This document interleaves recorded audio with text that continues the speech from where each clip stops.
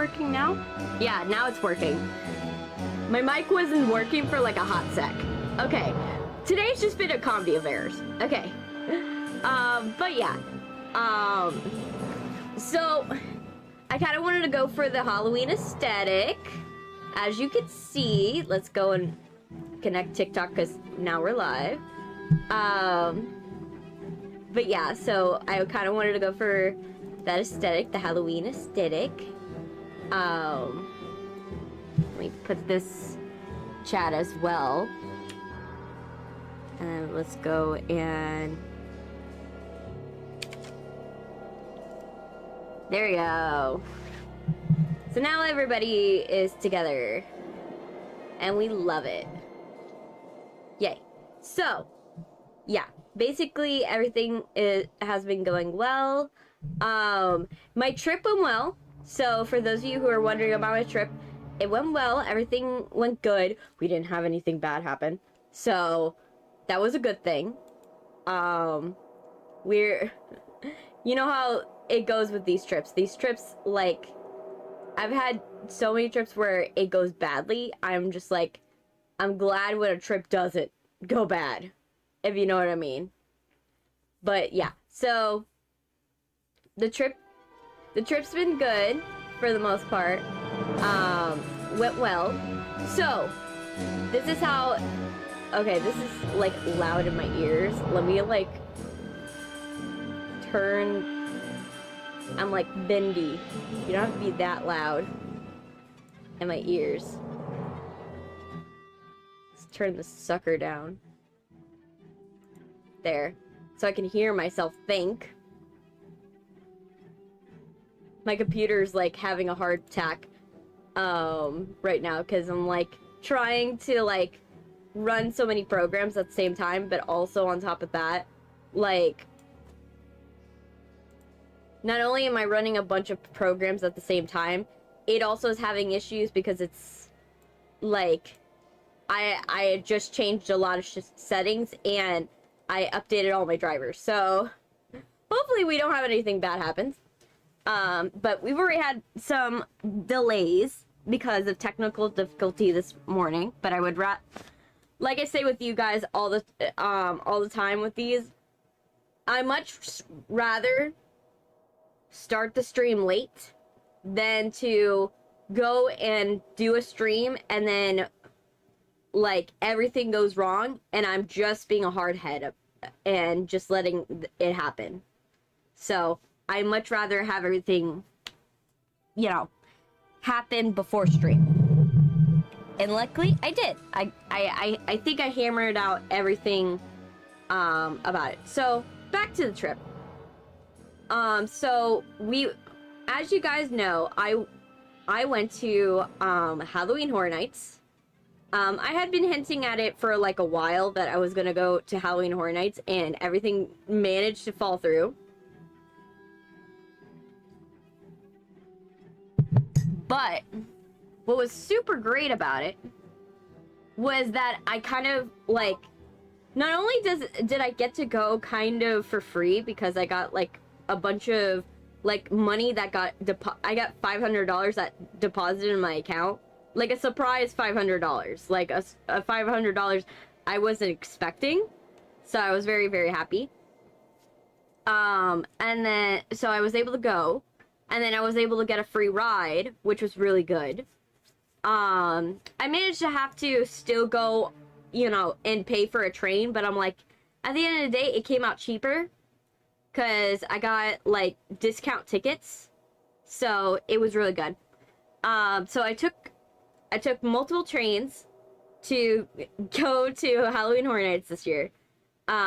We went up. We stayed at the same house that we stayed at when we went to Epic Universe. It was a house full of furries and Has-Been Hotel fans and all that stuff.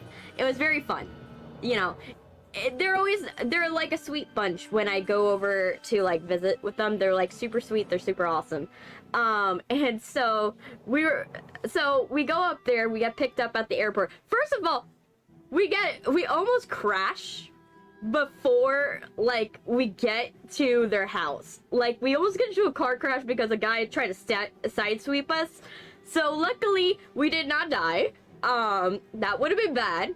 Absolutely would have been bad. And then, you know, I then went and, we finally get to their house.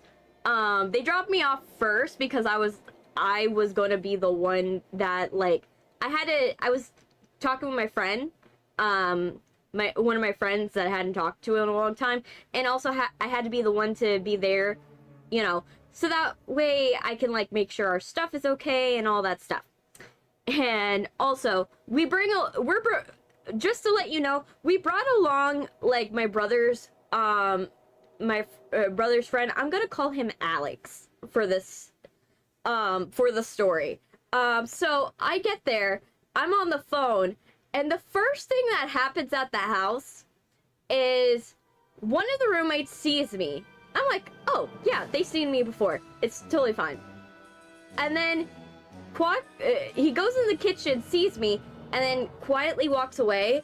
And then out comes his significant other with a steel pipe, and he goes, they go and they look at me and they're like, oh, that's just Chrissy.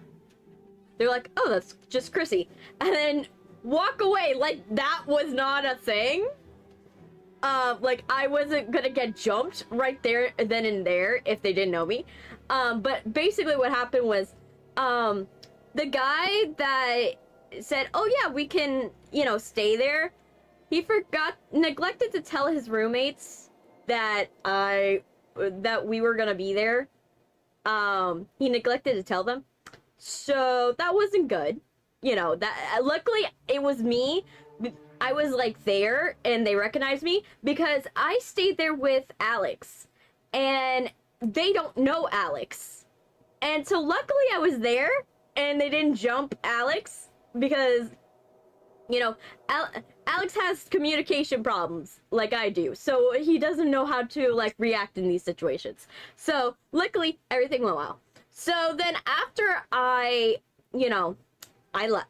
So after that, you know, we're prepping for the party because we were also gonna apparently the guy that owned the house was like, oh, we're gonna have a party. And I'm like, okay, is this like a party for my brothers? Or what is this party? What's going on?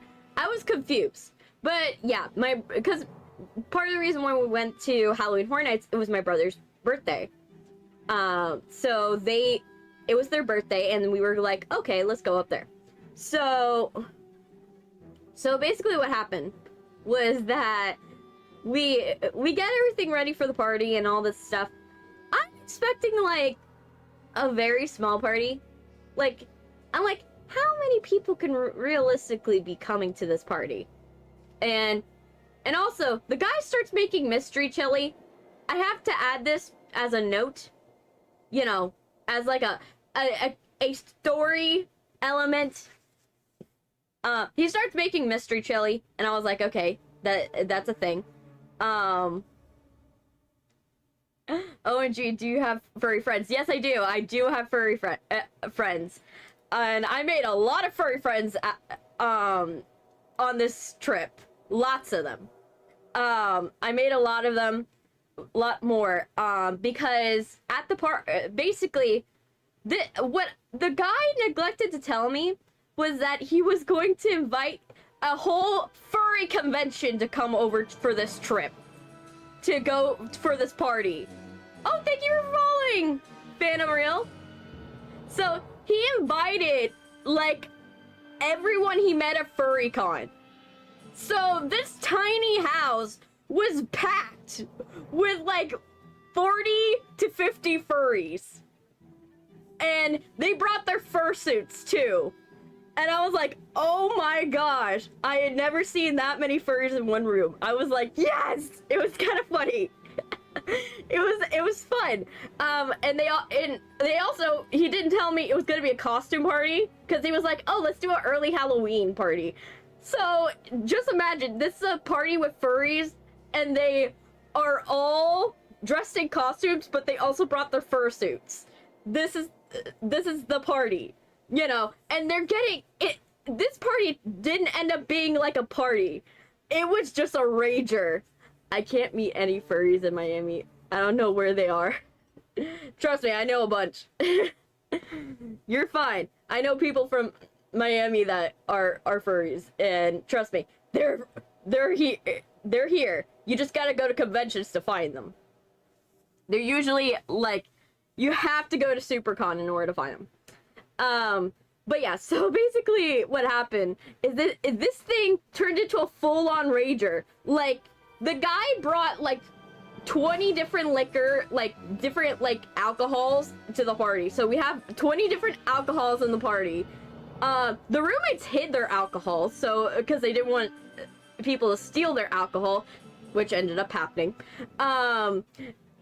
There was a lot of like people were spooning the chili. There was people making out.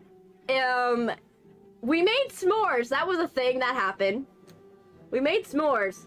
And then like the furry, then like we played like a bunch of games. Like we played like Cards Against Humanity and like blackjack, blackjack like with shots.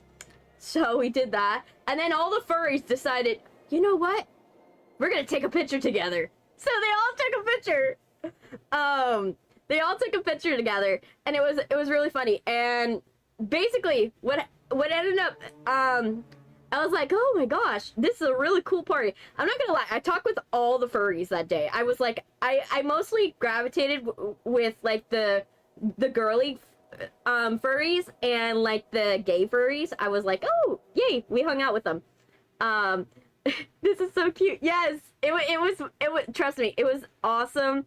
It was wonderful. It was fun. It was absolutely fun. My brothers, they thought, oh yeah, we're gonna be the life of the party. My brother Andrew was like going and drinking alcohol, like, and he was like getting wasted.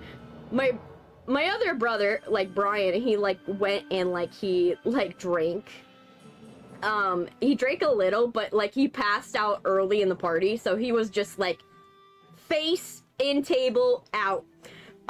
Me, I'm just like the social butterfly. I don't drink, so I'm like, I only drink like mocktails, and like I only like drink like really, really interesting like concoctions. I don't really like drinking alcohol because I don't like the feeling of being buzzed. Like, I don't like the feeling. I don't mind the taste. The taste is fine. I just don't like the feeling. And so I'm just like the only sober one, so I'm the one also making sure that these guys don't vomit on themselves, and making sure that they have enough ample amount of water. You know, you don't want the furries to go and like suffocate on their own fur. We don't want that happening. We don't want that. So I ended up being the one like going and talking with everybody and hanging out with everybody and like playing games with everybody, winning all the card games. I won Cards Against Humanity. I won. And like also making sure that they were okay, because I was like, if I'm the only responsible adult here that is like going and making sure that everybody's okay, I think I need to make sure everybody has water. You know, because they were drinking a lot. The guy that owned the house, he downed like 10 shots in one go. I was like, no, someone has to be the one that tells everybody to be okay. Yes, water is important, and yes, I had one. You know, I had to be the responsible adult, you know. But you could be responsible and still fun. So I did that. The furries dressed up, it was funny.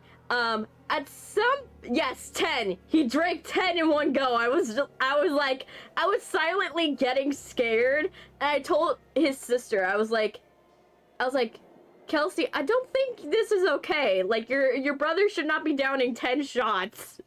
You know, like, because his sister's one of the roommates. And I was like, is your brother okay? Like, do I need, like, this is, like, borderline drinking problem at this point. Like, if you're able to down, like, 10 in one go, and that's the shots I saw him take. I don't know how many he took outside of that.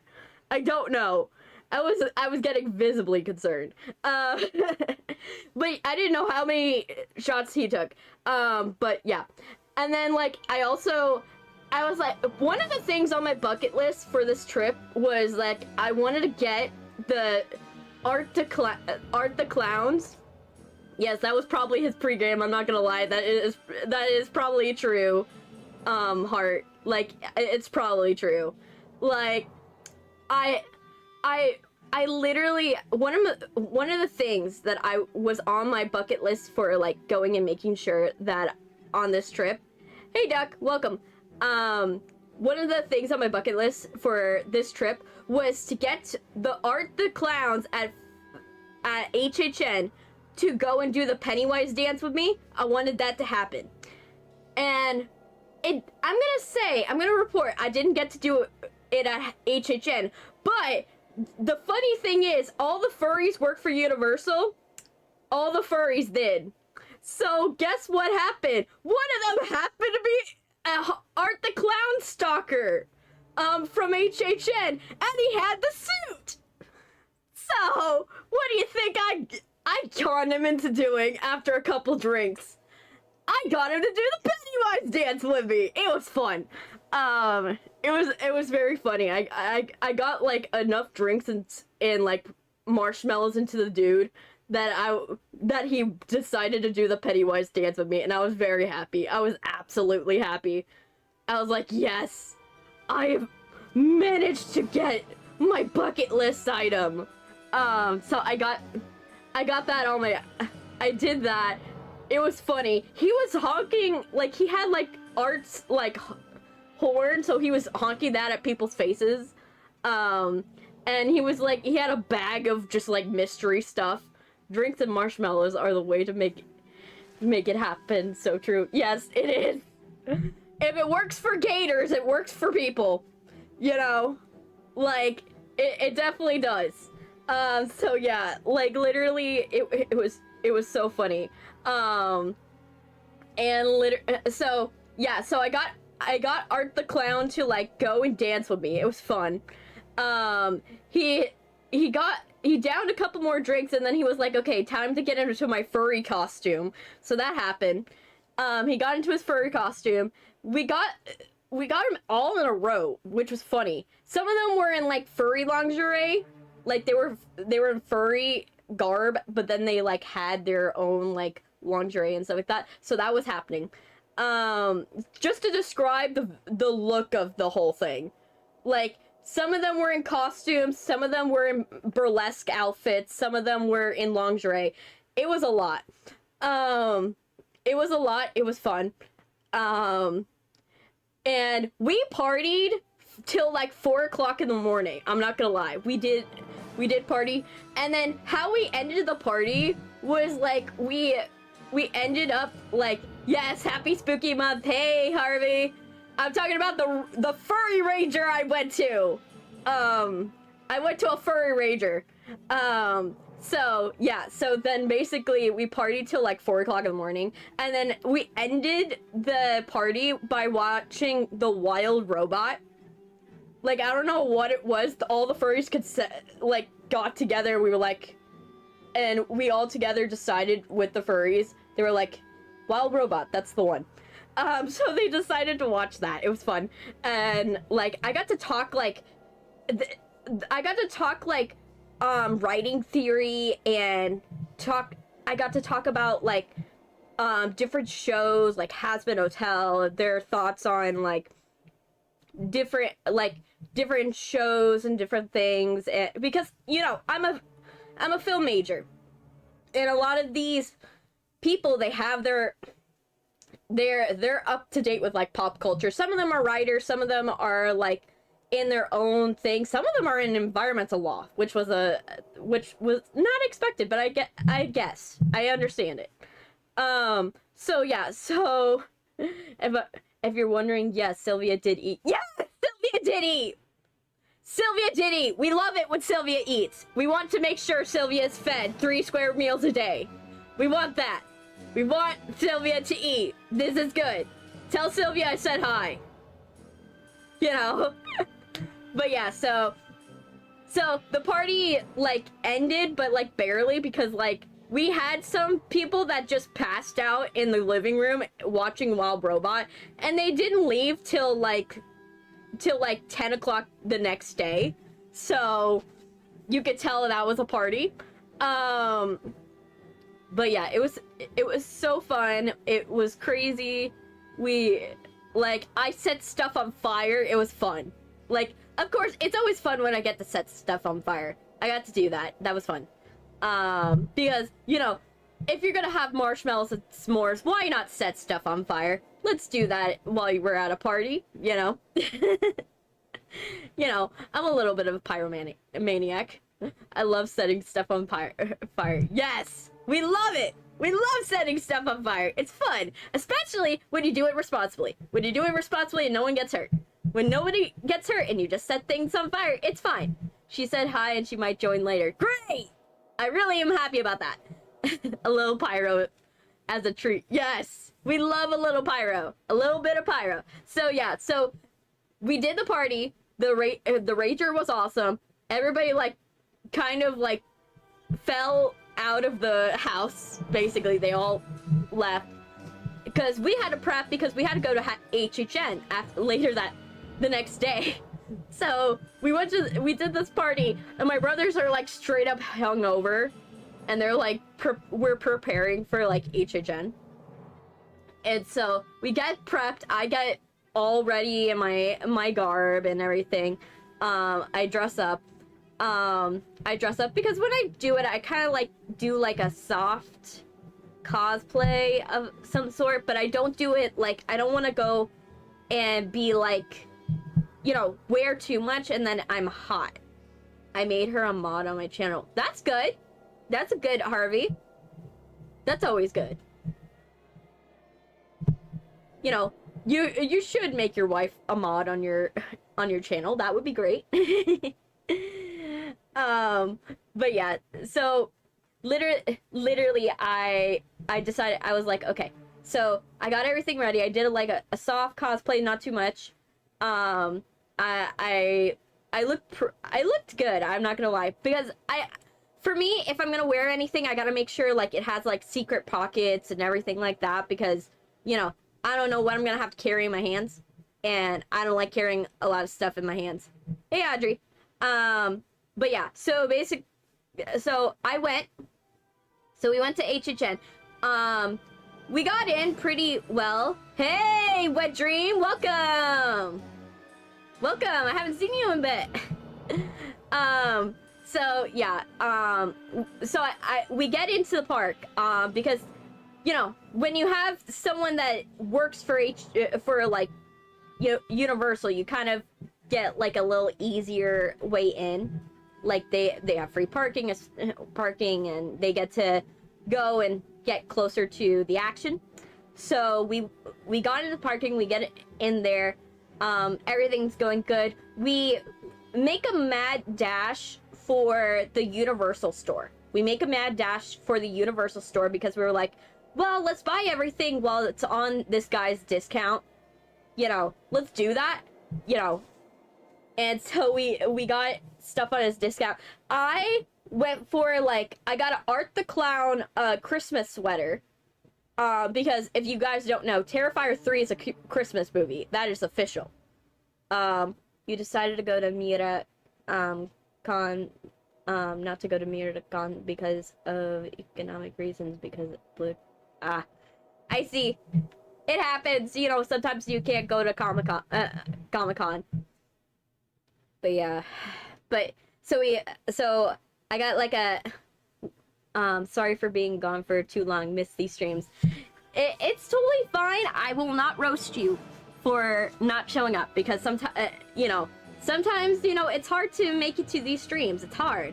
You know, it's understandable if you can't make it to these streams, because, you know, we want to be here when we go and we do these things. And, you know, I acknowledge that not everybody wants to watch Bendy, not everybody wants to watch Little Nightmares, and not everybody wants to watch Crime Scene Cleaner Nightmare Mode. You know, not everybody want to watch these things. So, like, I understand when it happens, you know, because, you know, I'm not everybody's cup of tea, and sometimes I'm also not every, you know, video I'm doing is gonna work for you, you know? It's not gonna be something you want to watch, you know?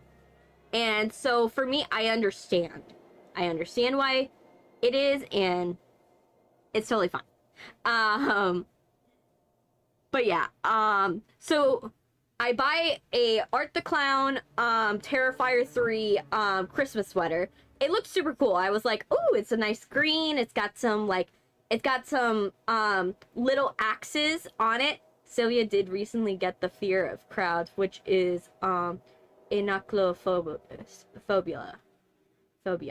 Because a store we were packed in there and packed, so she got the fear quickly. Yeah, it happens. Like, for me, I don't have, like, the fear. I don't have a sense of fear, but I do get anxious. I get, like, anxious in large crowds. I'm not saying, like, I don't get scared of it, but I don't know where it's gonna go. You know, it can either get so packed so tight where you can cause a crowd crush, or you can get, like, super, like, or you can, like, rub someone the wrong way and then you're too tight to get away. So that's what gives me anxiety more than anything. I'm not, like, scared of crowds. It's just more of, like, I know that it can cause issues. But yeah, so the Art the Clown Christmas sweater has, like, hatchets across it, making up the pattern, and then it has, like, oh, you have a new friend? Oh, who is this new friend? Who is your new friend? Also, how have you and Sylvia been doing? I hope you guys been doing good. So yeah, I got that sweater, and then I got myself a Little Boo shirt, like, tank top. It was super cute. It's super cute. I'll probably post it on my Instagram, and probably post it on YouTube community tab, so you guys can see, like, what I got from, like, this trip, the souvenirs.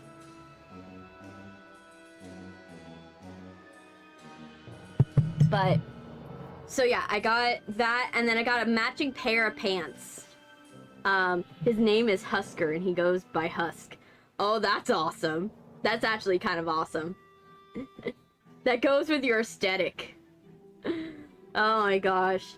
Nah. The closest thing I've got to that is that, the roommates that are at this,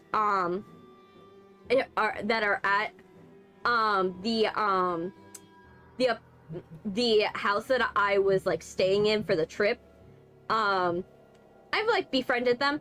They're voice actors, but they do Hazbin Hotel, and they do Hell of a Boss. We're gonna call it Corn for the sake of YouTube, TikTok, and Twitch. They do that.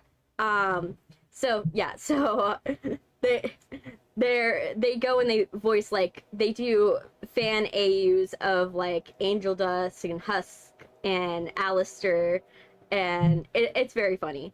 Ooh, Terrifier sweater. That sounds so awesome. I love the horror movies.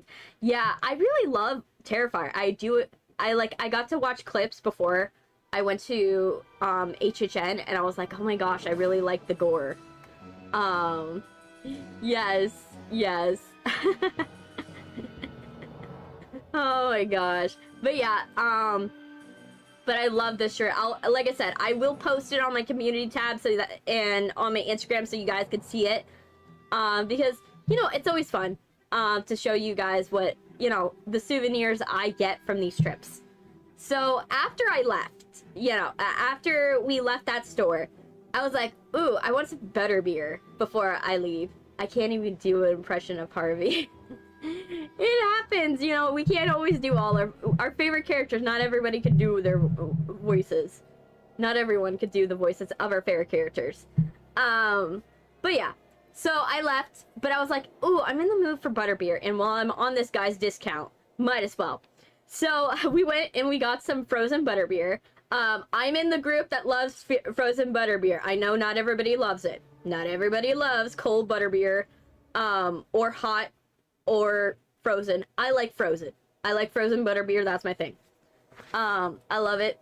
So I got my frozen butterbeer. I kind of went on a mocktail hunt, cause at HHN this year there was a lot of mocktails, so I was like, oh, let me try to get as many as I can get in during this event. So I went, so after we got the butterbeer and I was like super happy, I went in. We went there. The guy that owned the house that we were staying in, he ended up not going because he actually hey, Super Joamira, welcome. Super Joamira, is that how you spell it? Zumira. See. I probably won't be able to come to the live broadcast and watch these. Let me see. Super Exmar. Exomar? Is that how you pronounce it? Exomar? Your drama club, blender. Hi, welcome! Welcome, drama club. Welcome. I'm going abroad. That's okay, Duck. That's totally okay. Wow, 2 people own the same account. I see.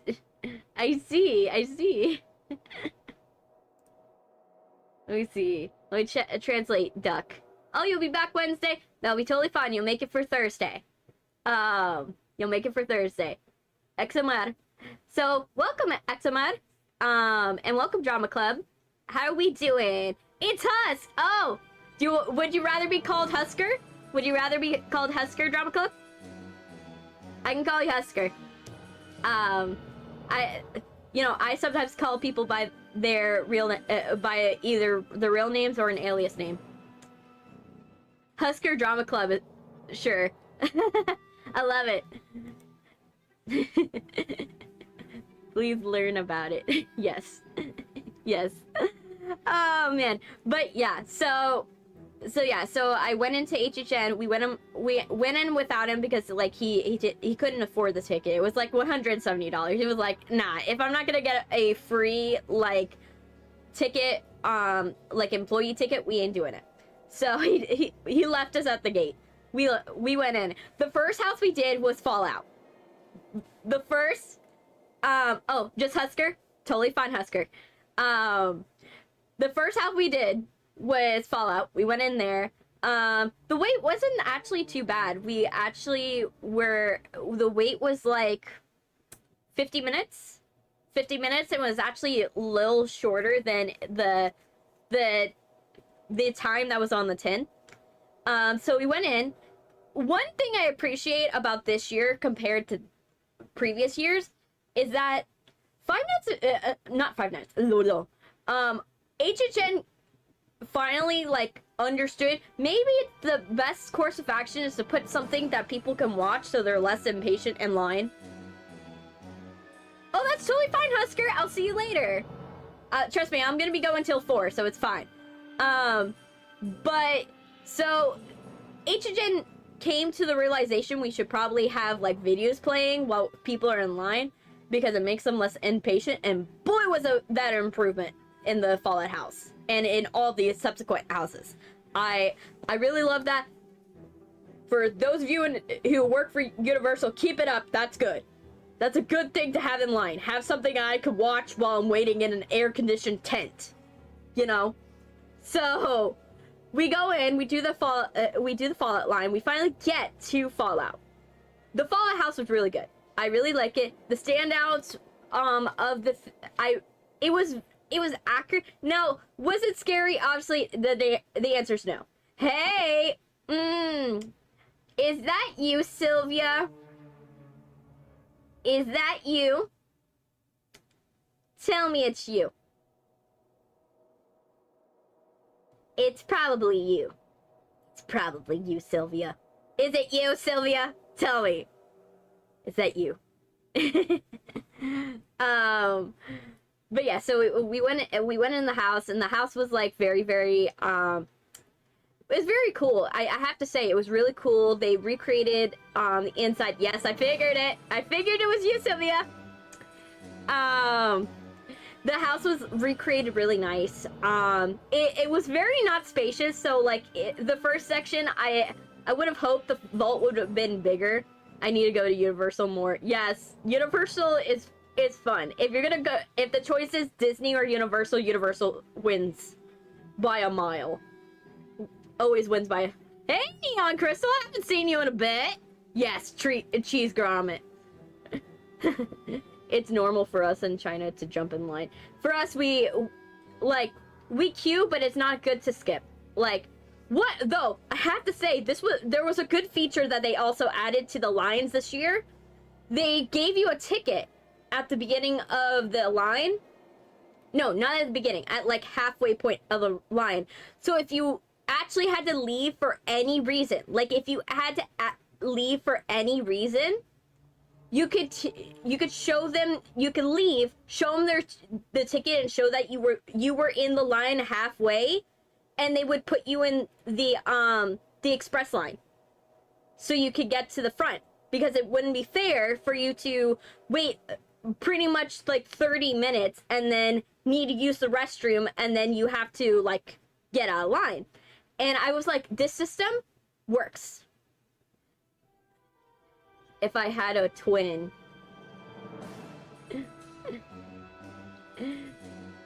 What do you mean, super ex muro? Ex muro. LOL, I'm not stepping on a foot into Disneyland. Obviously, we are not stepping foot into Disney. Disney is just too much money. It is too much money right now, and it's not even worth it. It doesn't even have enough rides to like facilitate the money that you are paying. In this way, I mastered the best skill, and I call King of Cute jumping. Yeah, no, we ain't doing that. So yeah, so they had a ticket system, and I really appreciate the system, because even though I didn't end up using this system, I know that there's a lot of people that would just not go. And why is my head like messing up? Let me fix. Ugh. My head is like going and like not. There we go. That's better. I know there's a lot of people who would just like go in the line, and they would just hold in like their pee, and they would also like there were people who would need a vomit, and then they would just vomit on the side of like the line, or vomit on people. I've seen that happen. And you know, you don't want that happening. And I give kudos to Universal to recognizing, if you're gonna be at an event where most people are gonna get drunk, just go and create a ticket system. It doesn't matter if they don't use it. It's better than to have to clean up vomit. I think that was good for everybody. I have returned from the Shadow Realm. Yes, you have, Neon Crystal. Yes. W. Yes. I'm here for the chaos and the drama for fun. Yes, that's all that I can provide. Hey, LOL, welcome. Yes.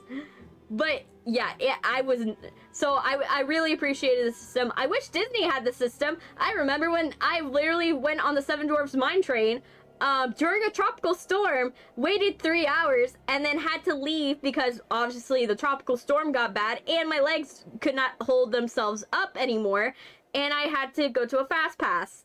And then I came back to the line, explained this to the lady that, you know, I waited in line just to have to get out because the storm got bad, and because my legs are bad, and you could visibly see I was dragged across Disney by my two brothers. And she was like, but technically you waited in a line, so that's technically riding the ride. That's the difference. That's the universal difference. That is literally the universal difference.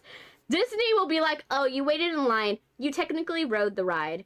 Whereas, like, Universal's like, no, here's a ticket, I'm gonna let you come back at a later time. I like that.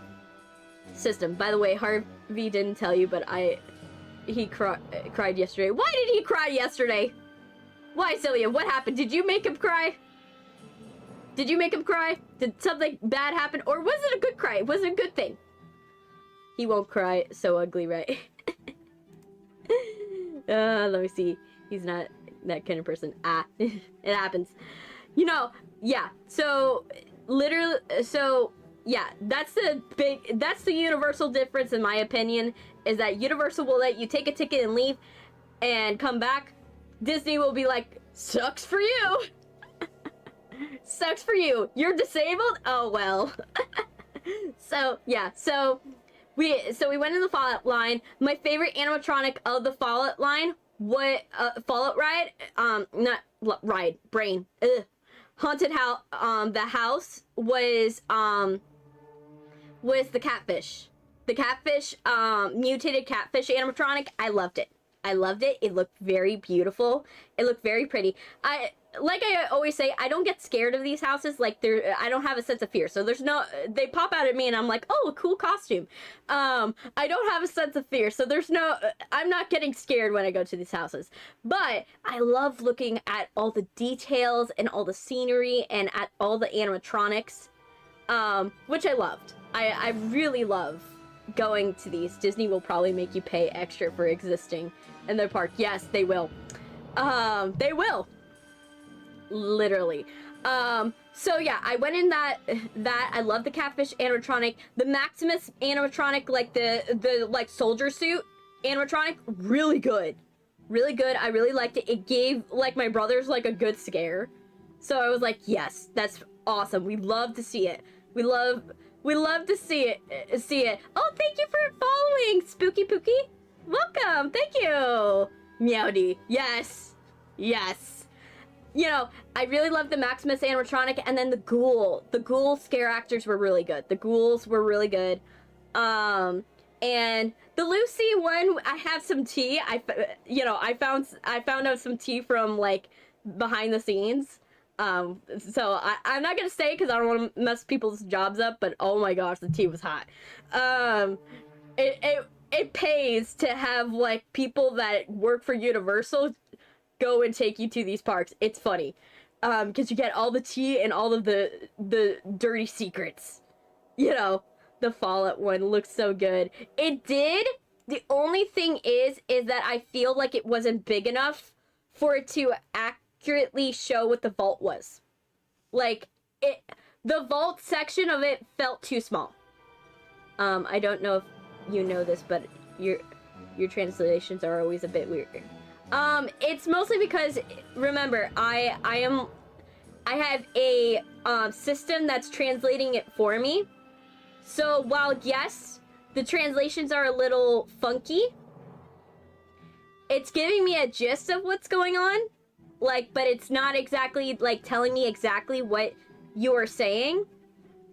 And mostly because that there could be things that are a local thing, like a localized translation that is different than the actual translation that I'm reading. And it's going off of a base idea of what Chinese is. Could it be the translation's inaccurate? It could be, but I don't know. I don't have the way to vet it. I don't have a way to vet it on the translation system. I only know that it's probably not as accurate. Like, I keep in mind that it's probably not as accurate. Do you read the reason why he cried? I did not read.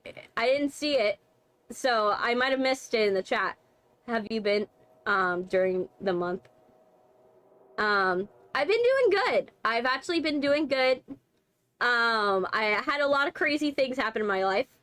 And yeah. I'm doing better. That's what I was thinking too. But it's fun and Fallout related. Sign me up. Yes. Yes. But yeah, so literally,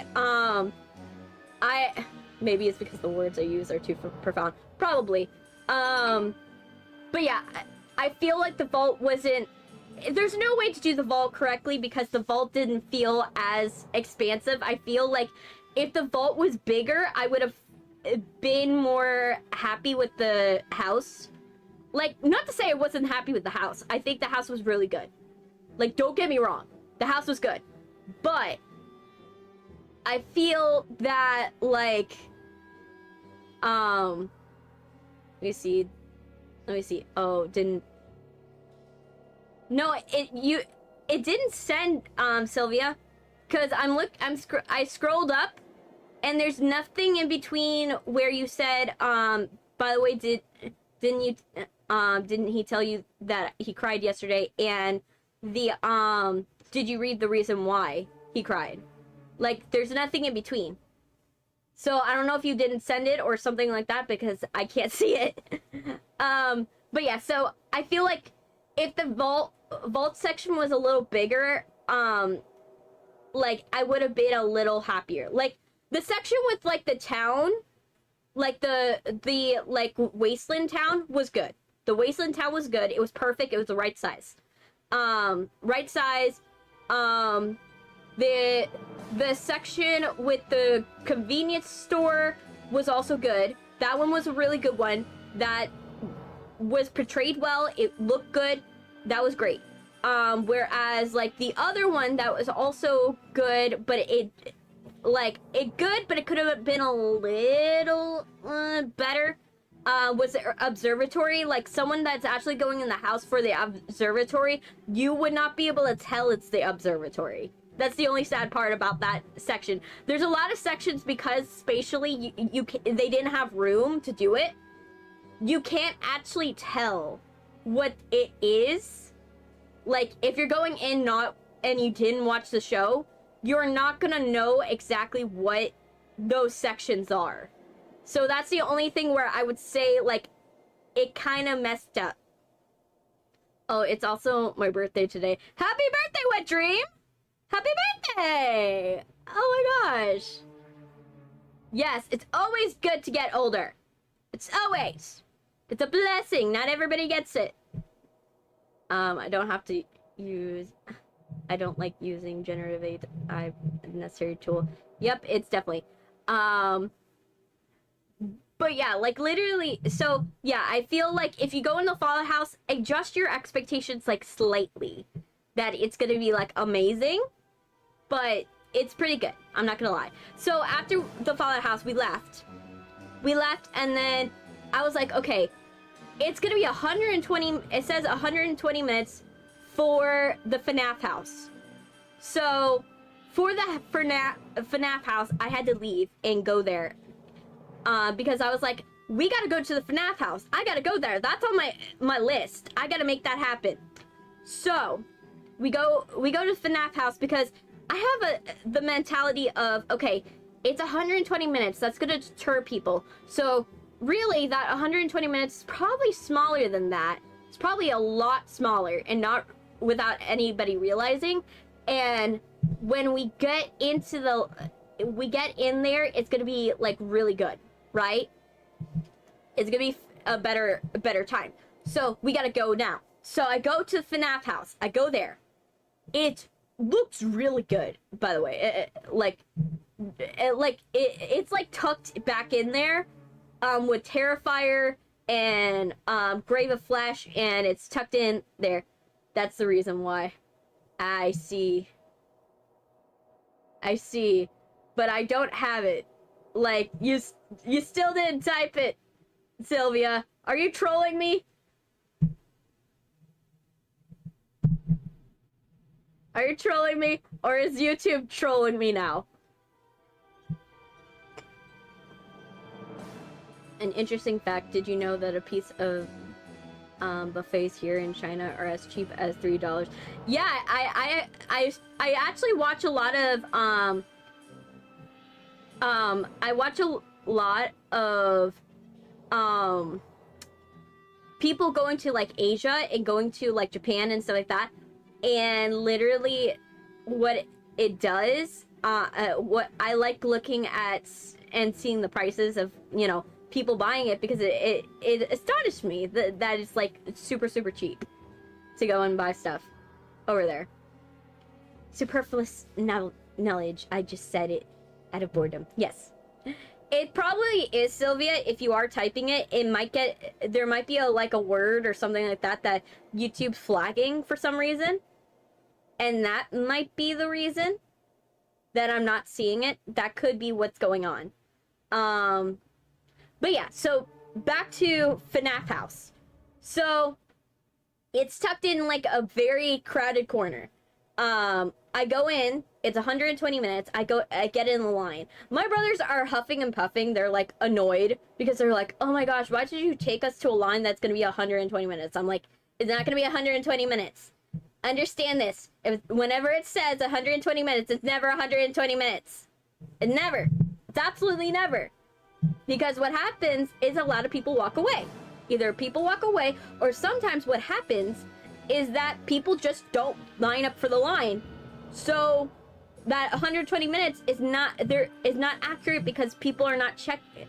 The employees are not checking every couple minutes. Although I may listen to Funny Ramble as you play Lone Wolf. Yeah. It will happen. Don't worry. But yeah, so we get in the line. Like I expected, we're not there for the whole 120 minutes. We only were there like for at most 60 to 70 minutes. So my gamble was correct. My gamble was absolutely correct. We shaved off so much time by doing this. Oh, someone bullied him online and made him cry? Oh, yeah. That's never good. That's absolutely not nice. That's not nice. We don't stand bullies in our chat. We don't do that. You know, we don't like bullies, you know. But what I do acknowledge is that like I said, most of the things that happen online, and people talking about me and stuff like that, I don't take stock in it, because it's kind of like the theory of, you know, my hair's not blue, right? Unless, and how that theory goes is like, someone goes up to you and says, oh, I hate your blue hair, but you don't have blue hair, so you don't take offense to it. It's that idea of that literally only you hold the power of those words, and you have to treat your energy as expensive. You can't just go in if you go and you let everyone bring you down, you're just going to just be stuck in this mindset of like, oh, you know, people hate me, everything sucks, and everything's gonna be bad, you know, when in reality it's probably someone trying to troll you on the internet and trying to make your day worse. And so I made that, you know, I treat my energy like that, and I want to hope that you guys do too, because it's very important that we take care of ourselves. You know, I want to make sure that we all take care of ourselves. But going back to the FNAF house. So we get into FNAF house after like 70 minutes. My brothers, like they always do, they're like, we don't want to admit you're right, but you're right. So we get in the house. The house was really good. I really loved the animatronics look super good. Like, they look really good. Like, in person, they look amazing. Like, really good. They have, like, a very fuzzy velvet look to them. They're this, like, fuzzy velvet. If you know what I'm talking about, it's that. And they look really good up close. They, like, look very pretty. The lights in their eyes are so bright. They're so bright. They light up the room. I was like, oh my gosh. It's not so much that it's like blinding, but it's enough to tell like the eyes, and they look menacing in person. I was like, oh, this actually looks good. Like, they actually look menacing in person. Especially when they go into like killer mode. It looks really good. The child actors that are like jumping out at you, like, they got a lot of short people for this. They got a lot of short people for this house. I was like, me and my crew were all surprised, like, oh my gosh, how many short people did they get for this section? That's totally fine, Sylvia, I'll see you later. I was like, how many short people did they get for the FNAF house? Because there was a lot of short people in the FNAF house. I was shocked. I was actively shocked. But yeah, the animatronics look really good. Like, it was a nice fuzz. It was really cute. It was really nice. And I got to see them up close by accident. Very by accident. Because I accidentally ran into one. Yeah, my group almost saw me get my head, karate chopped by Freddy by accident. Remember how I have a problem with depth perception? And I can't tell how far or how close things are to me? Yeah, that comes into clutch when you are, you know, going in a house. And, yeah, bye, Sylvia. When you go into a house and you're trying not to die by accident, but your own, you know, depth perception problems. So I go into the section with Freddy, and Freddy, there's one point where, like, Freddy kind of, like, tries to grab at you, and a normal person would be, like, a good distance away from it, so you don't get hit by the animatronic. Me, on the other hand, no. my scared brothers and my brother's friends' perspective, they just see, like, Freddy's hand just graze my head, like, very closely. I almost die from this. I almost died from an animatronic because Freddy literally, like, grazed my head, his hand. I was lucky because I wasn't too close, but I was definitely very close. I was too close. Not gonna lie, the animatronics get a bit quirky at night. Video of Freddy twerking, butt dancing in front. Yeah, so I almost got hit by the animatronic. That was not a good thing. I probably should have, you know, had someone go in front of me to gauge distance. That would probably been, you know, the smarter decision, but I almost got hit by Freddy. That happened. So yeah, my brothers are just terrified seeing me almost get karate chopped in half by Freddy. That happened. And so we go through the house. The house looks really cool. Like, I can't stress enough, it looks amazing. It looks amazing. That one, the small cramped size of it kind of works in its favor a lot more. It feels it looks better, it feels better, it's more believable that these animatronics would go and get you in this cramped, section of it. My eyes are, like, not wanting to go. So yeah, so it's very believable that the animatronics would, like, go and be like how they are. So I left the FNAF house. I highly recommend it. Look at it for yourself. Look at it for yourself. This means your survival instincts are much worse. Yes, they are. They are definitely. It's not instincts, it's just a matter of that I don't have survival instincts because I don't have a sense of fear. So I don't have a sense of danger, and I don't have good depth perception. So I can't really tell how far things are for me. So unfortunately, I tend to run into shit. And unfortunately, that's the case in this case. He was very he expressed it very, yes. Unfortunately, yeah. Well, so yeah, I left that house. At that point, me and my brothers were, like, hungry, so we were like, okay, let's find a place where it's not very packed to go and eat after, you know, standing in line, because my feet can't handle standing in lines for a very long time. And I did not get my the AAS pass before I went to Halloween Horror Nights. That was, you know, I should have done that.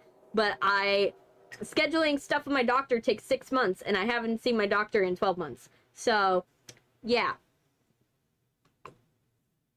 So,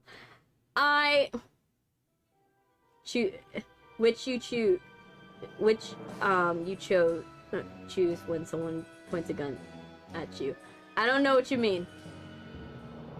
Run. Or fight. Mythbusters kind of prove that literally it's better to run at the person and fight them. You know, it's better to run at them and fight them because you actually have a better shot than if you were to run away from them. Because you could actually take someone down with a knife fast. A person with a knife can take down a guy with a gun faster than the person can shoot if it's based on reflex time. But I digress. So we're first choices, we go to Louis. Louis is too packed. So then we were like, okay, let's go to the Leaky Cauldron. So then we go to the Leaky Cauldron. I have some fish and chips. And we actually divide and conquer because I was like, okay, I need to get mocktails. And the guy at the house that we're staying at, he wants to get rat away. So my brothers, they stay in the Fallout line. They get that. I go to the bathroom and like then afterwards go and try to find like a restaurant for us to eat at.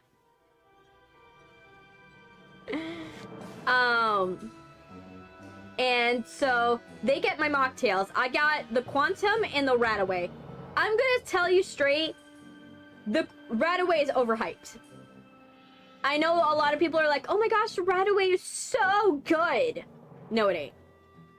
The Rataway literally tastes like maple syrup and apple juice if you put them together. And it tastes like granulated frosting. Like, the feeling in your mouth is granulated frosting. It's so bad. It's super syrupy. The Leaky Cauldron. Yes, it's in Diagon Alley. So, literally, so, yeah. If you want the Rataway, unless you like the flavor of maple syrup and apple juice, I don't think it's for most people. I actually like the Quantum better. That one, not a lot of people talk about the Quantum. The Quantum, it just tastes like Sprite, to be honest. It tastes like a more limey Sprite, but they put blue carousel, so it's like a blue color. But that one's better, in my opinion, because it tastes like a lemonade. Which I prefer. I prefer Quantum over Rataway. Entirely. It did not taste great. It absolutely didn't. It is way too overhyped. So if you go to HHN, just know, don't get the Rataway. Unless you like the flavor of maple syrup and apple juice, I don't think it's for many people. It's very overhyped. Yeah, take it away. Ernie the puppy. It's gonna be a puppy ride. Yes. After that, so after my brothers waited in the Fallout line for like to get food, we then moved on to the Leaky Cauldron. I got fish and chips. They got like a lamb beer something stew. They got some weird stew that they offer over there. And my brother was like, you know what? I haven't drunk all night. Let's get a beer. He made the same mistake that he made at Epic, that he got a beer that he didn't ask anybody about. So guess what happens when this beer gets to the table and he tries this shit? He's like, oh, why is it sour? I'm like, what do you expect? You are ordering a beer you have no idea about. You ordered a beer that literally you asked no questions about. You just were like, huh, that looks nice. That one looks cool. Picked it and just was like, now you're complaining about the flavor? You didn't have a problem with the flavor when you chose it. So he could not handle the flavor of this beer.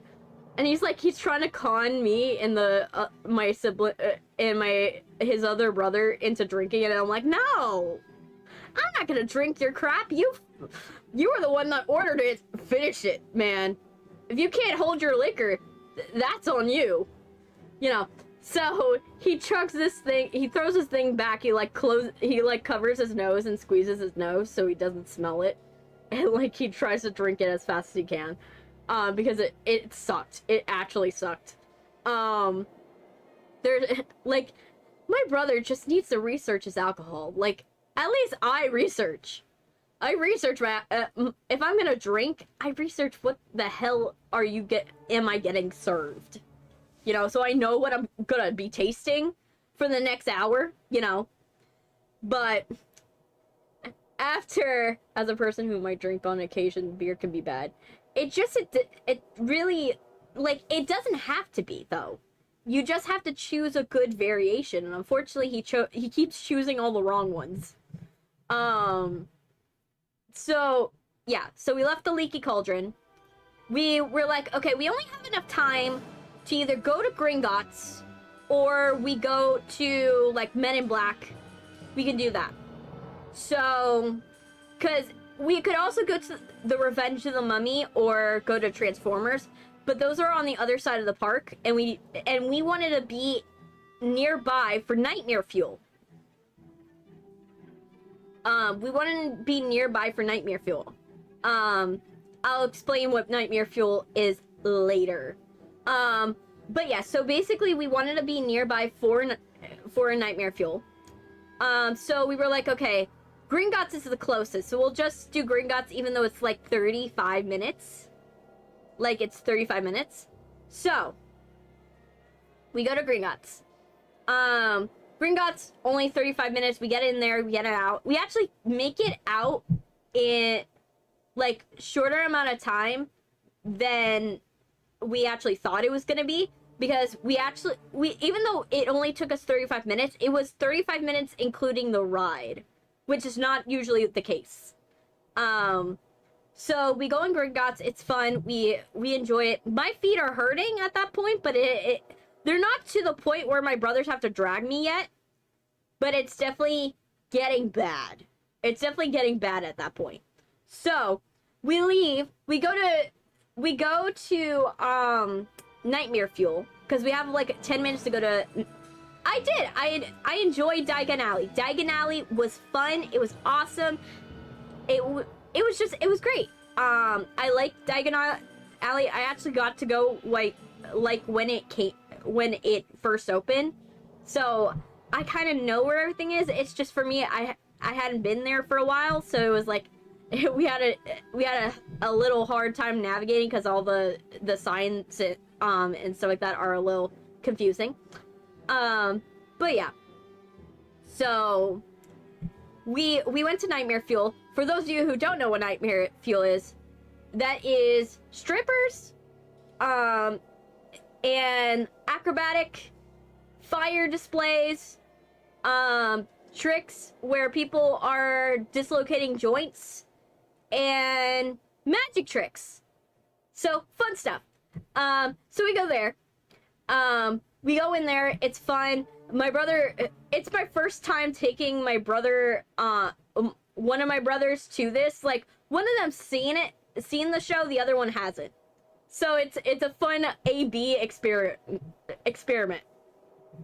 And also, his friend has never seen this before.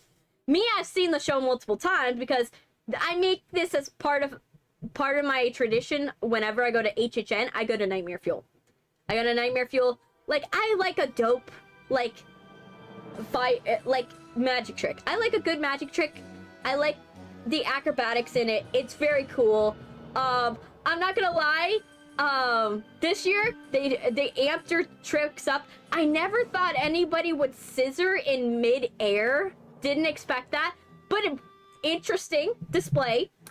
They had, like, two girls scissoring in the air, and I was like, okay, I don't know how safe this is, but I will, you know, I will see this, you know. And then they had, like, they ended up doing that with like 3 girls and a guy. that happened too in the air. So that happened. Then like they had like pole dancing in the air. They had like obviously they have good dancing too. Yeah, it happened. That happened.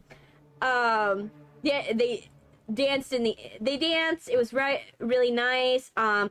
They had magic tricks. The magic tricks, I have to say, they kind of like went down with the magic tricks this year. Like they reduced them. Like they didn't do as many. But mind your head. Shrugging head. I forgot the name. Yes. But yeah, like it was awesome. It may look dangerous, but it's actually most of the stuff, what looks like, oh my gosh, they must be burning hot on stage.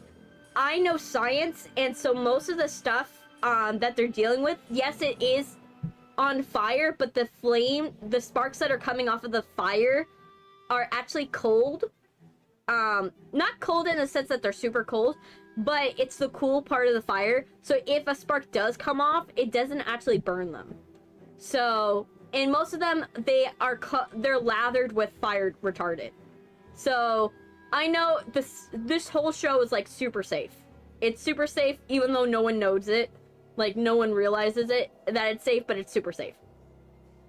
So like they do dead drops. They go and like so pole dancing in the air. I remember they had a guy that was tutting. There was a guy that was tutting and dislocating all of his joints. That happened at some point. They put him in the center of the stage so that way like they can cover up that they're like changing the background in the back. They had at some point they were hurling fire at each other. That happened. Swords on fire. That was good. Sword fighting with fire was great. They had their usual like fans that are on fire. You know, just a lot of fire. That's the best way to describe Nightmare Fuel. Is that they're super on fire.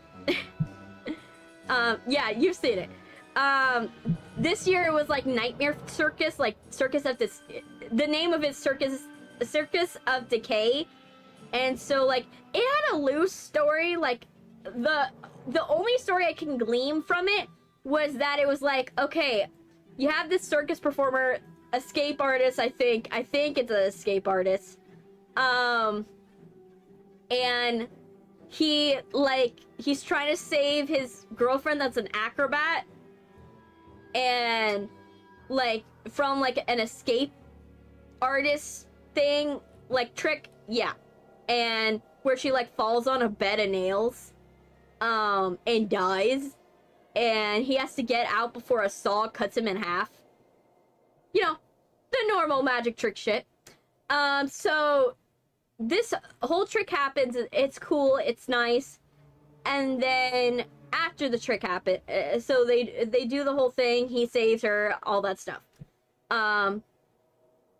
It's like awesome. The one thing I love that they keep in every show is that if you ever heard of Steve Aoki's version of Welcome to the Black Parade, they have it in every show, and that's how they hype up the crowd. They hype up the crowd with Welcome to the Black Parade, which is so on brand for them. I love it for them.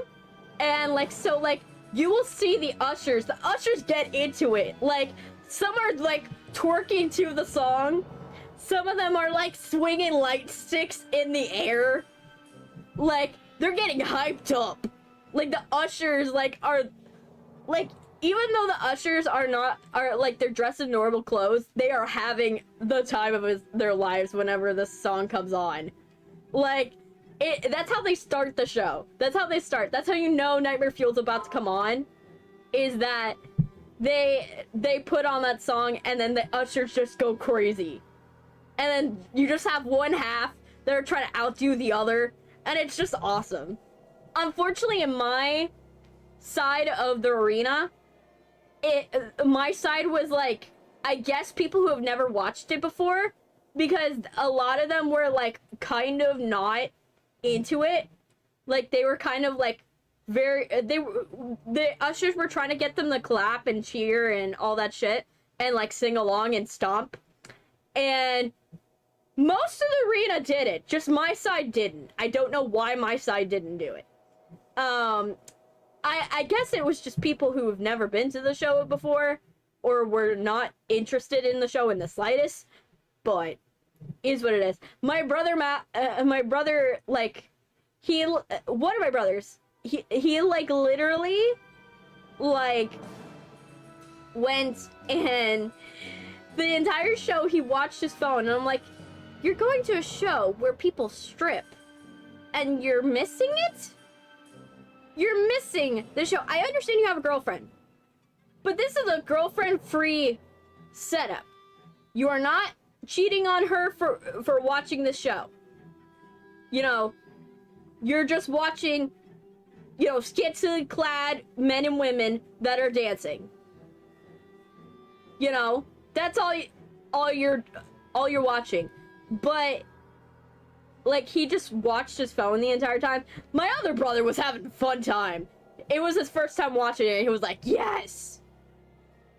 Chrissy, why did you let me know about this sooner? So, yes.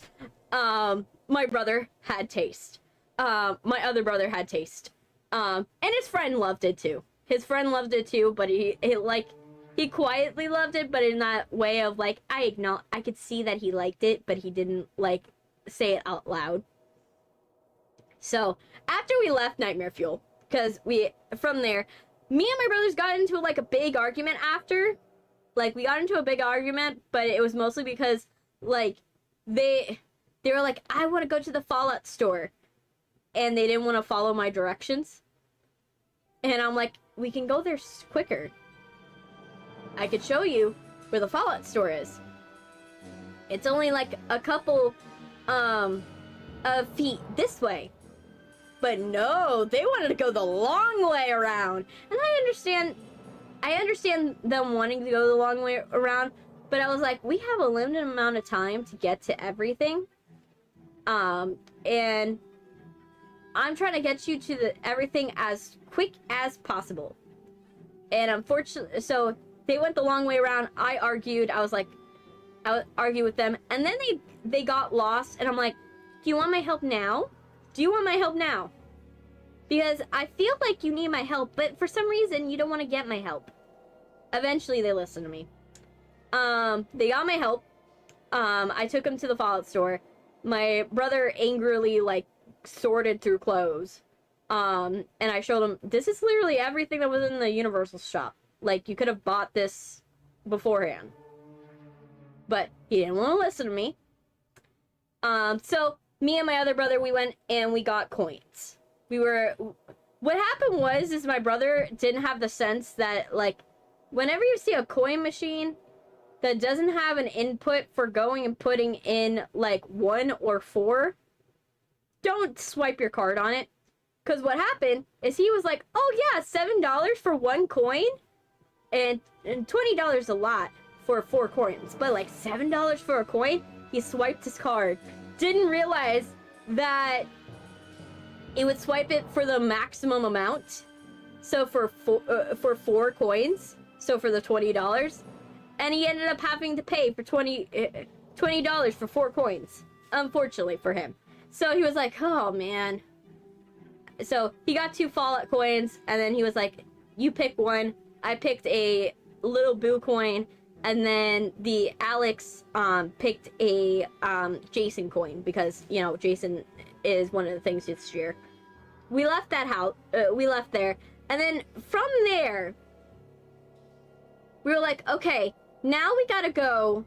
Now we only have a couple more minutes, so we could either sit down and eat one more time at, like, a themed thing, or we can do a bunch of houses, or we could go on a ride, right? My brothers, they were like, I feel like I want to sit down and eat. I don't want to do any more things. And I'm like, you only did 2 houses. We came here for the houses. We didn't come here for the food. Like, the food is not really good this year, so it doesn't make sense to come here for the food. You know? So, I was like, okay, how about this? I'm gonna split up from you. I'm gonna split up from you. I'm gonna go, and I'm gonna do the houses, because that's what I came here to do. That's what I came here to do, and I'm gonna see how many houses I can get in the time that you eat a pizza. So, I go. I split up from them. I get it. I was angry with them. Like, I'm gonna say it straight. The conversation that I'm reciting was a lot angrier in person. So, we left. So, I left. I went in, and I was like, okay. So, I start going. They're already closing off sections. So, I'm like, okay, that's not great. So, they close off. So, they were like, oh, if you're coming for Wyatt 6 or you're coming for the FNAF house, we already closed off this lane. You have to go to the other side. If you're here for Grave of Flesh and Terrifier, go this way. So, I was like, well, I wanted to go for Wyatt 6. But, well, I'll just go to Grave of Flesh first, and then I'll make it to Wyatt 6. So I go into Grave of Flesh. It's practically a walk-on, pretty much. It's practically a walk-on. There's no wait. So I walk into this. It's really nice. It's a good house. It's a original IP house. So there's no like big flashy scenes. It's just more story based. So it's fine. It's not like the best in there. Like, they could have done it better. Like, the one disappointing thing about it is that, like, they didn't do anything inventive with the monsters that are popping out at you. It's like, every couple minutes you get, like, oh, it's a bug-based monster. Oh, and every other one, oh, it's a ghost lady. Like, it felt like it was, like, it didn't have a lot going on there. Not to complain about the house, but that's, I could see why a lot of people were skipping it. I can see why. So, I left that one, and then I made my way to Wyatt 6. I went into Wyatt 6. That one was a walk-on too. But this one, I was surprised that it was a walk-on. This one, I was like, why isn't it more? Because this one was actually good. It was actually good. There was a ton of, like, scare actors in this one section. It was like, if you guys don't know what Wyatt 6 is, Wyatt 6 was a wrestler. He was a wrestler. He had a like creepy television show for like 2 seasons. I forgot what his name is, like a Playtime, something like that. Firefly Playtime, I think it's called. But he was a wrestler that, you know, he was a wrestler that had a horror theme to him.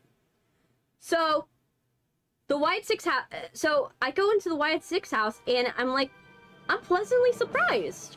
I'm pleasantly surprised. Obviously, I'm not gonna get scared. Like, I have no fear when I go into this house. But, I was really appreciated that this one was more costume based. Like, the set wasn't really, like, very big. Like, there was one set piece I actually appreciated, where they had, like, a ton of screens, and it showed, like, all the wrestling matches, like, in, like, a, like, television space, which, a television funhouse, which I actually was, like, that's actually a cool shot, a cool scene, to have in a house. And it was playing, like, video footage of, like, The Undertaker, Rhea Ripley, you know, they were... of wrestlers that he has fought. So I was like, oh, that's actually kind of cool. And so I went in there, but the main thing about this one was costume design. It was mostly costume design. So I looked at it, I really liked the costume design. There were cool set pieces, but I wouldn't say they were, like, outstanding. But I have to say the costuming was really good in this one. And there was a ton of scare actors, like way more than there was in the other houses. Like, they really staffed this one up. Because there was one, like, every, like, couple feet. Like, every couple steps, there was another actor. Or there would be, like, 2 on both sides. Like, it was a lot. But I loved it. I really liked it. I liked the character design of it. It looked really cool. I highly suggest that house. Even though it had a low wait time, it was a really good house. It was really nice. Honestly, I didn't get scared, so I can't really give the validity. Oh, hey, Duck. I can't really give the validity of how good it was. But I could say that it was a nice house. So by the time I finished White 6, I only have 5 minutes to leave. 5 minutes till like the place closed. So at that point, I'm leaving. I go and I sit down. I'm like, okay, let me call my brothers. So I call my brothers and I'm like, hey, I'm at the front. Meet me where Minion Cafe is. And they're like, what is Minion's Cafe? And I'm like, okay. Meet me in front of Rip Ride Rocket, the one that's on fire. Cause also, the day before that, the Rip Ride Rocket caught on fire. So it wasn't still on fire, but it definitely had like a little smoke going off of it. I'm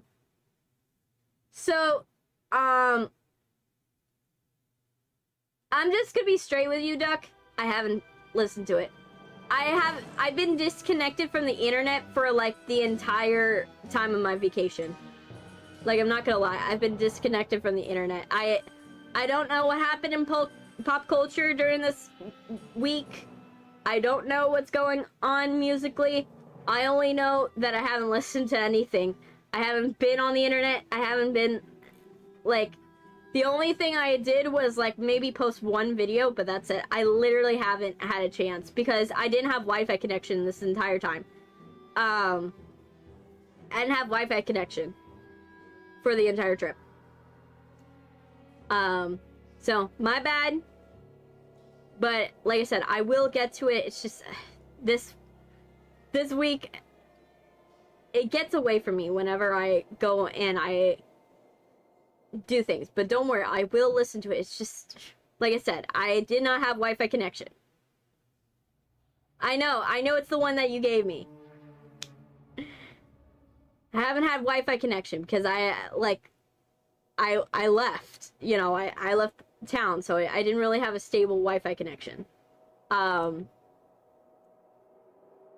So yeah, so I told them, meet me in front of like where Rip Ride Rocket is. So I'm gonna be sitting on a curb.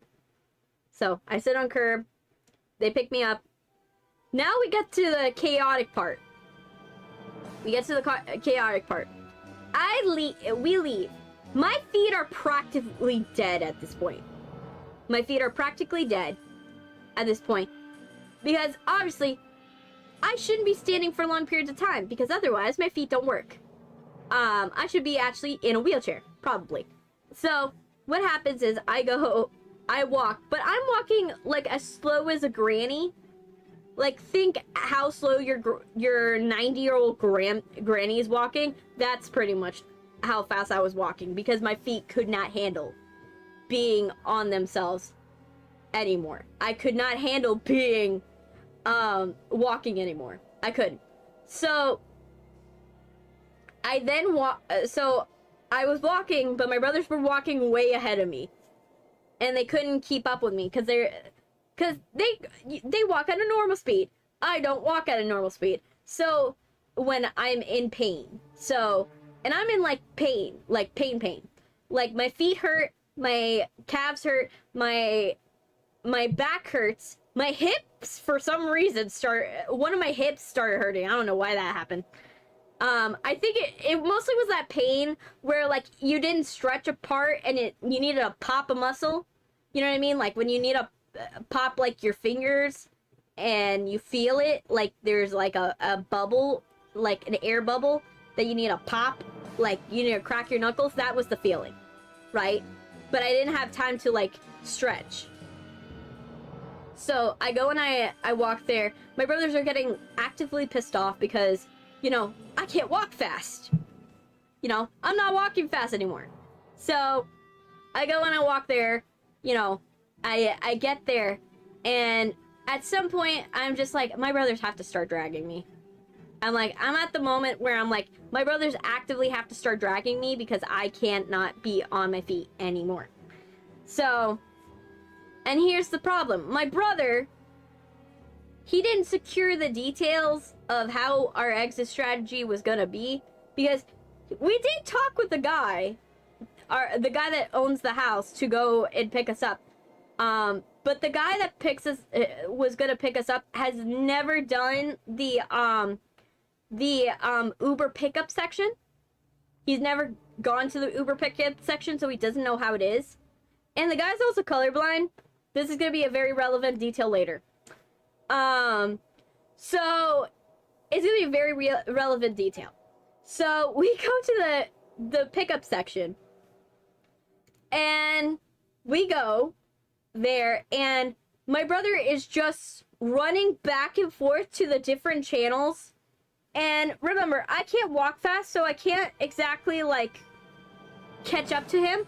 So by the time I catch up to him for each section, I come back out, and go to, he goes and he moves on to the next aisle, and then I have to run back, well, not exactly run, I can't run, but my other brother has to drag me to the next section, and then we have to go back. And he kept on going back and forth and back and forth and back and forth, and finally we find the stupid car. Turns out the guy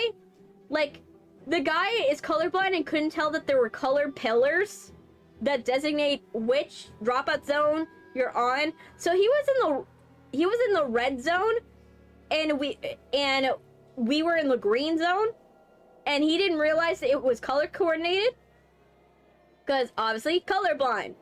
So we're just running back and forth and back and forth and back and forth, and me and my brother that is carrying me is tired of it, because we're like, he can't lug me around for like 20 minutes for my other brother Brian to like figure it out. You know, that's not gonna happen. So we finally get in the car. We drive away. We're like, okay, we finally drive away. Everything's fine. We go in there, and then we get home. Well, not home, but we get to their house. We stay there. We like pass out on the couch. I'm gonna be straight with you.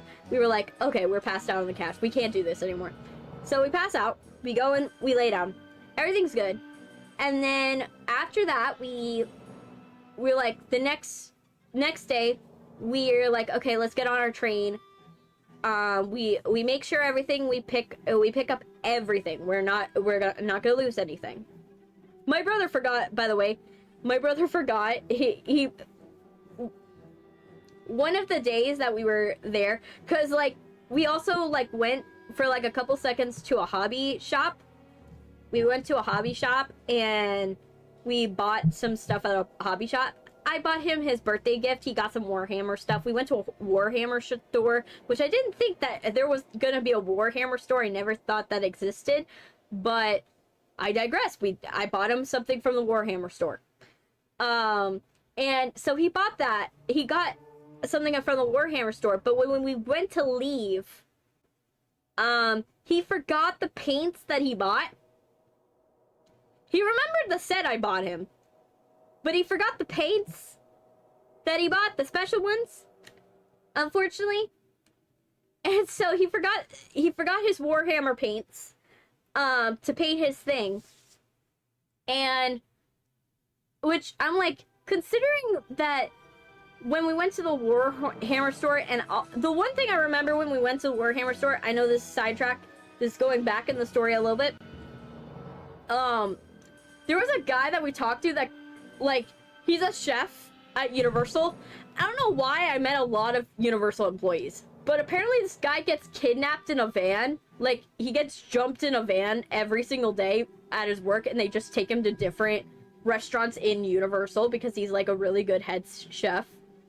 And so like we talked, when we talked to the guy in the Warhammer store, he was basically like, yeah, I get thrown into a van and then I don't know where I'm gonna work the next day, like where I'm gonna work, and then like they just take me to a random place and I just start working there. And I'm like, you do know how concerning this sounds, sir, right? And this is just a random guy in a Warhammer store. I digress. So after talking to the guy that chronically gets kidnapped every day, and, you know, after we did that, we did other stuff. We went to, like, McDonald's and we got some, like, specialized, like, meals that only exist in Orlando. You know, like, pizzas. There's a McDonald's that serves pizza and pasta. I'm gonna tell you this straight. It is weird. So, we went, so after that, so he forgot his paints from when we went to the Warhammer store. The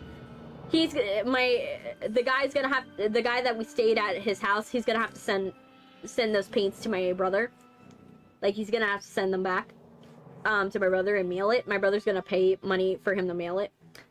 Because he lives too far. We live too far from the guy to actually, like, drive to get it, pick it up. Like, we live way too far. So we got on our train. Our train car back, we didn't have any Wi-Fi. Like, the Wi-Fi was spotty. And we had no power outlets. Like, me and my brothers were kind of banking on a little bit that we were gonna have power outlets on this train, because when we first came, you know, to Orlando, like, the power outlets on the train were working, and, like, the Wi-Fi was kind of there, but also not at the same time. It was there enough to, like, be able to, like, check on your stuff, but not long enough to where you could actually get real work done. But on the way back, it was just bad. It was just bad, and that's, you know, that happens. So, after we had left, right? After we had left, and we went on the train, you know, we had the one train car that was bad. You know, it just so happened, it just didn't work that day. No fault to the servers and the attendants, like, train attendants that are on there. Like, my brothers were mad, but I had to literally constantly tell my brothers, it's probably not, like, because what happened is they ordered their food, like, their food and their drinks, and it didn't, for one of my brothers that ordered a bottle of water, his water didn't come for 30 minutes. And for my other brother, his drink, like, they didn't know about his drink. Because what happened is, because the Wi-Fi was so spotty and the system was so bad, like, had messed up so bad, you could order your stuff, but the ticket won't print out on their side. So my brother's like, oh, they're stiffing me. They're going in, they're not doing it. Just to let you know, my brother's worked in customer service and knows that, you know, not always, he should know that not always is the person that is helping you, like, the person that is attending to you, the customer service person, is not always trying to do it because he's trying to hurt you or be malicious towards you. Sometimes the system's just not working. You know, and I try to remind him, we work at customer service, dude. You shouldn't be, like, mad at this train assistant. There's probably a reason why your drink hasn't come up yet. You know, let's just flag them down instead of trying to file a complaint without knowing exactly what's going on. Let's go and actually, you know, ask the person, you know, that is in charge of this. There's probably, like, a very good reason. And glad I did it, because they were like, yeah, our system's been down. We've actually had to wait for, we've been doing as a system is, if you've been called, we know that you're probably going to flag us down if you didn't get your order. So we've just been, like, waiting on people who are, for people to flag us down and then have them show their receipt. Because we just can't see the orders anymore. Which is totally fine, you know. And my brother was like, oh, now I look like the jerk, you know. But I'm like, yeah, you kind of do, dude. You kind of do, because you shouldn't, you work in customer service to know, don't take it personal. You shouldn't take it personally. You probably, this was the most likely case.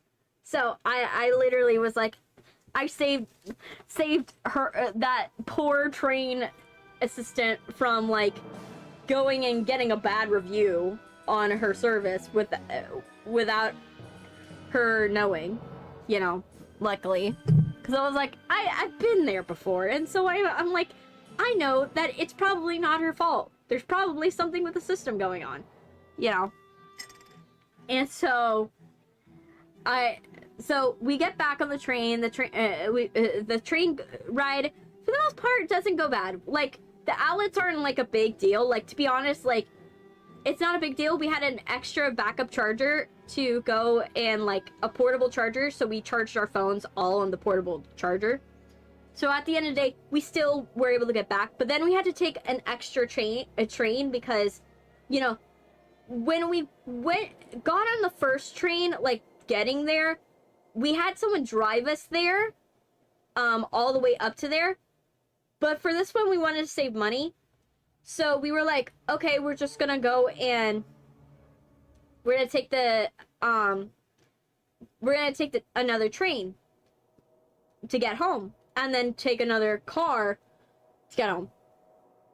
So we get on the second train, you know, and it's good. Luckily, we didn't have anything chaotic happen on the train, because that train, you never want to go when you're, like, when it's like a local train, you never want to go on it with like any luggage of any sort, like, because then people are starting to look at you and they want to go and like mess with you. But luckily we didn't have anyone mess with us. We were like very happy we didn't have anybody mess with us. And then after we had left that train, we then left the train, that train, and then we were like, okay, now we gotta figure out a new situation, because my feet hurt. It's not to the point where I'm walking too slow. I'm still walking slow, but I'm not walking too slow, like not granny slow, but definitely slow. You know, I don't have a run function anymore. You know, my stamina is down to nothing. You know how, like, in a video game, you got 0 stamina and you're like, fuck, I can't do anything, right? That's how I feel. So I literally left. I went and at that point I left. You know, we left the train and we went to like a Publix that was in this inner city. And we just waited there, because the problem with the train that is like the local train system is that it only goes to so far. Like, it only goes so far. We don't have one that connects to where I live. You actually have to drive way out of your way, and then to get to the closest train, you have to go and drive into the inner city in order to like get to the closest train. So we literally we were like, okay, we can't be here, because what happens is they'll run you if you go and try to have a car pick you up. They'll run you off and the police will get to you, because they don't like people going and messing with the bus lane in any way, even though it might be for like 2 seconds. So we actually had to leave. We had to leave, and we left. We left there. We went to Publix. We finally got picked up, finally. And then everything was good. Then I found out all the chaos that happened. Because while I'm on this trip, I find out, one, my brother's car caught on fire while we were away. So, remember how I said, like, nothing bad happened to us during the trip? Well, something bad happened to my brother. His car caught on fire. My dad, like, luckily my dad was, what happened was my dad was working on the car, and something caught on fire inside the car. And so he got to it with a fire extinguisher, but no one was around when it happened. And luckily he didn't get hurt. My dad didn't get hurt. He's fine. He was under the car, but he noticed it in time. And he put out the fire. And my brother's car's fine.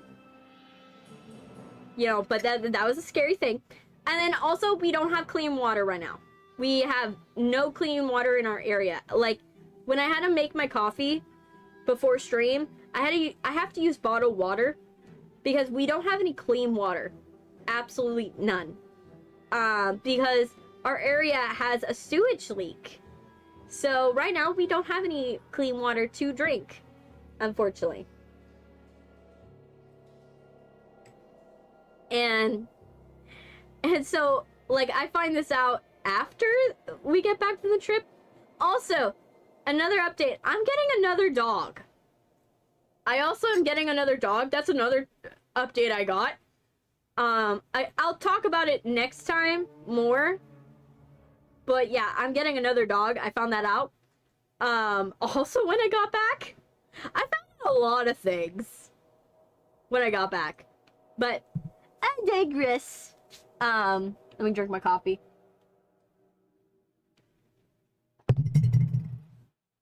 Okay, let's get into the game because I have been putting off the game for so long. Let me check on everybody. Is everybody doing good? Let me see. TikTok. Are you doing okay? Yeah, we doing good? Okay, we doing good. TikTok's doing good. Let's check on here.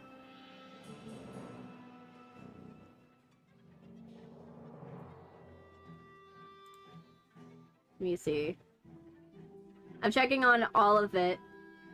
So I want to make sure everybody's doing good.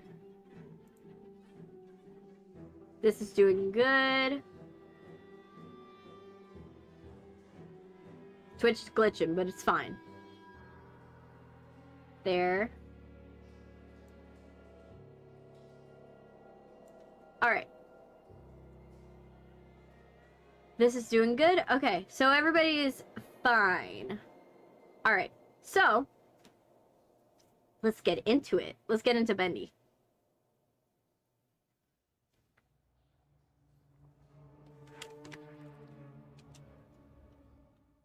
Alright.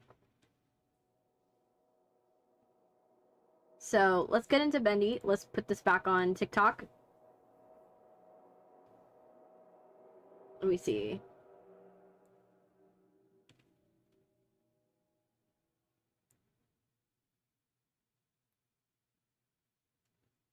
And let's go. Alright, so let's go to the game. Yeah! Alright, so let's go to vertical. Okay, it did it. Good. It changed.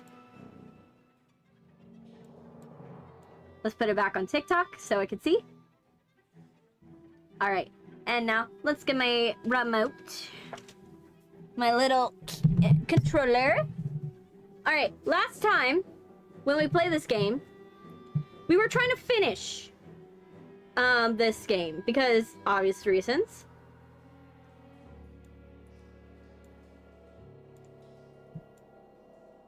Alright.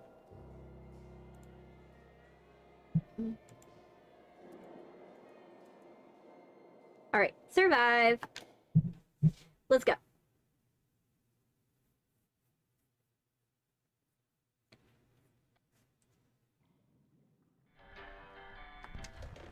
Okay, let's get our emotional support bone.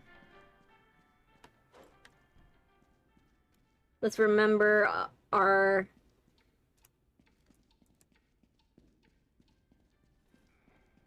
Let's remember what we were able to do, the run.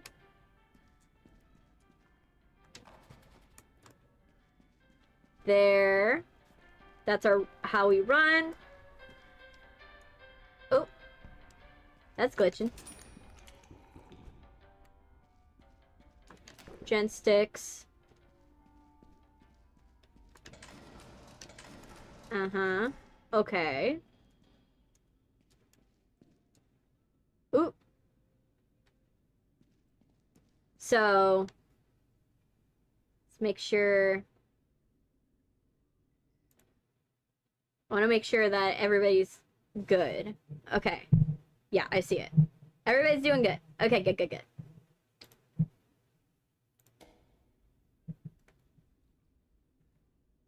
Alright. I'm gonna turn up my volume because I need to hear myself in my ear. And right now, I can't really hear myself. I don't know if that's a bad thing. I don't know if it's bad. Right? I need to make sure. Yeah, I think I hear myself. I think. We're gonna say we think and go with it. Okay. Make sure. Make sure my chat is a reasonable size. So I could see. And resume. Alright. Resume. Okay, so, like I said, last time we were trying to get everything going. Last time we unlocked, let me see, this section.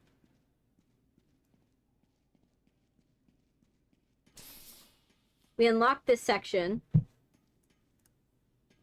which this is endgame from what I researched.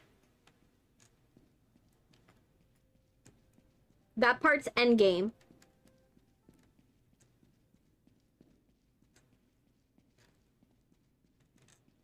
So we're soon gonna finish this. So let me see. Let's go over here. Oh, not here. Now, the only weapon I haven't gotten is the Tommy gun. I found that out. I haven't gotten the Tommy gun. And we also have to go back to the gent workshop.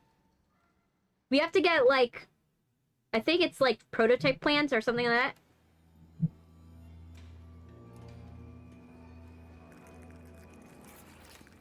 Where is it? No. Okay.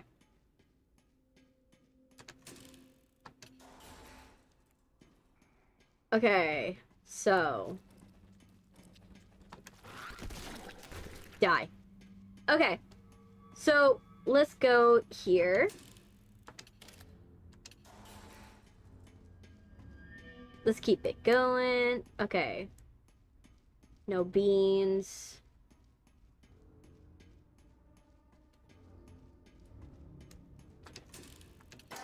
Nope. Nothing in here.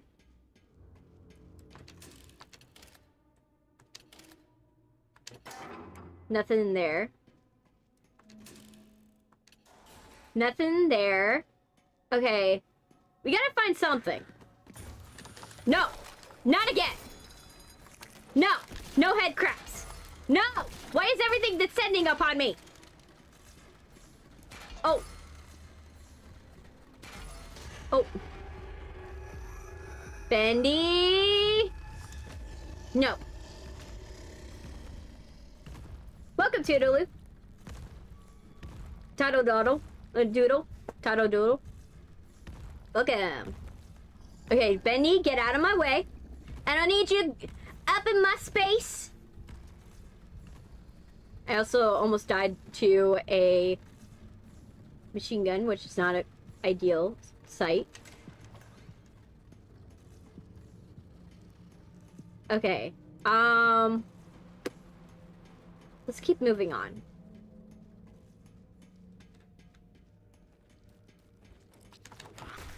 Nope. Okay, so we need to find a health kit because we almost died. Worst case scenario, if we die, it's not a big deal, but because we haven't found anything like worth our time. But still, I want to, you know, find something. You know, I want to find something, get it done.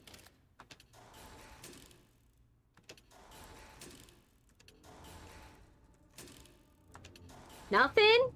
Seriously? Nothing in all these lockers? You have all these lockers, but for nothing? Okay. Let's see, nothing in here. Oh, that's a hiding space. Well, at least we know where our hiding space is. That's something good to see. Just in case. Okay. Let's keep going. Get a slug.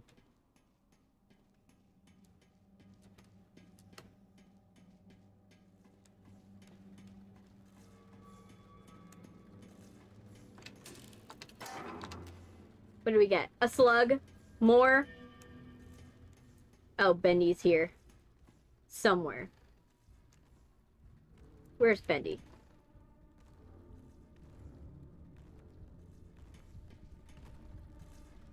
Is it like so close it's concerning, or so close that... Is he so close I should be concerned, or is he like not actually real close? Nah, he's not actually close. Okay, good, good.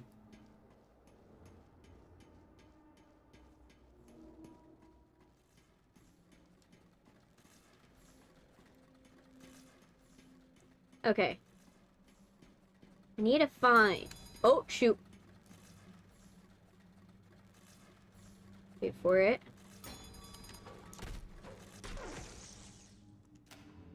Yay, some gen schematics.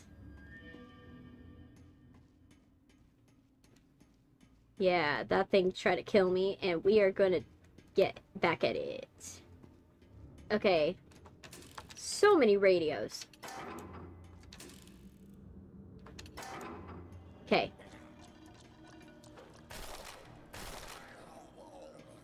But we want to open everything because that's my way of keeping checkpoints. Is that you can't...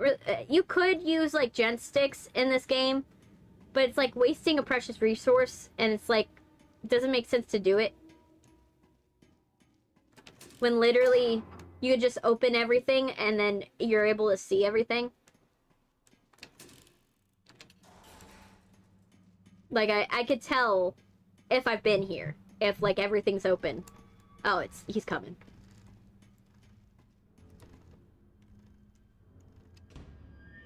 But is he coming...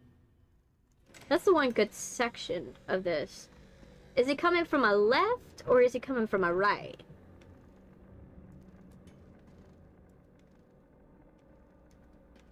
Bendy, which way are you?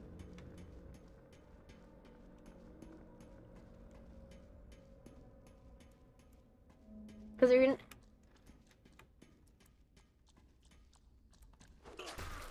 Dead. Damn it. Ah. I'm dead. That's awful. Okay, let's go back. We gotta finish the gent section. Like, we gotta get enough gent schematics for this section. I don't know how many I'm supposed to get. Like, I didn't get a confirmation of how many I'm supposed to get, but I know I'm supposed to get a certain amount.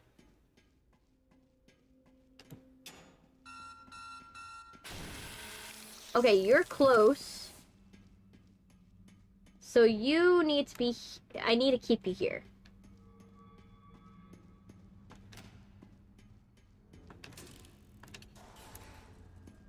Okay, you are... Oh, almost forgot. There. Easy way to keep track of where you've been is just open all the lockers and look like you have literally ransacked the place. And in the meantime, you're collecting anything that's useful.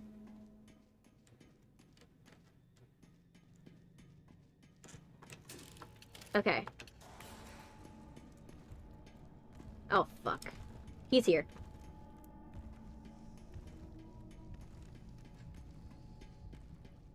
I don't know where is here. But he is here. Somewhere.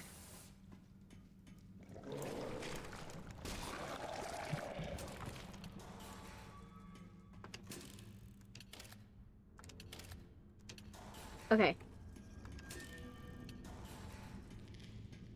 Again, don't know where is here, but he's somewhere. He's somewhere. He's hiding. He's anticipating. I hear you growling. Hear you growling, Bendy. I know you're waiting for me to slip up, but I ain't doing that this time. I ain't gonna slip up. You're not gonna catch me unawares.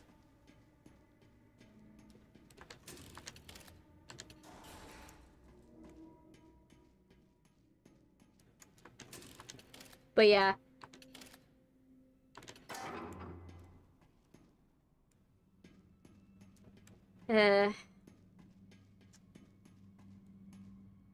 See, nothing here. But yeah, I got a new dog. I found it. As I told you guys, I found out, like, today. Not today, yesterday. I found out yesterday, like, at the end of the night. My mom has waged a, like, war with her siblings a little bit. Like, you know how siblings are. You wage wars with, like, who could be better. You know, with your siblings, and then, you know, not that you hold it over their head, but you kind of, like, you just try to find ways that you're better than them a little bit. And so my mom, she's been in a little bit of a war with my aunt. And, like, my tia, she, like... Ooh. No. Okay. She's been in a war with my tia, because my tia,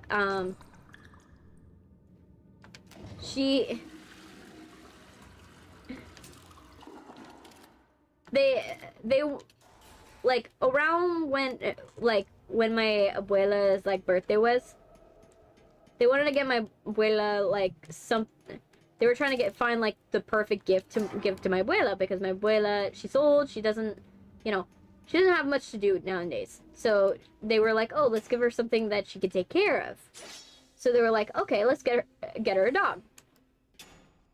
But they were like, oh, let's get the better dog. I want the better dog. Let's see who could get a better one. So my mom, she went for, like, the rescue. She was like, oh, let's go for, like, this rescue. It's just, it's small, it's not, like...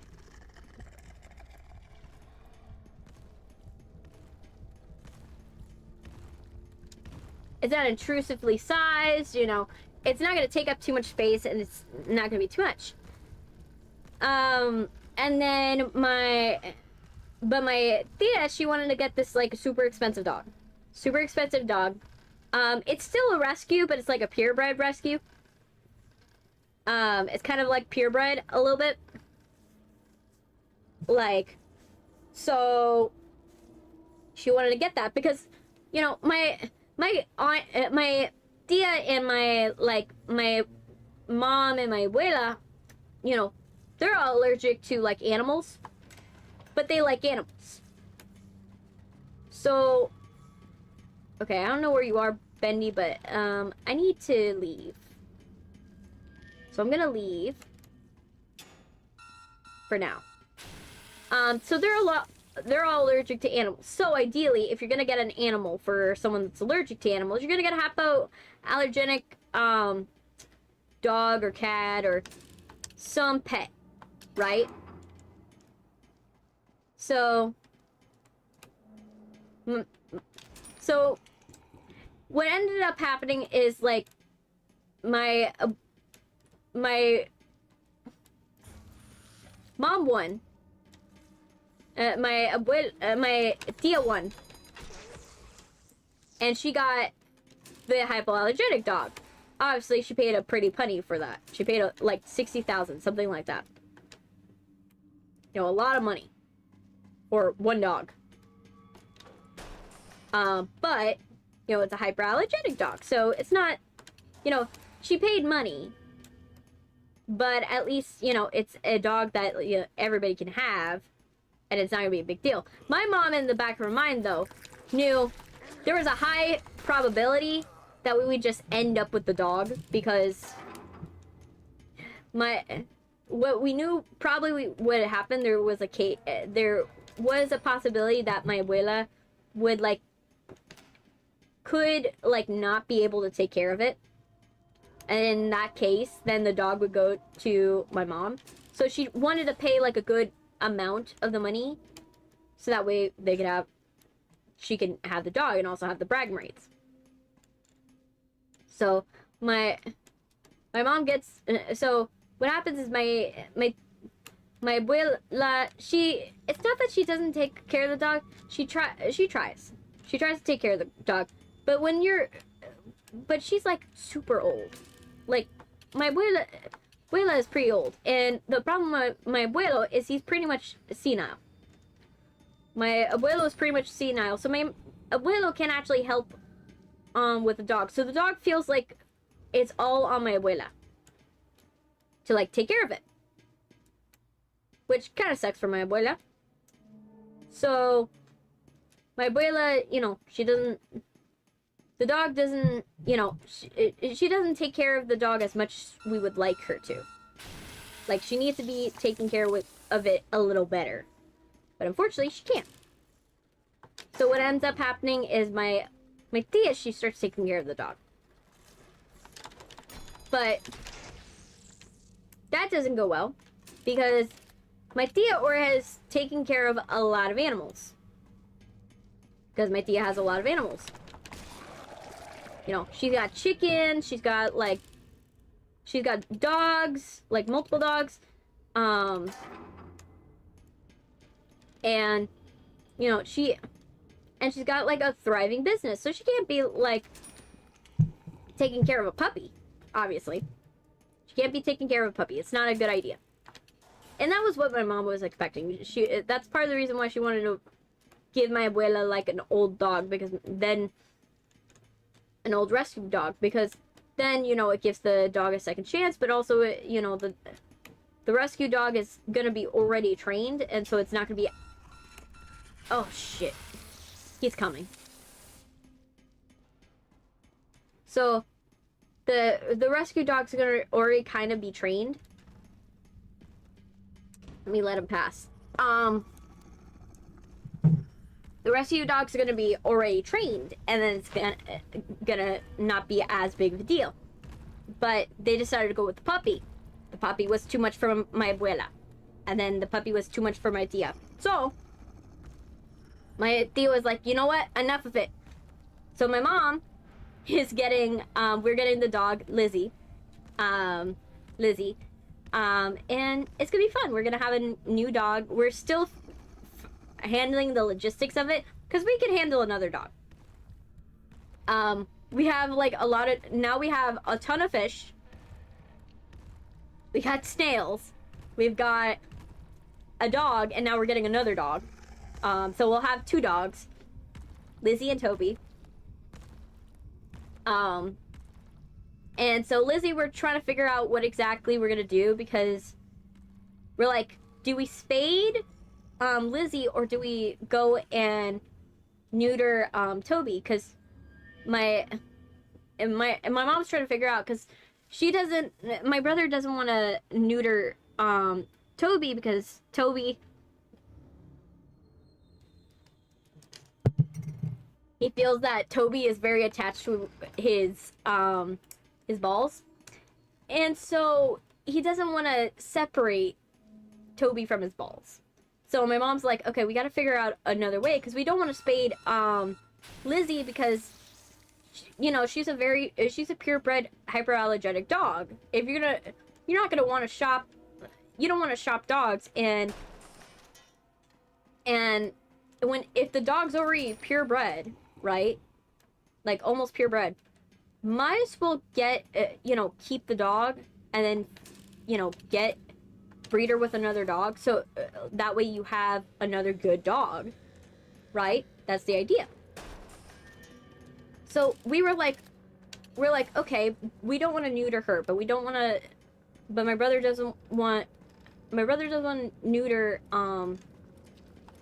Toby, but we don't want to spade her. Okay, we gotta go. I gotta go. Because I didn't realize Bendy was in this section.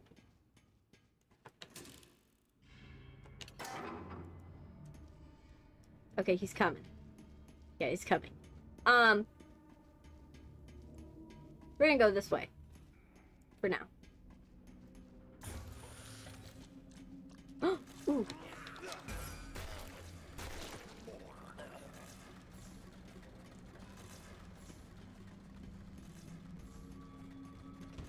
But we have to figure out, my mom's got to figure out a good way of birth control for these dogs that won't, like, we won't have a breeding issue, but we also won't, like, ruin, like, we won't, like, have, like, a bunch of dogs. Because, you know, we don't want either option. We want to, you know, we want to make sure everything's good. So we're trying to figure out something with the dogs. But eventually we will we'll figure something out with the dogs, and then Lizzie will be a happy dog, and...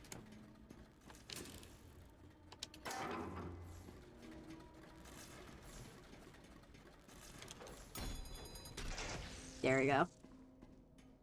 Slug.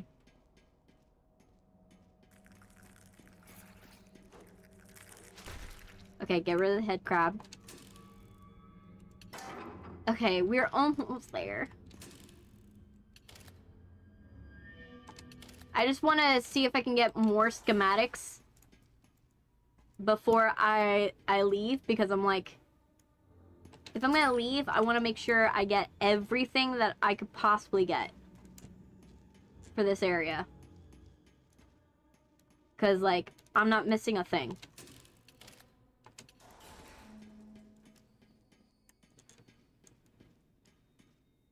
Okay.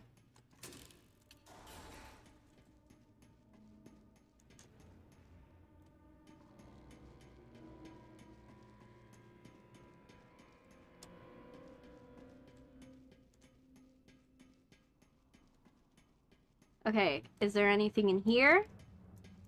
No, it's not. Yeah, it's not. Okay, we gotta be very careful. Because we got a bunch of schematics, but I don't know if we got everything. Okay.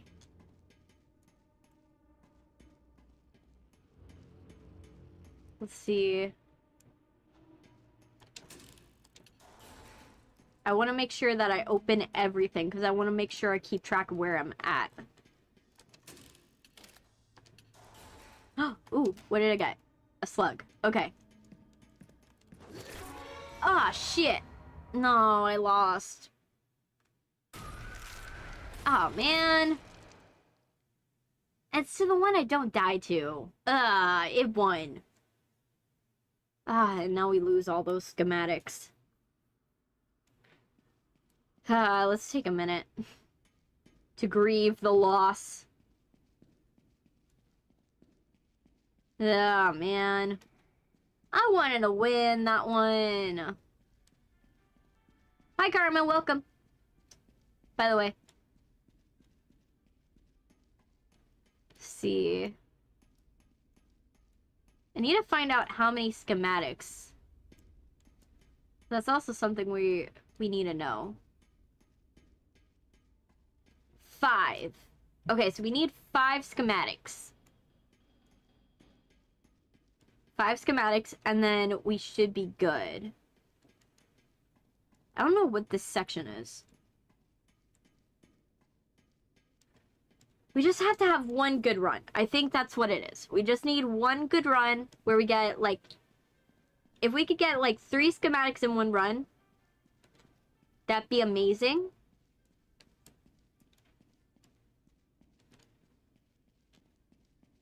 You know... We gotta figure it out. Hey, Roy P. Welcome. We gotta figure out something. Because we gotta, like... We gotta win. It's a pain that hi Roblox. We gotta figure it out. Hey, did you know, they added Huggy Wuggy to Fortnite? I did not know.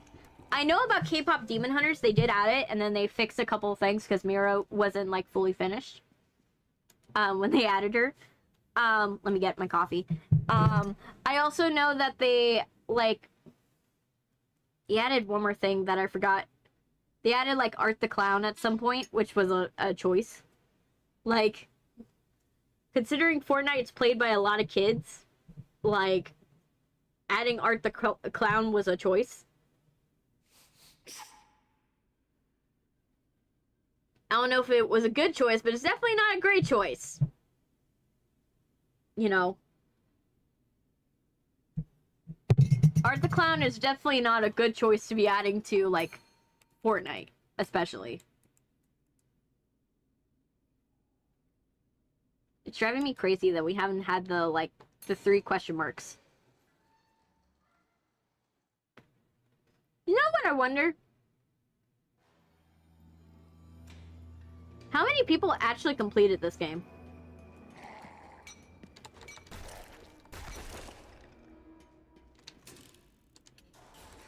How many people actually finished this game? It is a solid question, because, like,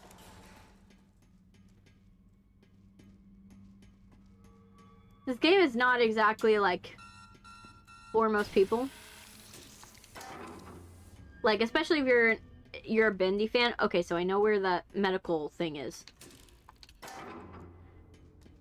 Now we got our favorite huggable blue toy to the game. Yeah.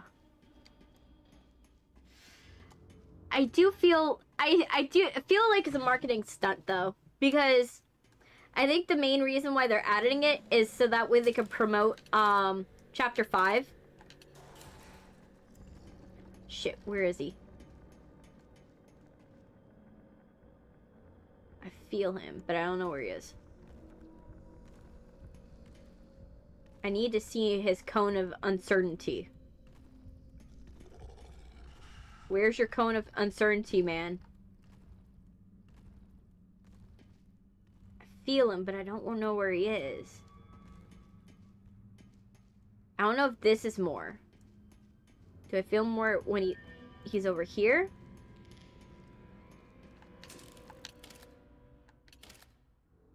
Poppy playtime, Fortnite, yeah. I think like I said, I think they're promoting chapter 5, which I'm excited for chapter 5. I'm excited to finally finish Poppy's playtime because I'm like, I've been waiting for Poppy's playtime to finish for so long.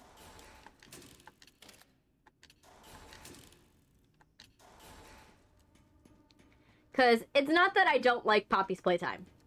I do. I do like Poppy's playtime, but I feel that they don't plan out the chapters quite right. And, like, they don't spend enough time on them to make sure that these chapters are not going to go wrong.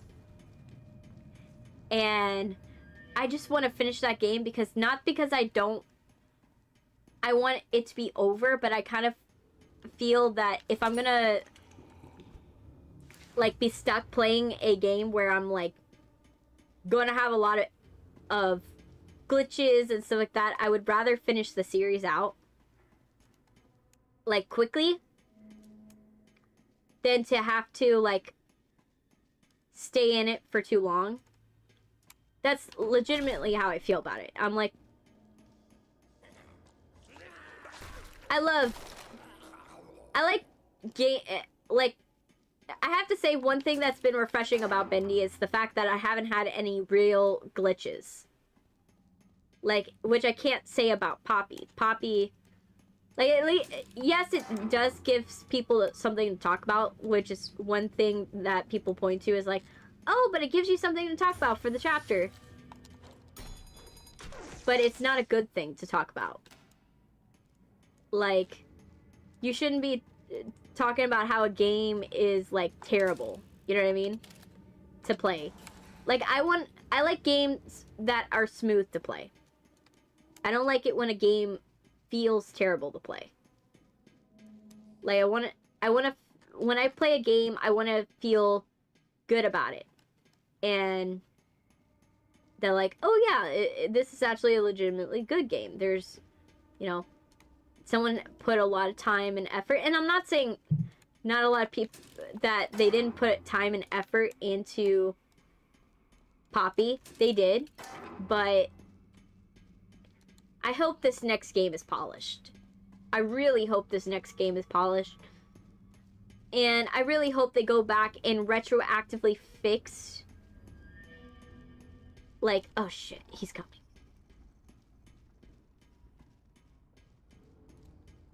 Is it... Okay.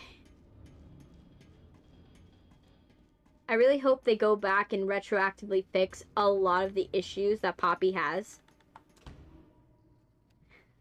Like, because I do think that Poppy does have a chance to stay in the memory of, like, a lot of people. But I feel that with the glitches, it's going to be really hard for, like, a newer generation to really appreciate Poppy. And so I do hope they fix the glitches. Same as what happened with, like, security breach for Five Nights at Freddy's. Like, and how they went back and fixed it. But I feel like they eventually. What's up? I'm back. LOL. What have we done so far? Not much. Bendy's trying to find me. We're trying to get gent schematics. We're trying to get the gent schematics. We need 5 gent schematics. But the problem is I keep dying. I keep dying before I can get all the gent schematics. And I need 5 of them. The problem is also that the gent schematics are in machine guns. Like, they're in turrets. So I have to dodge the turrets or attack the turret before it starts shooting me. And sometimes I don't notice when the turret hits me.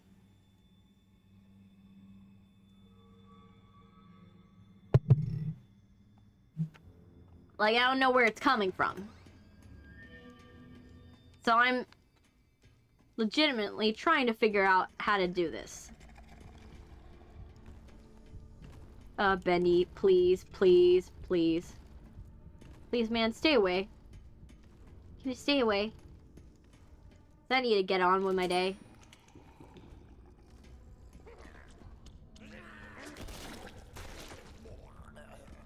I can't have you ruining it. Oh, shoot. Found this.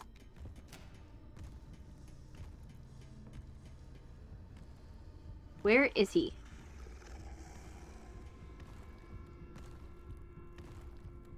Oh, he was in my area. That's what happened. We got... let me see. Jet schematics? No, gent. I know it's confusing to call it, but it's like a gent schematic. Like G-E-N-T.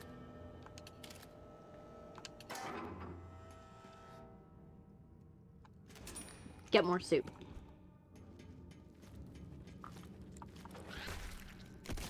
Okay.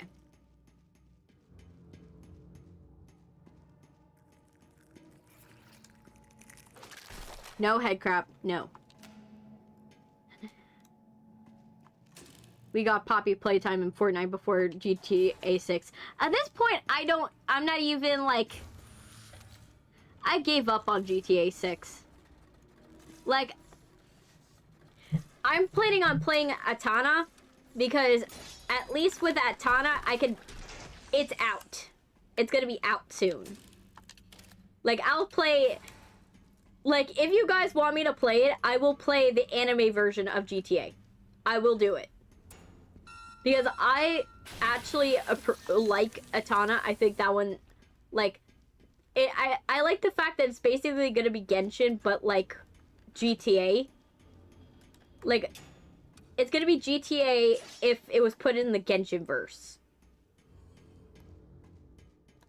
Which I think is a kind of cool concept. Because I do like the storytelling in the Genshin games. It's even an add-on on Minecraft Marketplace. Ooh, that's actually kind of interesting. But yeah, I mean, if you guys, like, are okay with it, well, I'm probably gonna do it anyways, because this is my channel. But I'm probably gonna play that anime, GTA version. Because, you know, I want to so badly, play anime GTA. I want to do that. I think it's funny. Like, to be like, well, let's play the anime GTA before GTA 6 comes out. You know, that's probably what I'm gonna do. Because it's funnier to do it that way. It's called Huggy and the Friends. Yeah. But, okay. Now I'm lost. I'm trying to find my way out of here. But I kind of got lost.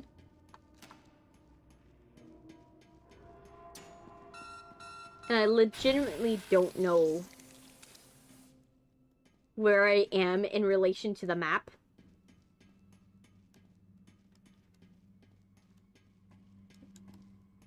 I swear they are just delaying it for either a newer console.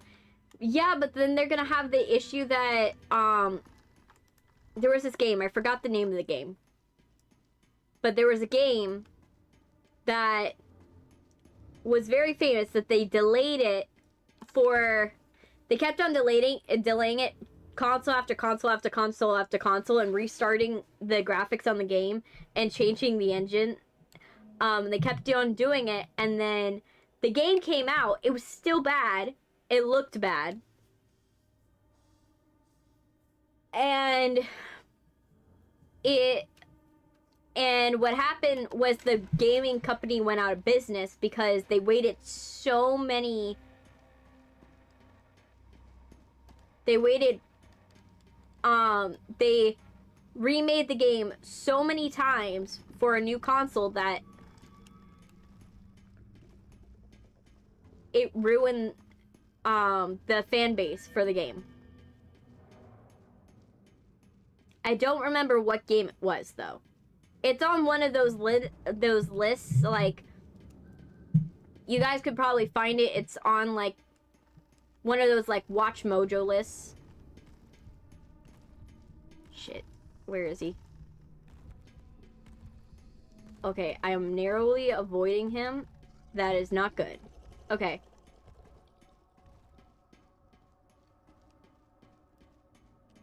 So basically, if like GTA 6 and Genshin had a baby, that's what it is. Yes, basically. It's basically if GTA and Genshin had a baby, and I love it. I'm all for it.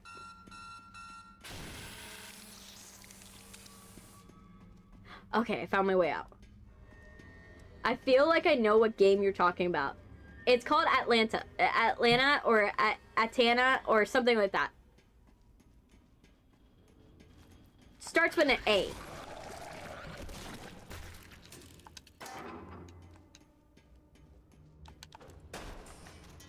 But I'm thinking about playing it when it comes out because I'm like, I want to play the GTA game that is basically Genshin because I love Genshin. Though I would have to say, if I were ever, for you guys, if I would ever play Genshin, I would have to do it in some kind of challenge, like a hard mode, because Genshin's too easy. I know that's a controversial opinion to say, like, Genshin's too easy, but in reality, for me, it's too easy. Whenever I play Genshin, like, I have mastered Genshin to the point in its fighting systems that I would kill enemies in seconds. Like, just because of my configurations, and I just, like, at some point you give up on a game because it becomes too easy. And I would, and I know people are probably gonna say, Oh, but what about upgrading your world level? Why didn't you do that? I upgraded it to the max. I upgraded my world level to the max in that game. And it was still too easy. So, for anyone who thinks, oh yeah, Genshin, like, there's a way to make Genshin harder. You know, yeah, I did. I did make it hard. I tried to put it on the Dark Souls modes, and it didn't work because I managed to make it too easy for myself.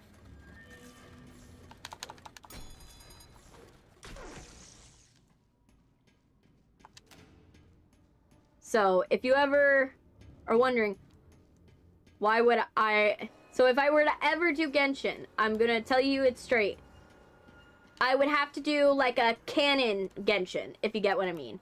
Like, I would have to make it to where I make it so hard.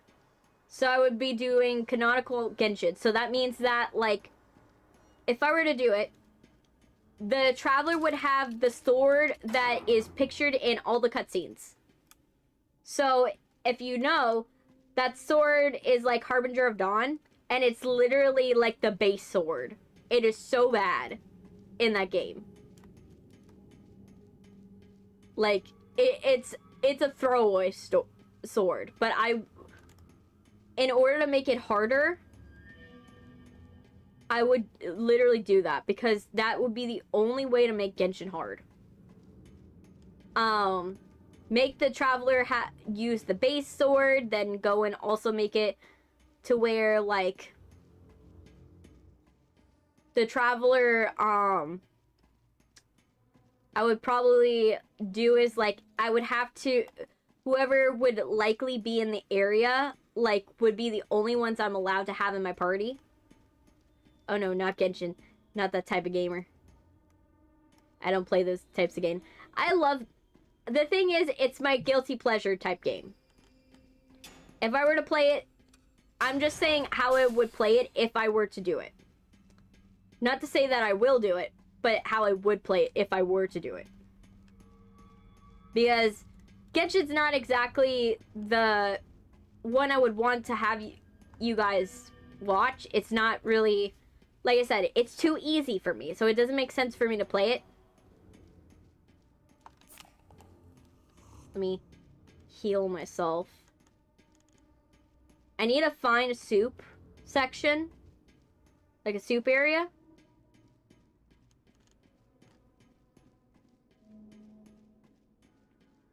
Okay. You get some soup. But yeah, I love playing it. It's fun. But yeah, I would have to do it like everything's canonical. I'm not allowed to put artifacts that are not like, I would have to put artifacts that are listed that describe the characters. I would have to do a bunch of stuff just to make it hard. Like ridiculous stuff to make it hard.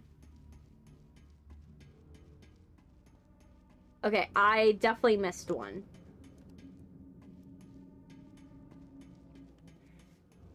They live on bacon soup in the ink machine. I know. I feel bad for them because, like, you would basically, like, I think you would go through some zoochosis of some sort, eating the same thing every day. You would just lose your sense of taste, basically.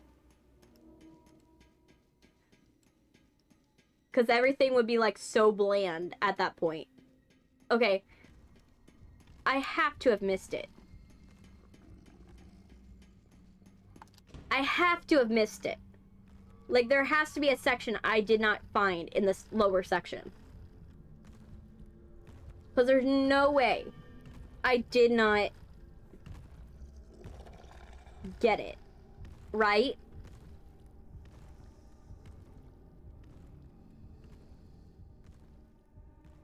But yeah, so... Yes, LOL, Chrissy, the Genshin sweat. Yes, you guys don't know. I love Genshin. I tried to get into Honkai Star Rail, but it wasn't good. The problem is I'm not used to playing something like Final Fantasy, where it's like a rotating party system, where you're going on like party counts, and you're going on like, oh, this person goes, and then you have to strategize when this person goes, and then you have to go this person goes, instead of just like, and it's like locked in place. Like that I can't do. Like I can't do it. It's not,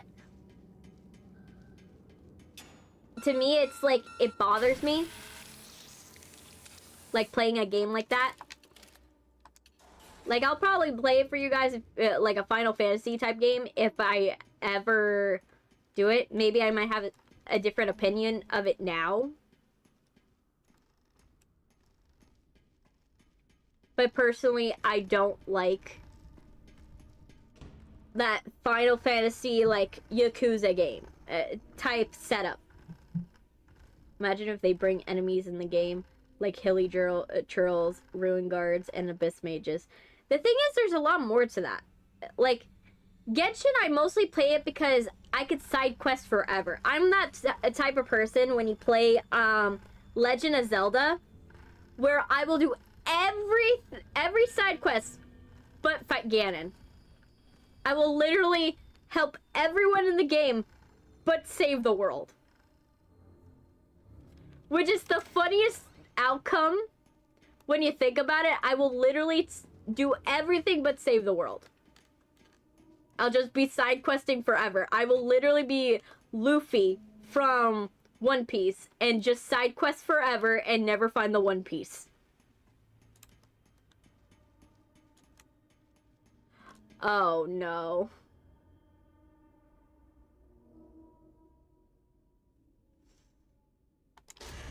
Shit.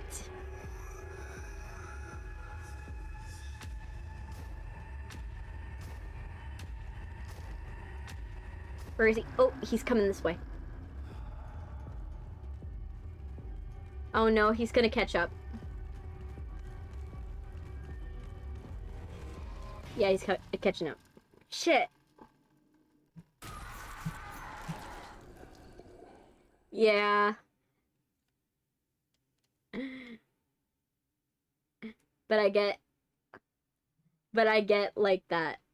I kind of play through. I start set up matches the character in the background lore.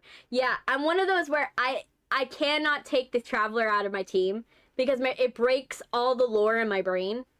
Because if the Traveler is your main character, if you take him out of the team and you do like a all like Raiden, I know that there's like the Raiden Shogun national teams and the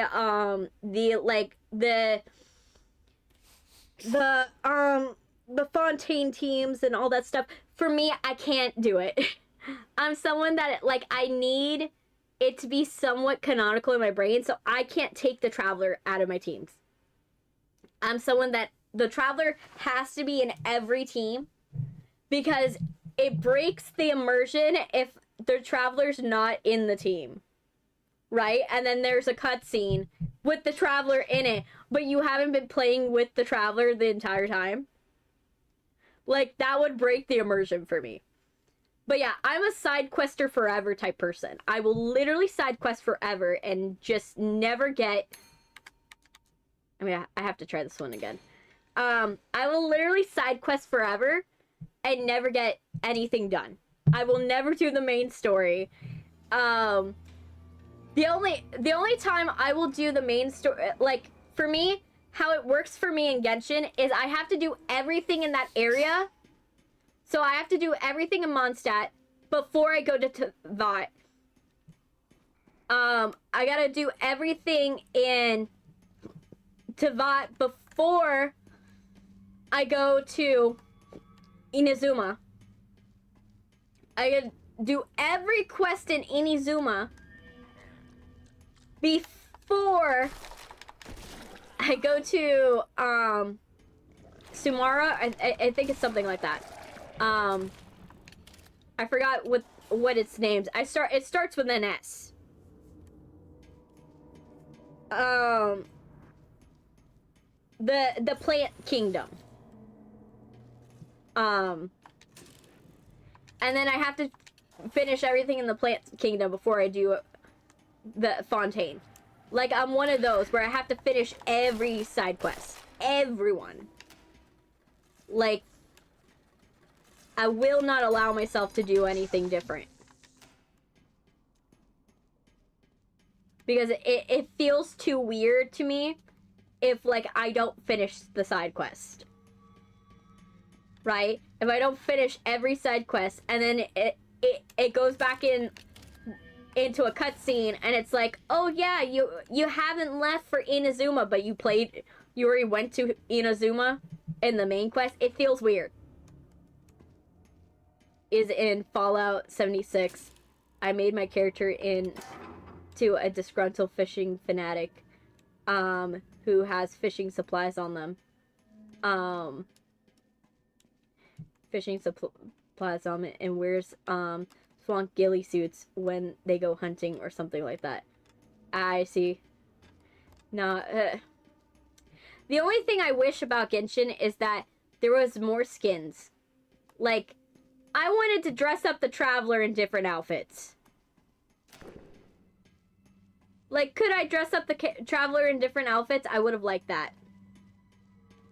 Like, at least the Traveler. Like, I don't care about the other characters. The other characters, like, if they get skins, I like that too. But for me, in, like, when I played Genshin, I got to the point where I fully upgraded Lisa. You know how hard it is to fully upgrade Lisa? You have to be playing for so long to upgrade Lisa. She is so hard to upgrade. Like, she's way too hard. That's like trying to upgrade Amber. Like, also, why would you upgrade Amber? Amber makes no sense to upgrade. She literally is worth nothing. She's worthless. I'm not... Girls is awesome in cutscenes, but boy, does she have the worst power set. Like, not to hate on Amber stands, but like, Amber sucks. Like, Amber sucks. I'm sorry. The girl's got sucky powers. Like, she should be powerful in theory. But even when you upgrade her, there's no point because she's less powerful than your mid-tier character. Like, you could have a mid-tier character and she will be less powerful at full power than your mid-tier. So it's like, it doesn't even make sense to even keep her on your team. Like, it doesn't make sense. My favorite was Kuki. Kuki was, like, really good. She was really good. Kuki Shinobu. She was on my main team because I liked her power of, like, healing but attack at the same time. And she was part of my, like, my team for when I like, had a destined team. Like, and I've said this in the past, but I joked that my team is basically the disability team.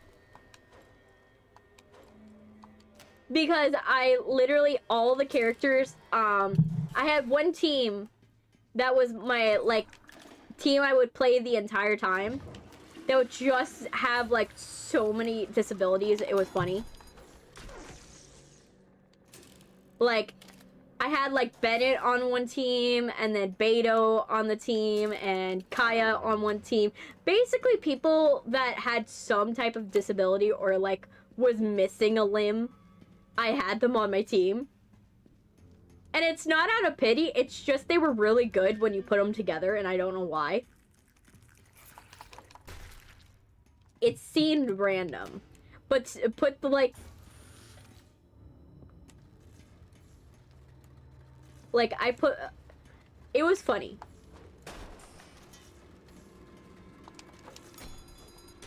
Okay, let's get rid of the machine gun. Soup. Okay, I need to find one that is, like, nearby.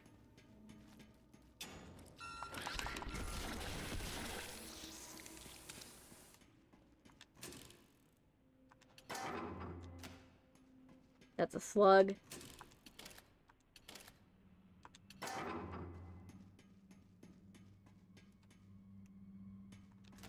Soup. But yeah, I am Adam. Welcome. Welcome. Another one.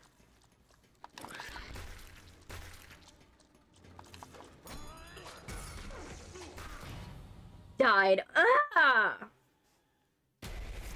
I keep dying. And the problem is, this is the final episode of, like, I am not doing this game past this episode. Because this is the final one. I am not doing this anymore. Let me give myself a minute. Okay. Let me play this game. I want to beat my high score. Because I saw there was an achievement if you got 25.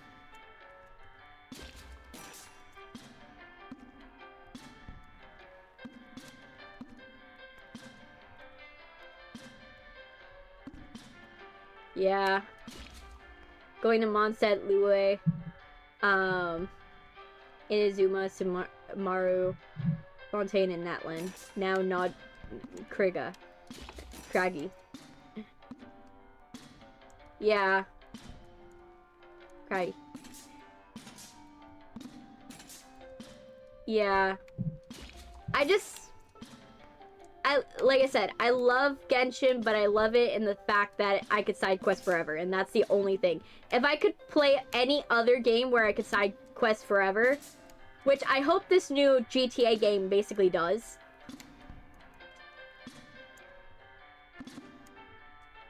I hope it's basically side quest forever. Because if it is, I will be enjoying that game. Oh my gosh, come on. Come on. I'm like trying to like... Hey Chandler, welcome. But I'm just trying to like...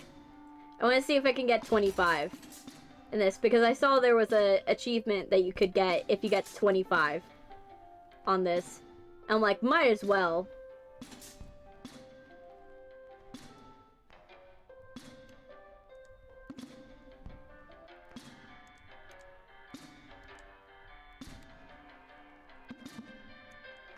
I need a way to cool down anyways. Okay.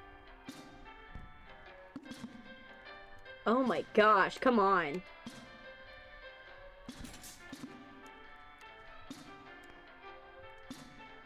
Come on. But yeah.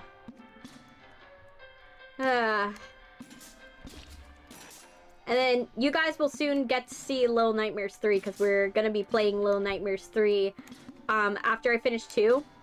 We're going to be starting Little Nightmares 3. So we are going to be doing that. Now, I'm going to let you guys know, I did watch Gab Smolder's stream of, like, Little Nightmares.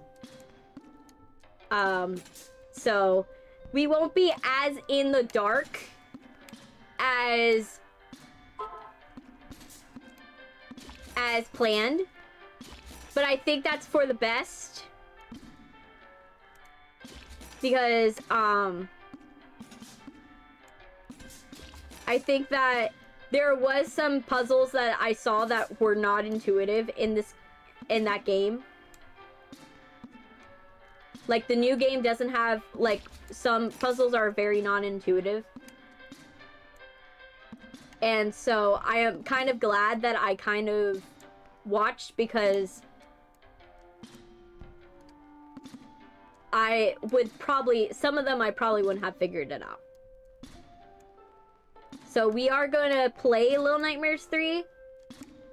No spoilers, I won't spoil it for you guys on what happens in it. But I'm just being fully transparent that I did watch a playthrough of Little Nightmares. So it won't be the most genuine of reactions. Like, it won't be my first time like playing the game. Like, not playing the game, but like it won't be my first time experiencing the game. In terms of like what to expect. But it will be my first time like playing the game. So I still will probably be a little surprised, or I'll forget some things. So I'm like, I'm planning for that. Okay.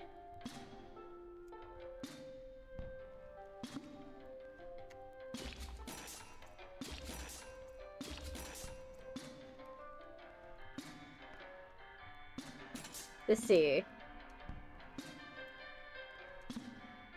Oh, okay, come on.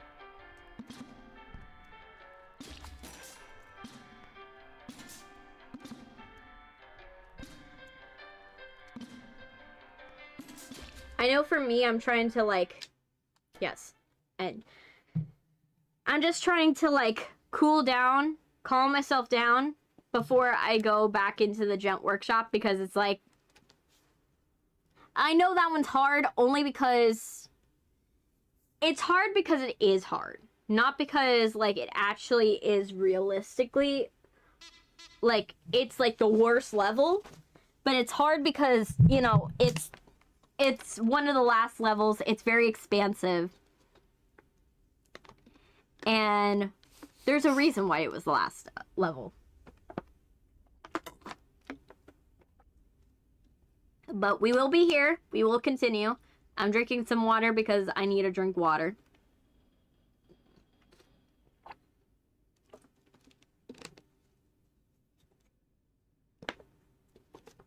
Let me drink water. Let me see how my computer's doing. Okay, so we're doing okay. So how are you guys doing on TikTok? We doing good. Okay, so everybody's doing good on TikTok. Great, great, great. We love it when people are doing okay on TikTok. Yay. Let's check on Twitch. I'm gonna check on you guys because I haven't checked on you in a bit. Like, I haven't checked to see how you guys are doing. So, I'm checking. Good. Yeah. Alright. But yeah. So, by the way, how do you guys like the new setup, by the way? Like, the new setup, like, the new Halloween-y aesthetic. I do acknowledge I do have to fix it for the TikTok side a little bit because I see I misaligned some things. But how do we like the new setup? Is it good? Do we like it? I added, you know, we're going for, you know, we're getting into the later times of fall. So, where I kind of went for more of a fall green for me. So, whenever fall hits, it's this color. Like, when I think of fall, this is what the color comes up as in my brain. You know, a lot of people will probably not think of this. They'll probably think red, orange, yellows. When I think of fall, this is the color I think of. You know, because I don't live somewhere where seasons change. So, this is as close to fall as I'm going to get. So, alright. Let's go back.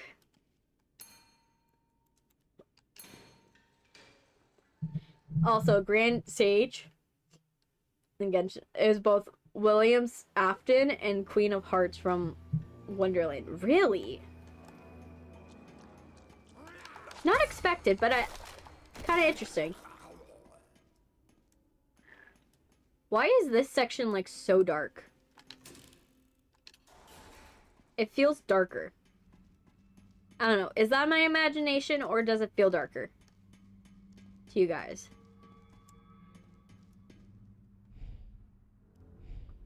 Okay, that's a healing section.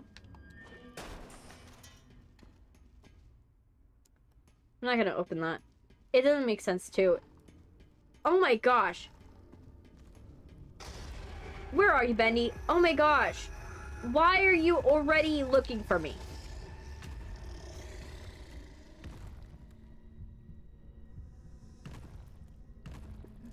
Bendy, don't you know in hide and seek you're supposed to, like, give the person time? He acts like a combination of both those characters. Ah.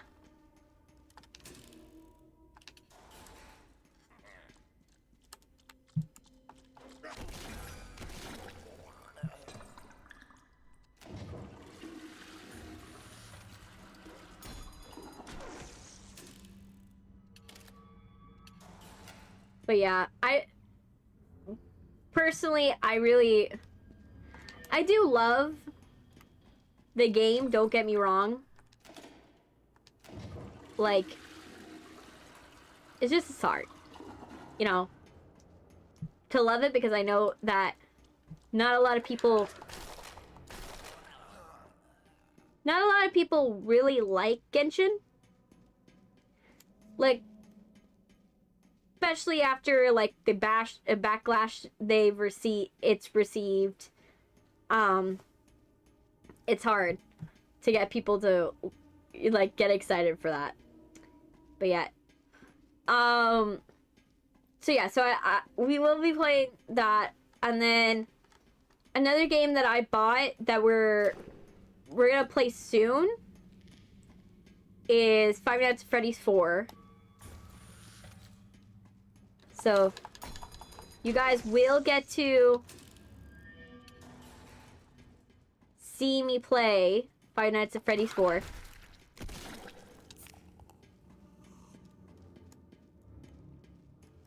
I don't know what that is. Okay. So you'll get to see me play Five Nights at Freddy's 4, which will be exciting. So you guys will get to see it. It'll be cool. And then, who knows, you guys might love me playing it.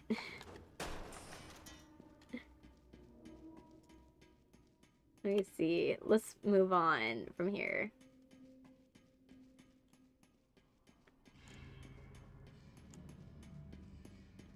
But yeah, I'm trying to bring back consistency into my...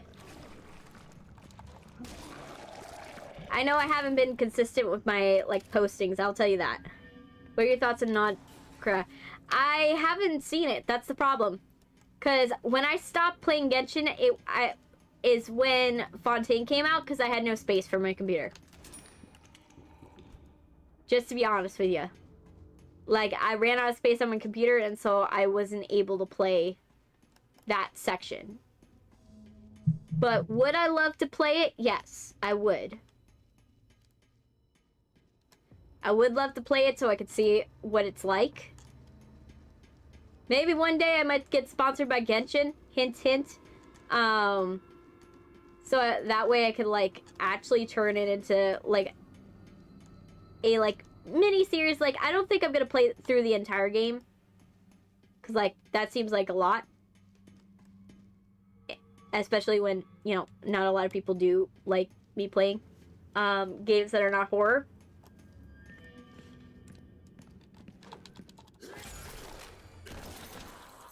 But I'll probably do something similar. I'll probably do something that is like, I still get to play Genshin, but it's like,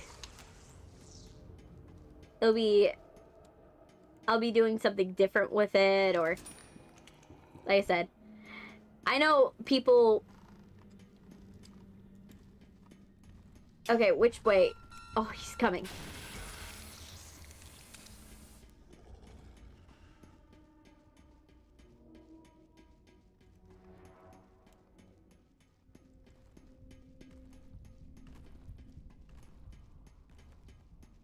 Okay.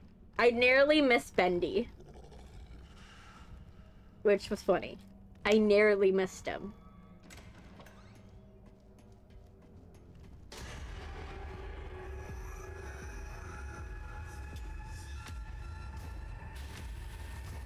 I narrowly missed Bendy.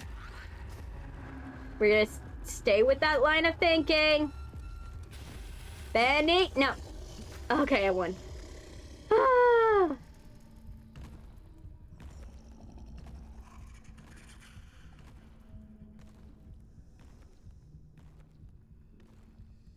Oh my gosh. Ah, I almost died.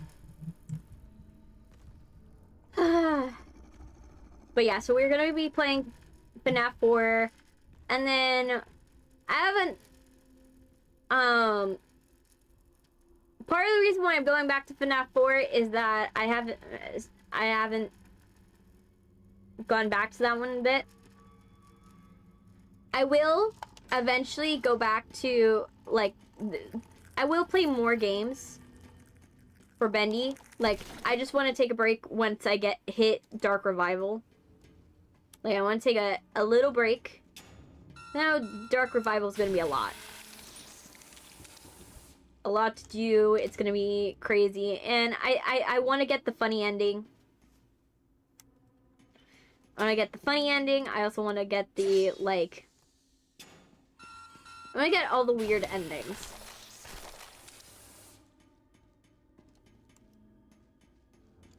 Like, because I heard there's an ending where you could just, like... sit there for like 10 minutes and talk and wait for the game, and the main character can actually avoid the events of the game if they do that, which I kind of find hilarious. Like, if you basically do absolutely nothing, you could survive the events of Bendy and the Dark Revival, and I really want to see it. I heard that's a thing, and I want to see if it's actually a thing. Because that's actually kind of funny. But yeah, I'm going to take a break between Bendy and Little Nightmares. Bendy, the Dark Revival. Little Nightmares, I wasn't... The only reason why I'm not taking a break between Little Nightmares 1 and... Little Nightmares 2 and Little Nightmares 3 is only because Little Nightmares 3... just came out, and Little Nightmares 3 doesn't take a long time to get done. Like, it's not like a, oh my gosh, it's a big magnum opus where I'm gonna have to, like, do multiple episodes to make it work. Nah, it's gonna be very quick, and it's gonna be not easy, but it's definitely not gonna take a long time to get through the whole game.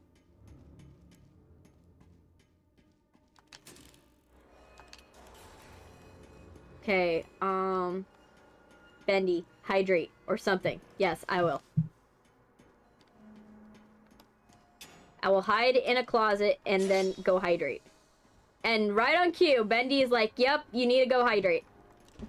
Hide in a closet. So let me drink a coffee. I really can't wait for when I can actually drink water out of my sink again. Oh my gosh. It's annoying drinking from water bottles. It's absolutely annoying not having clean water to drink.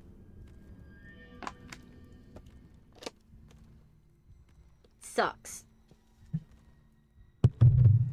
Like, I'm so used to just, like, going and, like, putting my cup up to the fridge and being like, okay, get it out of the refrigerator.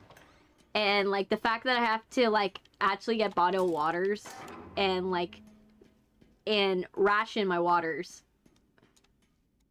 is annoying, because I'm like, oh my gosh, I don't want to ration my water. That's kind of annoying, because then you're like, not fully hydrated. You're just, like, kind of hydrated, but you're kind of, like, on the dehydrated side a little bit. And then you're drinking soda all day because you don't want to drink all your waters, because then you don't want to be the rude person that drinks all the water.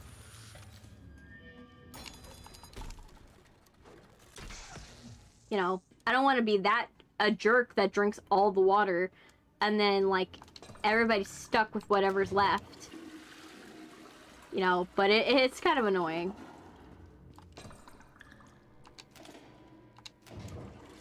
Okay.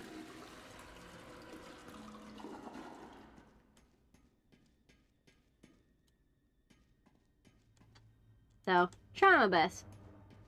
Okay, let's go through here. Bendy and not Rendy. I know. It's just sometimes when I pronounce words, it's kind of a little weird. I pronounce words like a little weird. For people.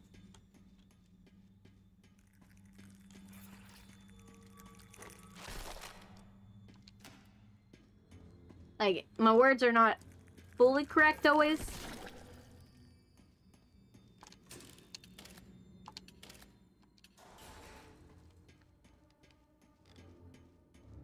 But, you know, we try. Let's go.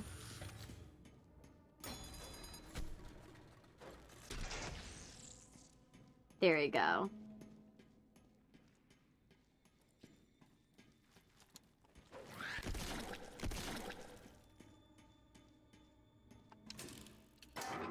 That's not what I was looking for, but okay. Beans. Bean juice. Okay, now we can run. That's still not what I'm looking for. I'm trying to find a healing station.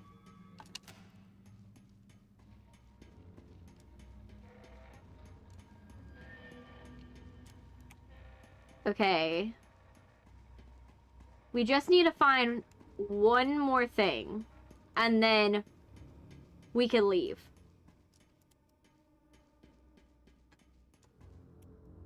Question is, where?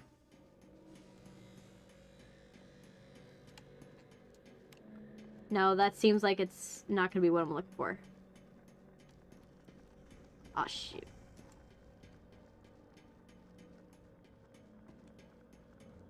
Bendy seems like he's coming. Coming my way? Bendy, are you coming my way? Because if you are, can you not? I just need to, like, orient myself.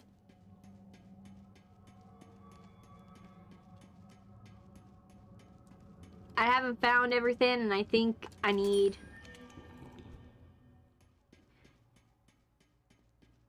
who would win, Bendy or the Secret of the Mimic?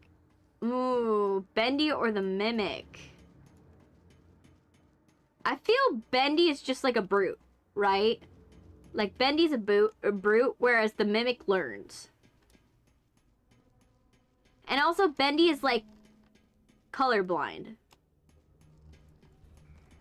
Like, he only sees in contrast.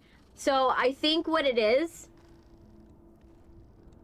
I think the Mimic 2, M2 Mimic would win. Only because... Bendy cannot develop a strategy. The Mimic can. And really, it also depends upon what stage of the Mimic are you dealing with. Are we dealing with, like, beginning Mimic? Because beginning Mimic, not so much. But, like, full M2 Mimic? Like, the one that's learned everything? Oh, yeah. M2 Mimic could literally get it. Like, the M2 Mimic that has learned everything? Yes. M2 Mimic would literally kill Bendy in a heartbeat.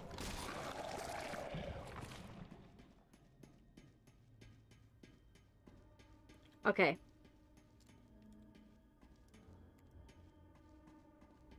There's no doubt about that.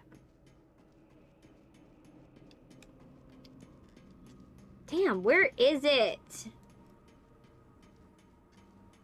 But yeah, I do believe that M2 Mimic would win in a fight. Only because M2 Mimic is able to strategize, right? So unlike Bendy, Bendy is a brute. He doesn't really have a brain. Bendy just is, if he sees you on sight, he will kill you. If he senses you're present, he will kill you. If you're in a locker, you're fine. He doesn't have enough intelligence to know, open locker and you're fine. Like, to open the locker and then you can grab the person out of the locker. It's either he has minimal intelligence or he's expecting that you probably teleported away using ink. And he can't, because he can't see you.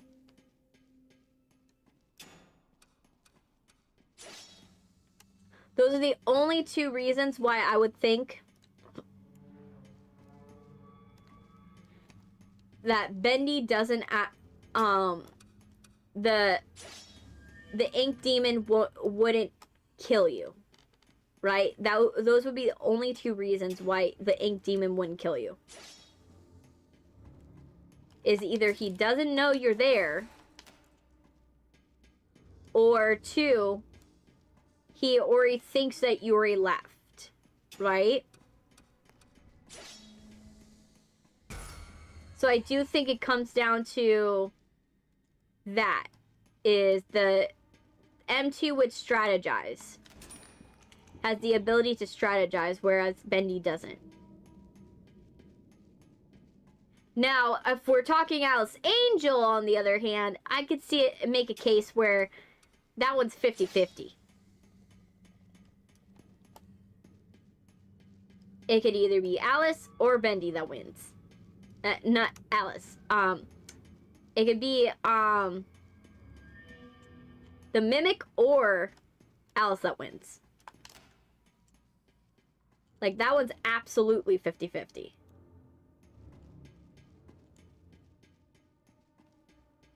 But if we're talking, like...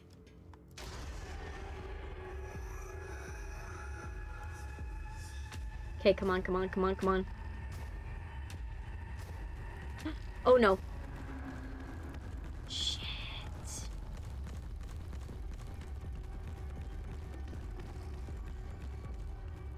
I need to hide. Like, right now. Okay. Get away from me, Bendy. Okay.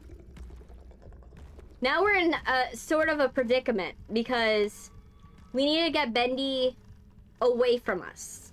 Because the minute I come out of here, he's going to be starting to chase us because he knows where we are on site. Hey, Groggy! It's never over. Yes, it's definitely never over. Okay. Okay.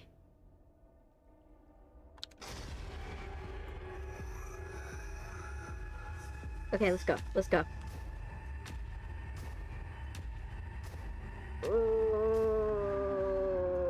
No, no, no, no, no, no, no, no, no. I'm gonna run out of time. I'm gonna run out of time. I'm gonna run out of time. And that. Made it! I made it, Groggy! Oh my gosh. Okay, how many schematics did we get? Because I don't know how many I did. Okay, how many schematics did I get? Also, save.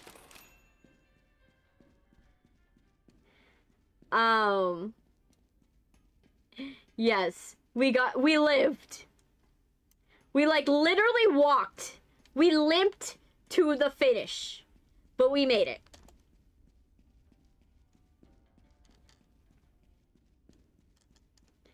But, okay. We limped to the finish, but we made it. Which I think is the best case scenario. Okay. So, we got 2. We need to get 3 more. Oh my gosh. It's gonna be a pain in the butt. It's gonna be a pain in the butt. We're gonna make it. We'll make it. We gotta get 3 more schematics. Okay.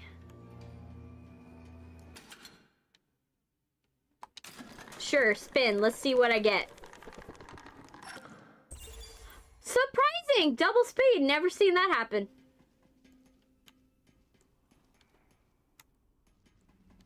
I have never seen that happen. I have never gotten a stroke of good luck in this game.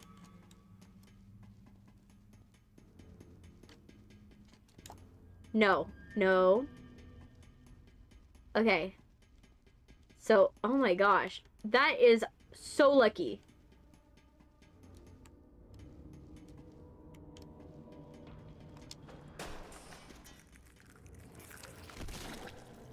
Especially when you have to, like, check everything, and this is, like, such a big place.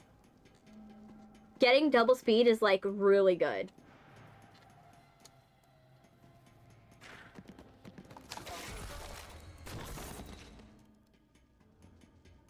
Nope. Okay.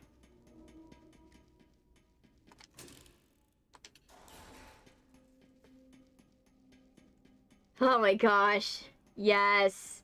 We love a double speed. We love when we get a, like, a lucky moment. Okay.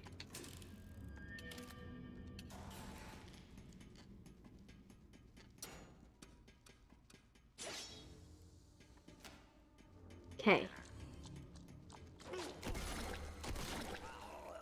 You got a stroke of luck. Got a slug. Nope. Nothing here. Now, one thing we gotta make sure of. Oh, died. Well, there goes our stroke of luck.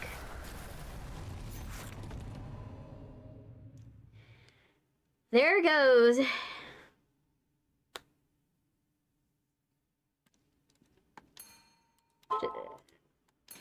Okay. We tried our best. But yeah, I'm sorry you guys I haven't been, like, posting consistently. It's just... It's been hard to post consistently. And I'm dead.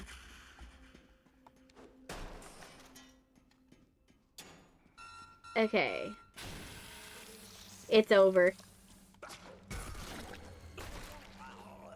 Yep. I'm not dying to a head crab. That is not happening. Yep, it's over. But yeah, sorry I haven't been posting consistently. It's just been hard to post.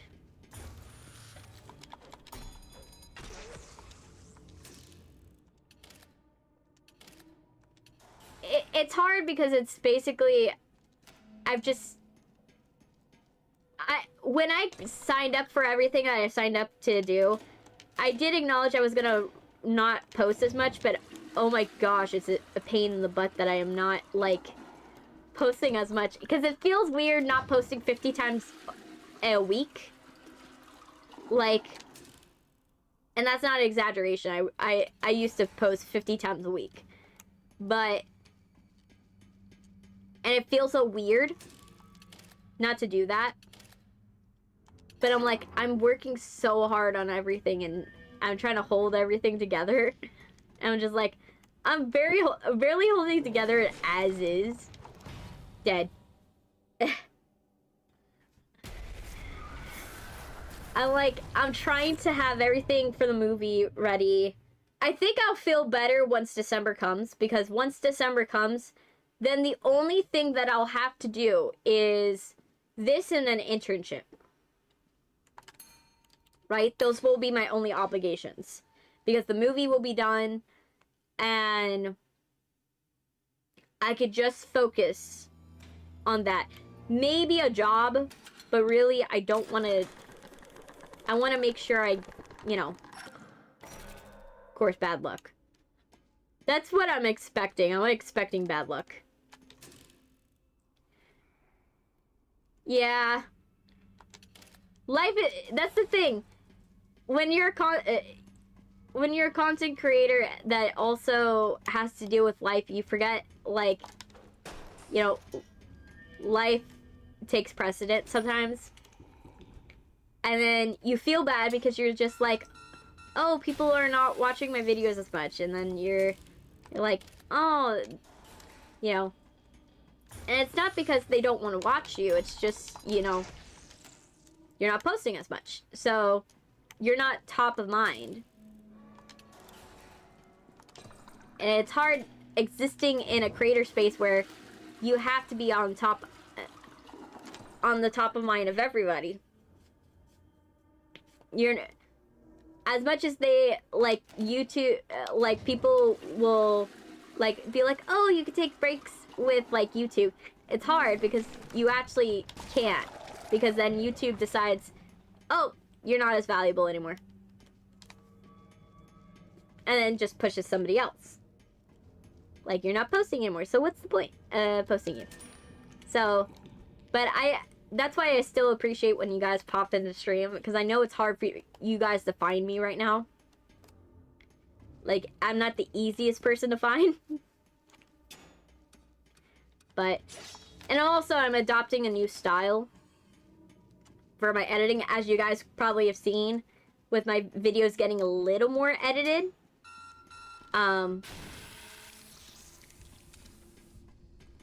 Okay, either he's close or...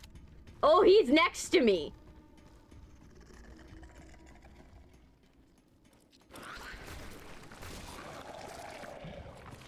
I didn't realize he was next to me. That was gonna be bad. Okay, so that's fine. So eventually we'll get, you know, things will pick up around December.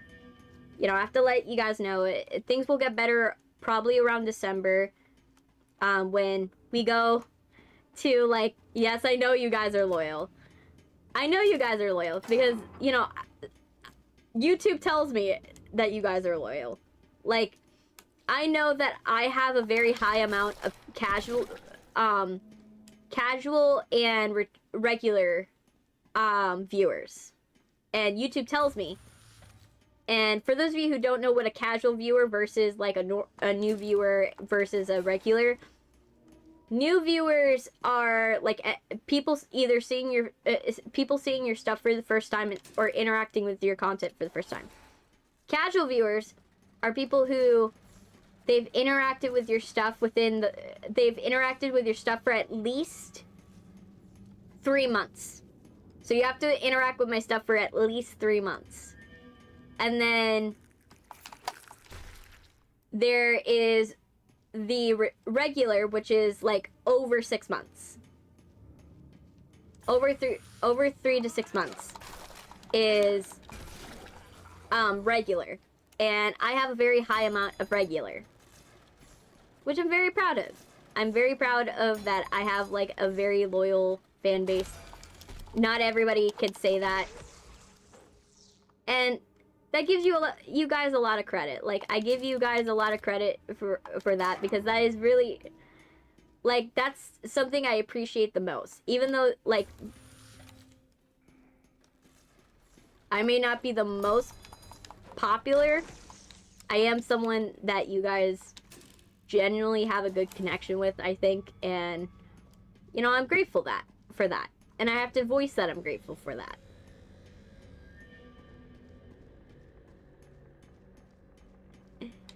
You know.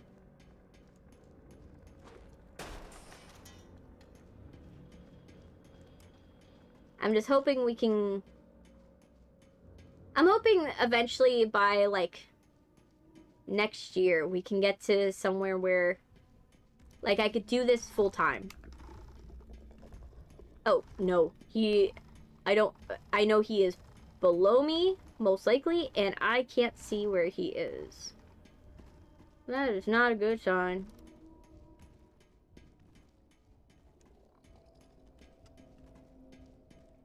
He is somewhere, and I don't know where he is, and I can't walk fast. But yeah, I'm gonna try to post more. It's just, you know, learning this new style is a little tricky. I'm doing a new style of editing, and then I'm also trying to edit old videos because now that my editing style is a little more healthy, I've been editing, but this is part of the reason why I need to eventually get to a point where I can make this full time, because editing takes a long time, especially editing the old videos. Ugh. And it's hard because I don't really have a lot of motivation with the old videos, because a lot of them, I'm right now where it's my old face, right? And a lot of you came after my old face, so I don't even know if you guys will even watch it, to be honest. Like, not to say that my old face didn't look great, but like, I know that it's hard to like my old face, because my old face did not have pretty privilege like my new face does. Like, my old face did not have pretty privilege. It was cute, but definitely did not have pretty privilege. Like, so it's hard. And then I'm having to also re-record sections, which is also harder, because now I have to go and use the old model, re-record it, because for example, like I said before, your old face was unique. Yes, it was. That's something I do appreciate. It was unique. Like, that's something I loved about it. But I also know that not a lot of people liked it as much as I loved it.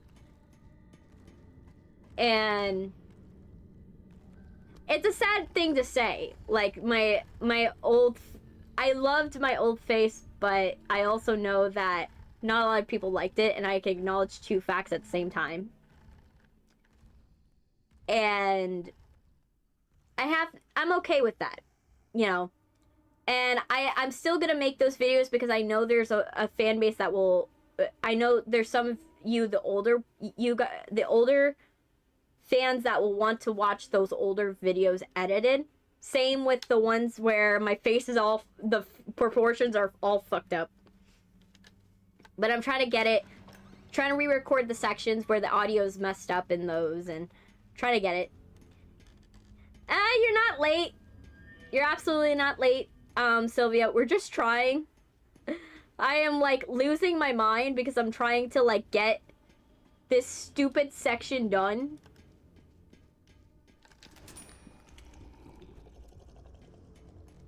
But I keep dying. Where is he? He seems close, but I don't know how close. Are you, like, super close, Bendy? Like, you're gonna kill me, Bendy? Or are you, like, not very close, Bendy? Because I need to know. Like, how concerned should I be?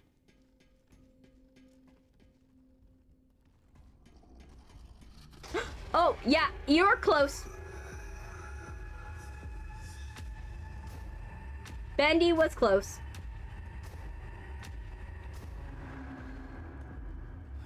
I should have been concerned, but I'm not. I was not. And now Bendy's on my butt.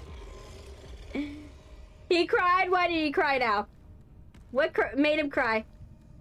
What made him cry?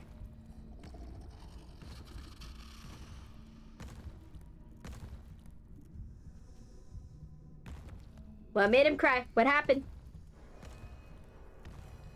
What did he do? What had happened?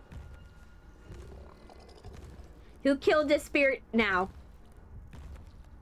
I need to know. Also, I'm about to die. Like... Wink, wink. Bendy's creeping towards the door. Like a photograph. Wasn't meant to last. Yes. Bendy just knows that I'm like on death's door. He knows. I don't know, he won't tell me. That sucks when someone you love is trying and they're in pain, but they don't want to tell you.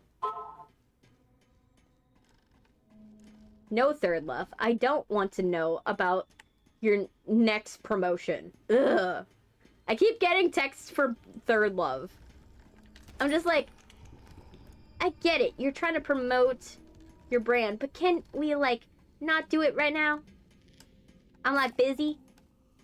I'm, like, trying to do that. Like, do I need to know the update about your like, bras? Like, do I need an update? Third Love, is that it? Can I just go without it? Oh, I'm gonna die.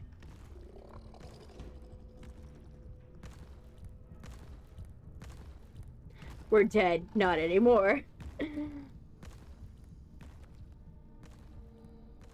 But yeah, so you guys will eventually see Plucky Squire. I broke it up into a 5 video series. So you guys will get to see it eventually. It's just like I said, I have to re-record sections of it, and it's a pain when you have to re-record shit. Because when I recorded it, I didn't record it in a way where, like, you can make the video footage bigger. Like, I recorded it where everything was on one track. And that was good at the time when I had a very small computer that couldn't handle a lot of things. But it's not good now when I need to, like, go. Yes, I'm worried about him too.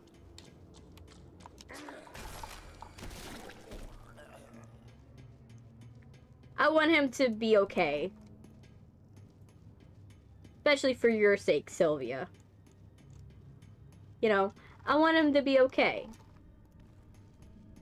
I like when people are okay. Okay. Bendy, are you just bothering me now? Are you trying to bother me?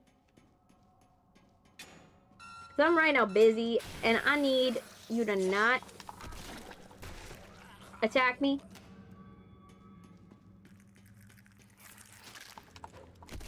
Bye, head crab. Yes. Yes.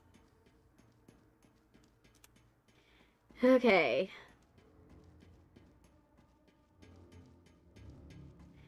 We now need to find one more gear, and we gotta find a gear and a spoon. I think I know where the spoon is, and I know where the gear is.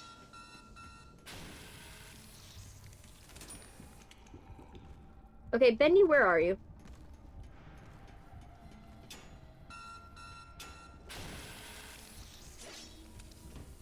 Yep, he's within killing range. Okay. We're just gonna let him pass. But yeah, so I've been working on that, and hey, Arvy, why are you crying? Why are you crying? Why are you making Sylvia worry?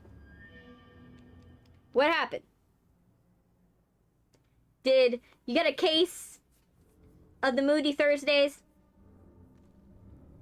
Like, did you get a case of the Moody Thursdays? What happened? You know, okay, finally, Bendy is leaving.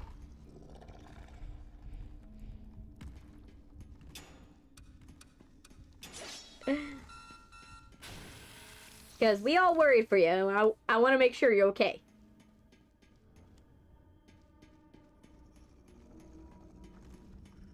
Someone still made fun of me and won't stop.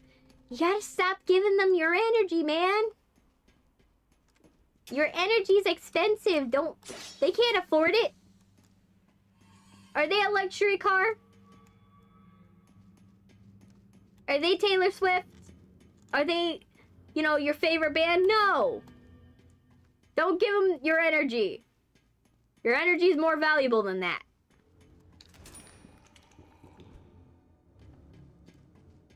Now, if they're your girlfriend, then you might want to, you know, allocate energy accordingly. But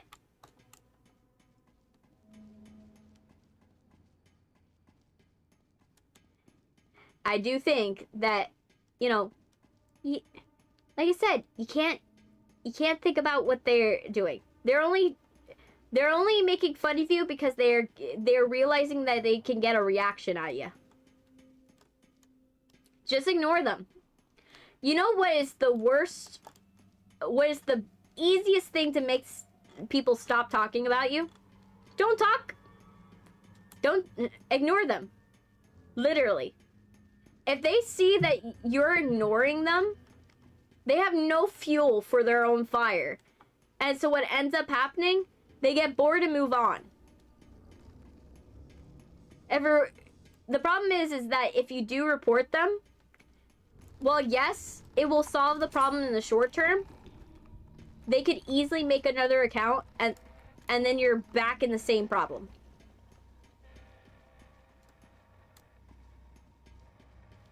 So what I would say, just go and ignore them. Literally just ignore them. Because it's the best way to put out that fire. It's the best way. You've seen it with celebrities, right? It's the Barbra Streisand effect, right? Whenever a celebrity will go and be like, oh, someone's going and stealing my property, or oh, this person said this bad thing about me.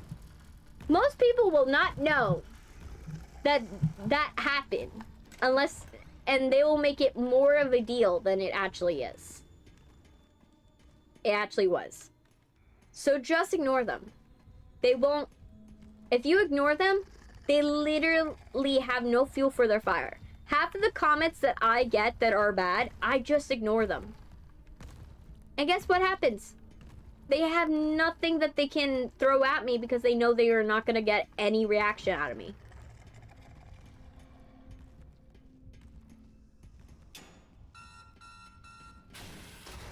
Oh, shoot. Damn it.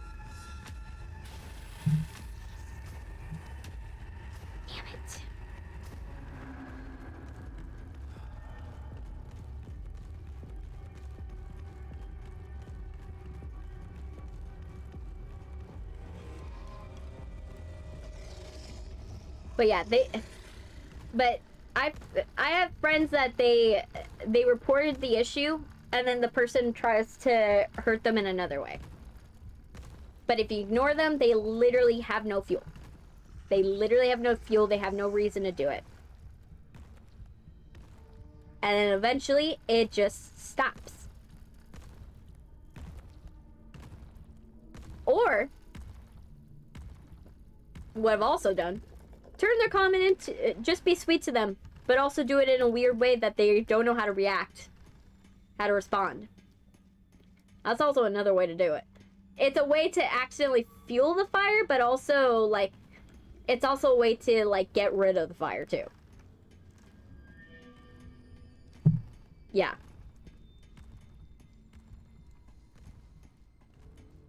Let me see. Let me get some more of this. I need to find that stupid wrench. That wrench is the one thing that I have to find.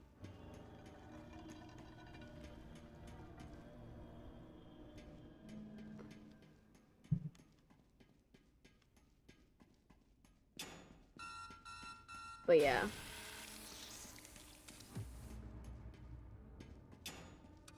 But I'm hoping to eventually to get enough money and then I can like go in and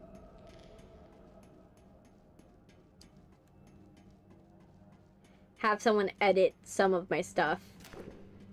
Just so that way I have like extra time. More time to like work on other stuff. Because it's just annoying.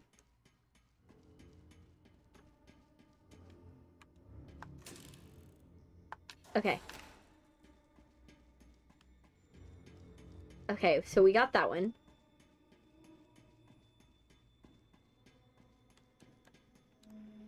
And the only thing that we have missing is this section, I think. Did I go down this section? No, I did not. That answers my question. When a guy goes and hurls himself. Would you worry like that?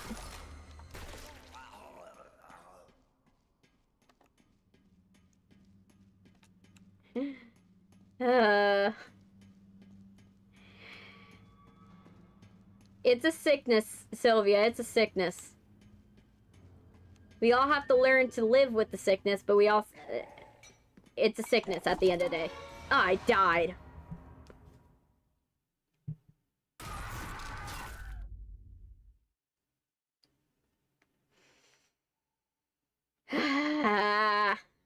I'm getting nowhere with this.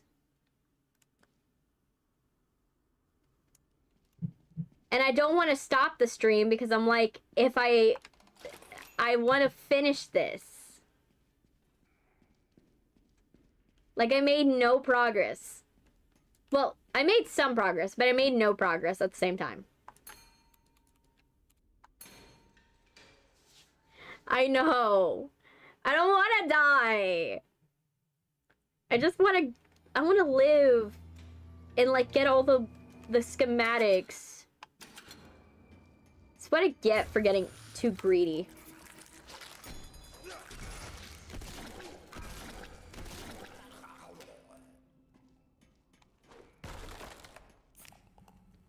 That one can stay, because we don't need to get that one.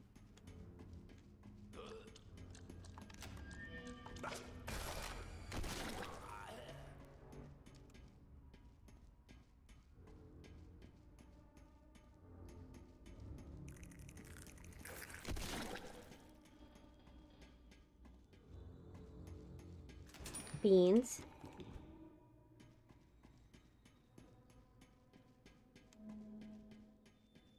Oh my gosh, I gotta find a way. I just need to live. The problem is that I'm getting all the schematics, but then I'm dying before I have a chance.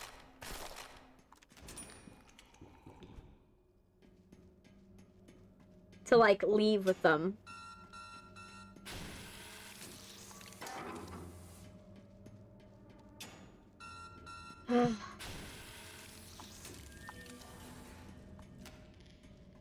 Got a slug.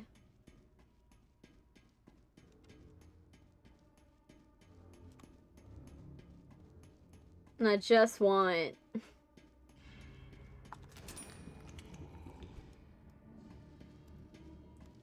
And the problem is, I'm doing it with all the upgrades, too.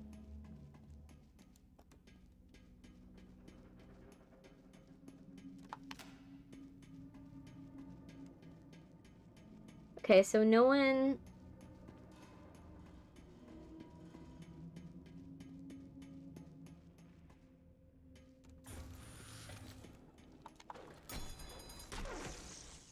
There we go.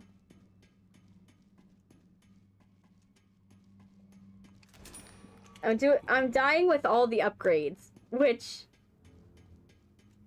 is the funniest part. 'Cause I'm trying my best so hard. Where is he?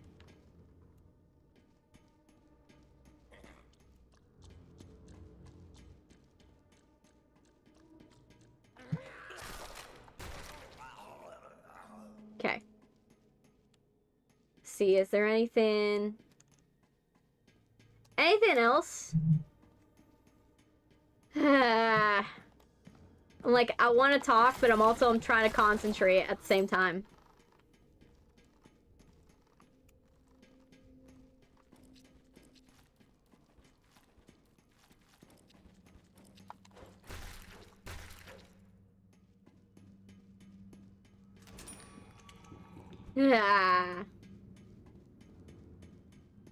Try my best.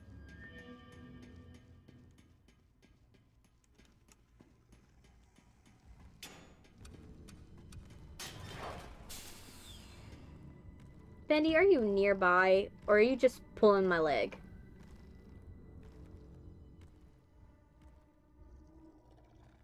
Come on, Bendy. Can I move on?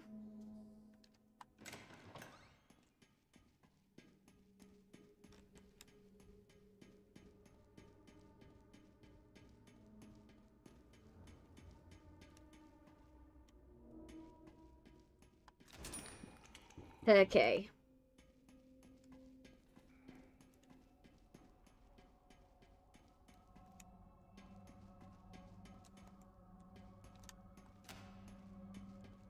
But yeah.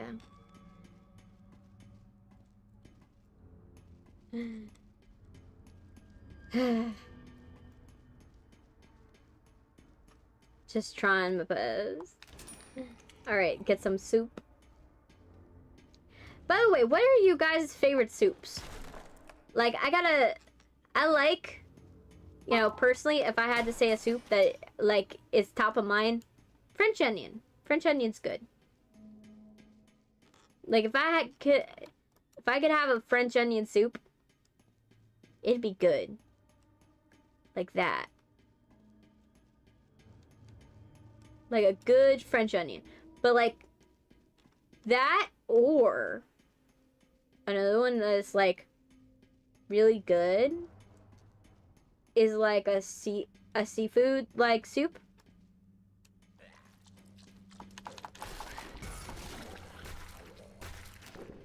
Thankfully. Where is he? I don't know where he at. Oh.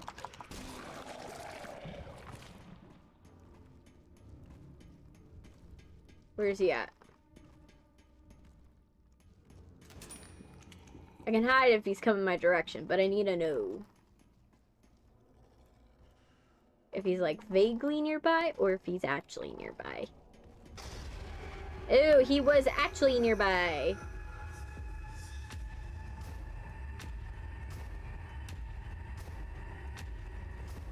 Okay. We got a gear and a spoon. So far. Okay,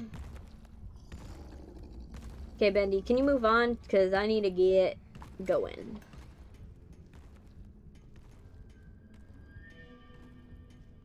Now I can just slowly walk behind him.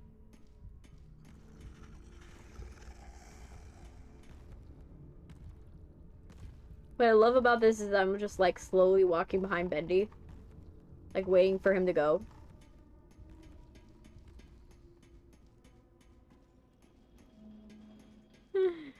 Up for round 2? Yeah. Round 2. Electric Boogaloo.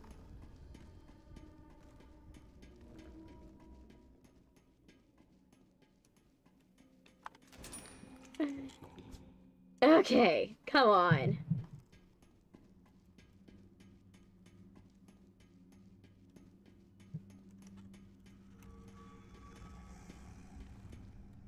Oh, he's coming.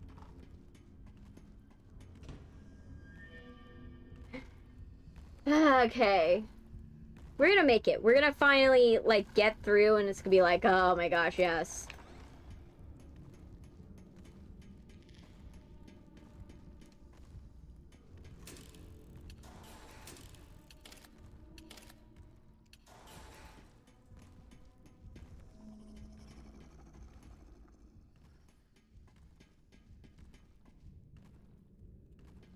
Let's follow. What the fuck was that? You guys saw that, right? There was like a like Boris right here. Like a ghost Boris. I'm not going crazy, right? I saw a ghost Boris.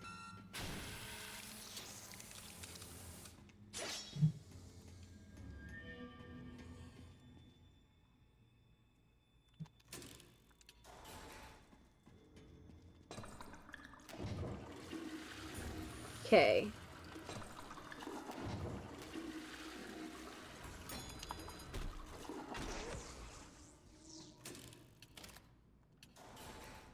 Alright, and let's get this. Okay, so now we're down to 3. Who would win, Brute Boris or Monster Doughy? Doughy?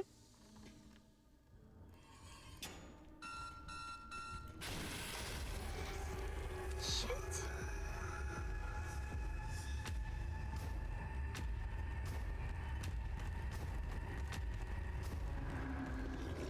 Oh my gosh, I almost died. We weren't supposed to see that. Yeah, I think, maybe. Maybe it was an after image of all of the Boris that died the last time. Like, ooh. Just letting you know this is what will happen to you if you don't make it. You know?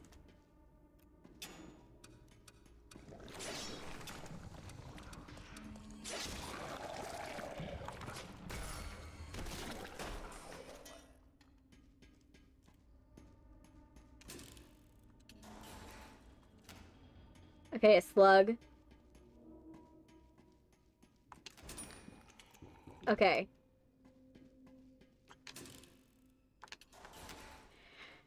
You know what song's been stuck in my head? Sabrina Carpenter's, like, Dumb and Poetic has been stuck. That, and I've also been singing along with, like, some songs from, like, Brand New Eyes. From, like, Paramore's Brand New Eyes. It's been, like, fun.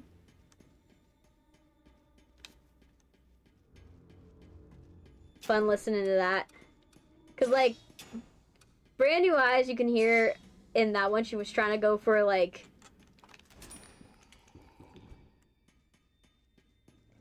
Especially in, like, Misguided Ghost, she was trying to go for something, like... Similar to something, like, Stevie would make, like, Stevie Nicks would make, but she was, like, trying to do, like, something mixed.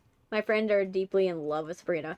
I love Sabrina Carpenter. I think she's really talented, and you could tell by her artistry that she's been working at this a very long time. Like, there's a reason why Taylor Swift talks about how she's, like, definitely Sabrina's, like, the next version of a showgirl. Because the fact is that Sabrina's just been working at it for so long. Like, people forget, Sabrina's almost has as many albums as Taylor Swift does. She has, like, so many albums. And that's because she's just been working at it over and over. And I heard that she's, right now, she's in the studio, an Electric Lady studio, working on her next album. So, like, it won't be long before we hear, like, how the period of her being single is going. Like, do I think she should have spent more time on Man's Best Friend? Yes, because I feel like we could have gotten, like, more evolution and like, it not being, like, a straight breakup album, but, like, I do appreciate the fact that, like, girls the hustle, man, on Sabrina. I'm like, girl's been hustling her entire life.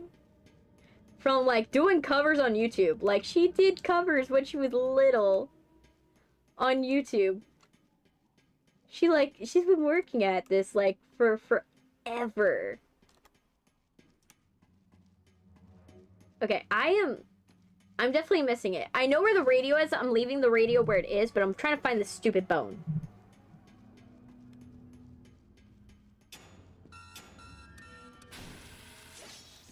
Like, that's something I can appreciate about her. She's been working at it very long. She knows what people like from her, and she knows when to change.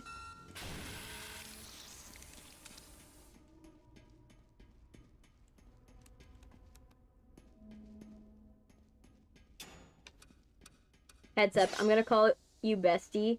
You better have a nickname for me. I already have a nickname for you, Sil.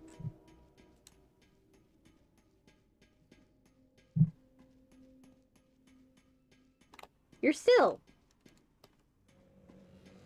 Okay, now I'm in trouble because I need I can't find this stupid, like, can I get this bone? I need the bone. I need the bone. I need the bone.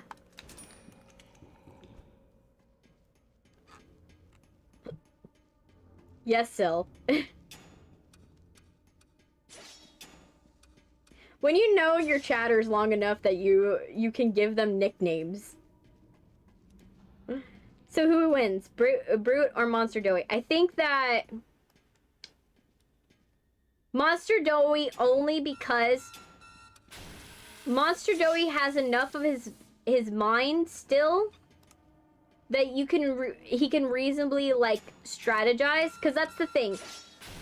The only difference between Monster Doughy and Brute Boris is that one has a little bit more control of his mind than the other. It's the same battle with like M2 and like Bendy, because they're both brutes, but the only difference is that are you dealing with one that's like is gonna be smart enough to outwit the other. And I feel with like Monster Doughy, he will definitely outwit the other one. I feel like I'm missing a section. What am I missing? Where's the section? It is boggling my mind that I can't find it. No, I don't care about you selling me property. No.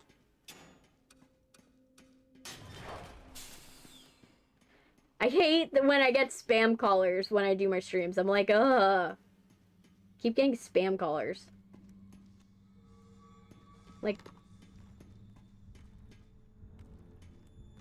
I get it. Your whole job is to, like, sell. Oh. I'm gonna die. I'm gonna die. I'm gonna die. I'm gonna die. Yeah, I'm gonna die.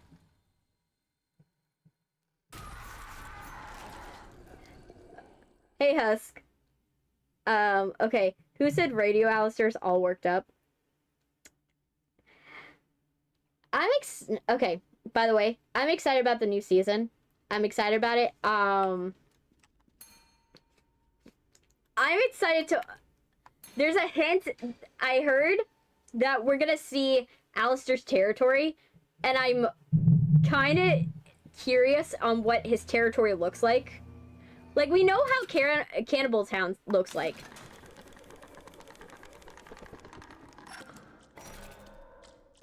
But I don't know if we know what the other, like, his territory actually...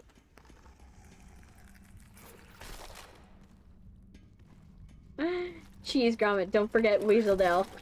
Oh my gosh, yes. You guys are just wild. I love a feral chat when I see it. I like a feral chat. Oh, let's keep that. That bone, we know where it is. Keep in mind, up. Gotta go up for that one.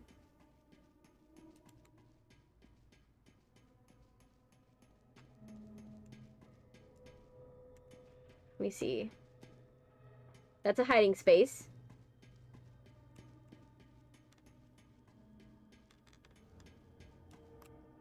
That's another hiding space. Oh, he's coming my way.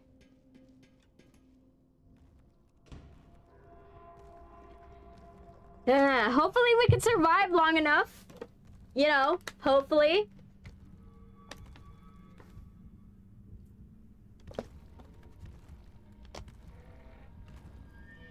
Bendy, can you just, like, lay off of me for, like, a hot sec? So I can live long enough to get these schematics? Because the faster I get these schematics, the faster I'm out of your hair. Bendy.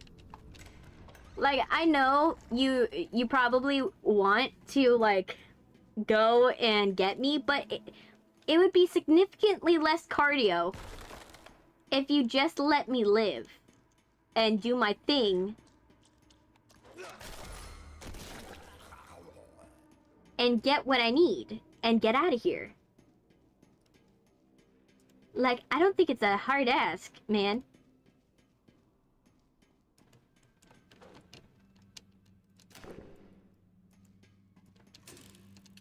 I don't know, guys.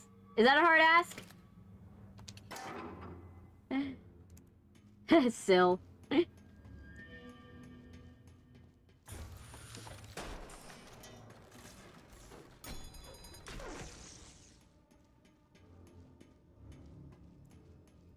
I just gotta get one good run.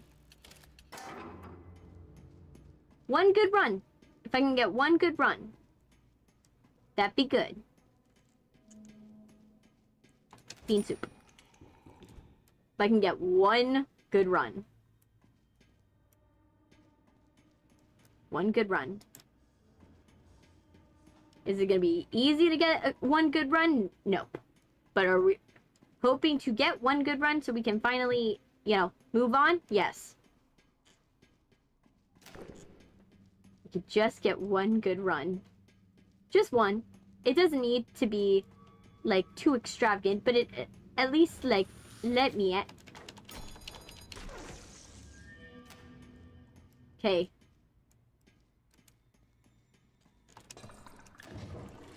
There.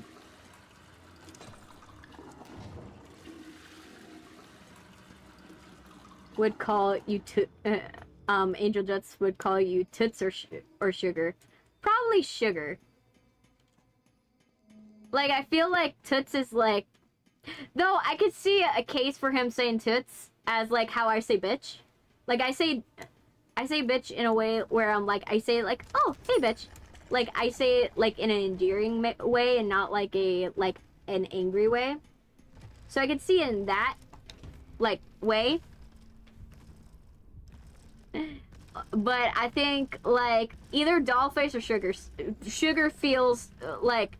Sugar or Dollface feels right. Like, especially since I was little, I've been called Dollface. I wouldn't be too surprised if I was called Dollface. Okay, we narrowly avoided Bendy killing us.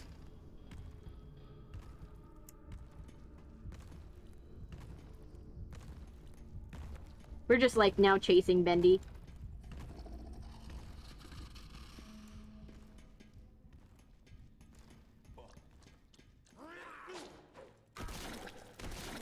Okay.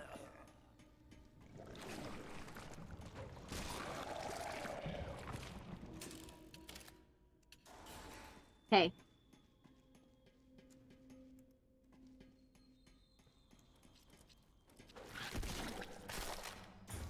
Yeah.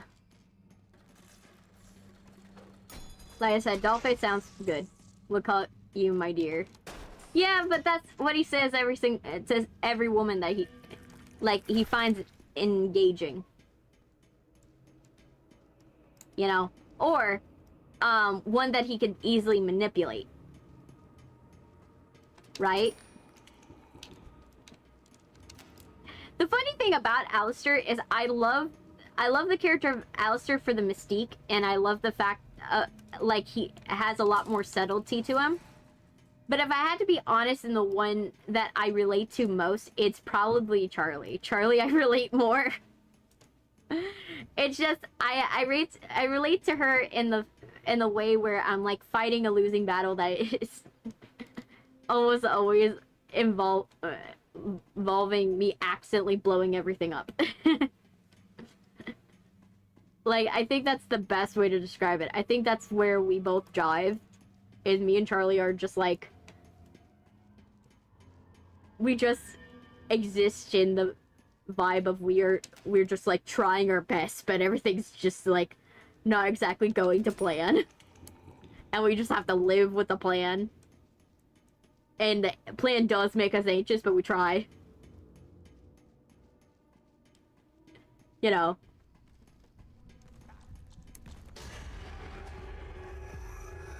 Oh my gosh, why am I... Bendy, can I just live? Can I live? Is that hard? Boom, yes. Like, I think me and... Like, if I had to... me and Charlie, if we were put in the same room, we would probably... If you locked us in the same room, we would just be shouting show tunes at each other. I feel like that would happen. Like, me and the character Charlie would just, like, shout show tunes at each other, and we would just do Mad Libs. And we would just compare life stories like, yeah. We've lived similar experiences. Have you had a harebrained plan that went to shit and you just try to make it work anyways? Yeah!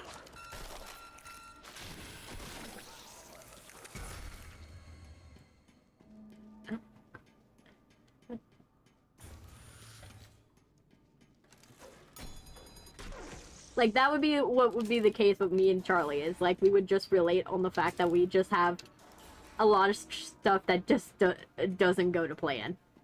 But we have it somehow works out in some way, shape, or form. We figure out a way to make it work, but it's always not in the way we thought it would be.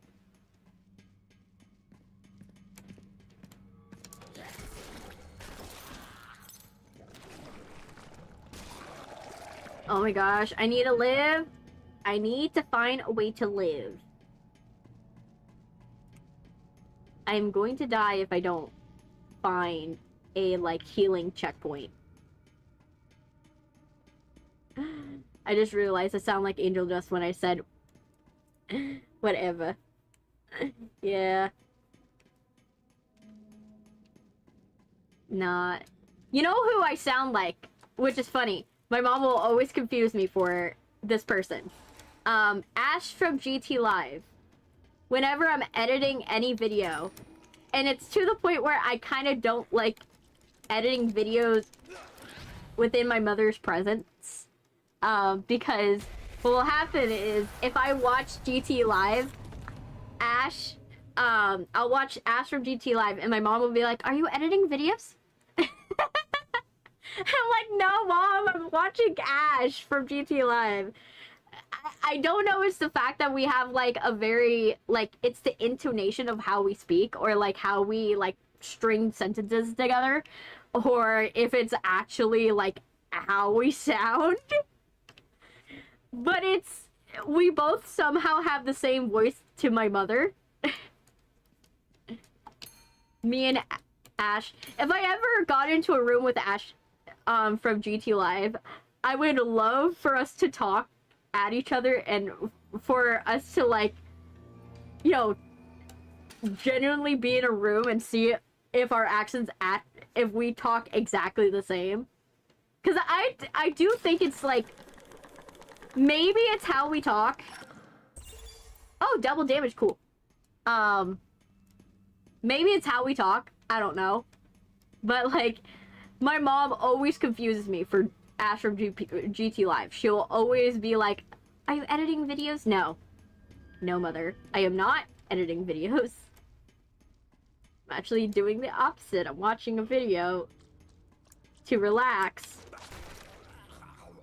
Ooh, they go down in one hit. Ooh, I like that. I like that. That's actually better.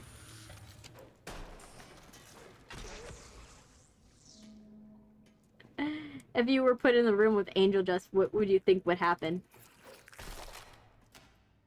I think we would just be, like, going and talking. Like, considering that he has a background in, like, adult films, I would probably talk. We would probably critique, like, the validity of adult films. Like, of what's going on in the film and what are they faking, what are they not. Like, I think that would probably be what would happen. Like, that would be our conversation, is, like, literally, like, us critiquing films. Because, remember, like, he's a movie buff in it, but in the adult film sense, right? And so, I think that would be the funniest thing. Funniest thing, because, like, there's a lot of fakeness in in that industry. The people are fine. It's just like how you get the scenes are different. But yeah, I think that would be what would happen. That, or because I'm a mocktail buff, it would probably be if it was a conversation between me, Angel Dust, and Husk, it would probably be surrounded by like mocktails and inventive ways, because I find with people who actually like the taste of alcohol, when I talk to them about like mocktails and making mocktails out of coffee, they're actually really interested. And we talk about coffee concoctions, of how to like actually like recreate flavors. And that happened when I went to the Furry Rager when I was on vacation. Like, when I went to the Furry Rager, I talked with a lot of people that are, a lot of furries that drink alcohol. And we were talking about, like, oh, this is how you can, like, recreate an Irish coffee, and this is how you can, like, go in, like, what are your thoughts on, like, daiquiris, like virgin daiquiris, and, you know, like, we were talking about that. It was fun hanging out with those furries. It was fun. Just like, it's always hilarious when you get like 40 to 50 furries in one room in a party, and you get them all drunk. And you just have like a lot of tea and stuff to talk about. Especially when you got, like, what was funny is when we started chatting about the movie, The Wild Robot. When we were watching The Wild Robot, we had a lot to talk about. Cause like, we were talking about our majors, like our film, like some of us were film majors. Oh my gosh, why are you going and messing with me, Bendy? Some of them were film majors, and we were talking about how there's a lot of mathematics. I was telling them how there's a lot of mathematics in writing, when it comes to film, and the mathematical formulas that we have to use in order to make a good binge-worthy show or a movie.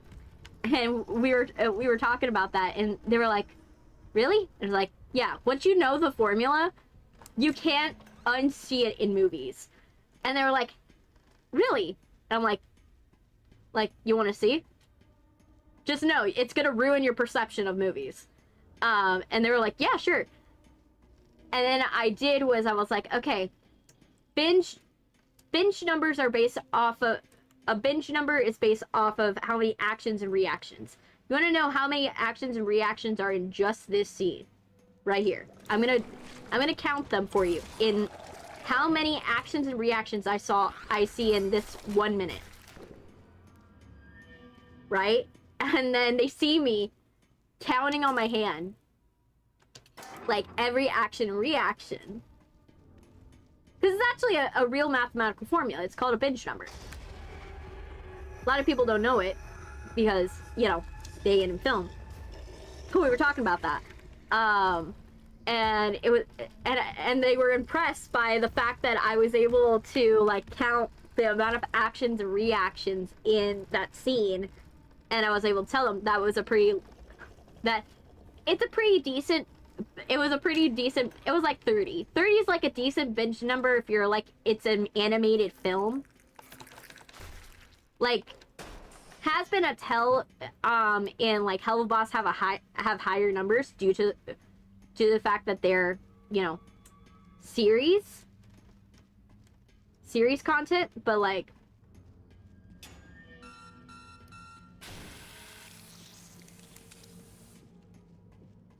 if you got, I tell you, if you guys let me do like a reaction series, well, not that you let me, if YouTube would let me, because I would probably do okay, there's Bendy. I now found him.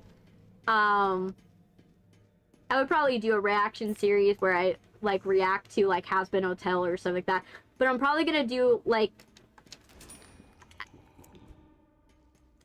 I have to do it in a special way because, like I said before, it's really hard to do reaction content because YouTube just makes it hard. Twitch makes it hard as well.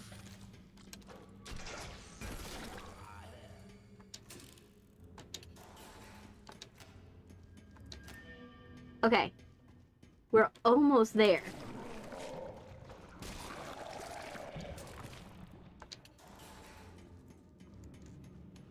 Do you know One Piece? Yes, I do. Do I watch it? No. Like I've said before, I don't watch it because of the fact that I don't want to get sucked into it. Because once I've sucked into it, that's months of dedication.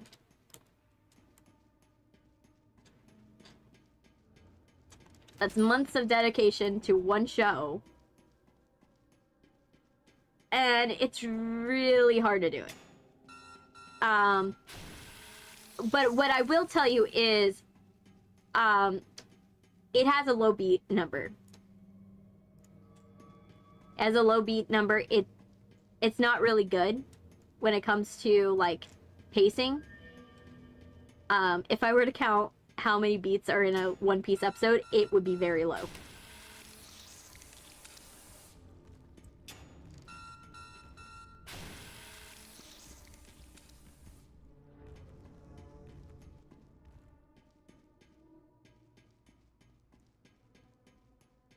Okay, let me see. I need to go down. No. I already went down. So I need to go to side. Oh, gosh. I haven't found the rest of this stuff.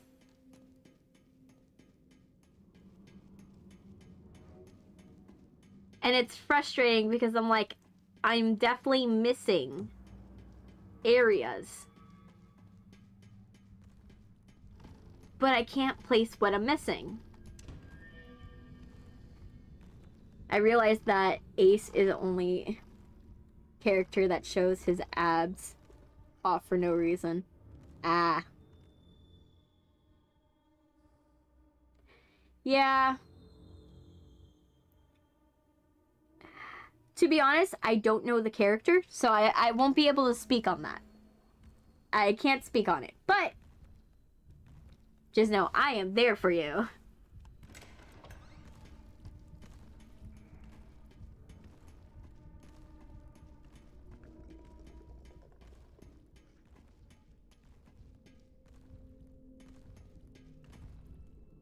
Oh, he's coming.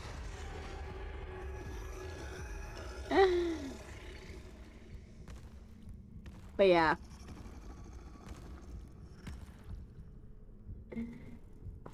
Nah. I really can't wait for Apothecary Diaries to come back. I'm just like, I can't wait for the next season for people to see what happens in the next season. Like, oh my gosh, I can't wait for the next season. You guys don't know what happens in the next season, and it's like, it's hurting my feelings. Because I'm just like, I'm ready to see MaoMao and Jinchi just finally, like, get it. Like, finally get it.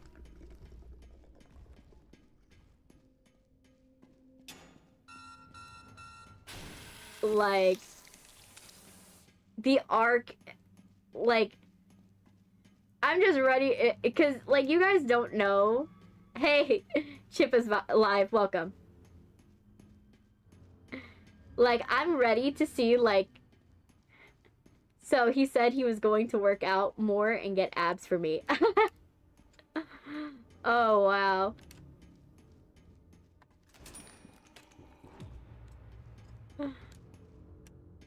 Ooh. Well, abs aren't always aren't always the best, I'll say. Sometimes you want, yes, you want, abs are good for like the look, I'm not gonna lie. like, but you want a little bit of give. So it's better to cuddle with.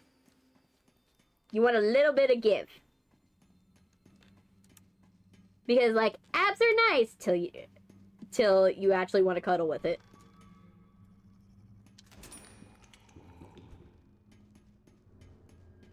And then they're just, like, annoying.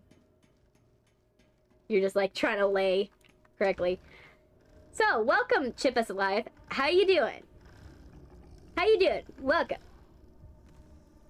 Have you been watching the stream for long? Do you like the stream? Is it nice? Is it wonderful?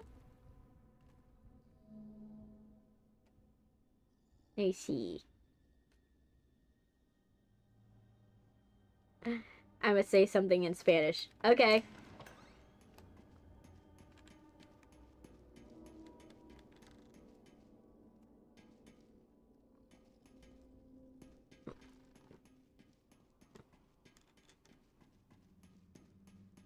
Come on. I need... It's frustrating that I can't find this stupid shit. I am trying so hard to find it.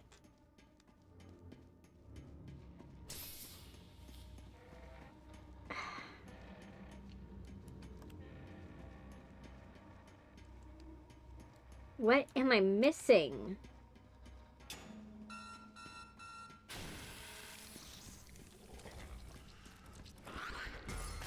This section, obviously.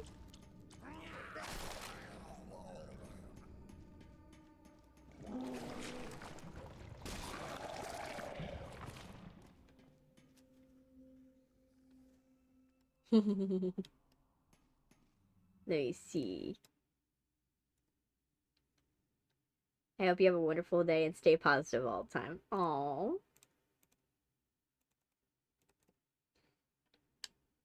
Ah! Oh my gosh, Bendy. Stop freezing!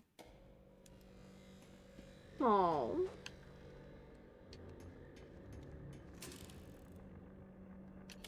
You're so sweet, Sil. And also, I ran out of stamina, so I'm fucked. Where is it?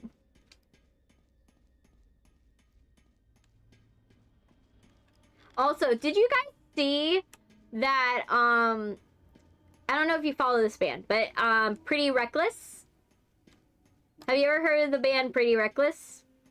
Taylor Momsen, she decided, she was like, it's been enough years. Let's release it. She decided to release Where Are You Christmas? But the updated version with her, like, rock band voice.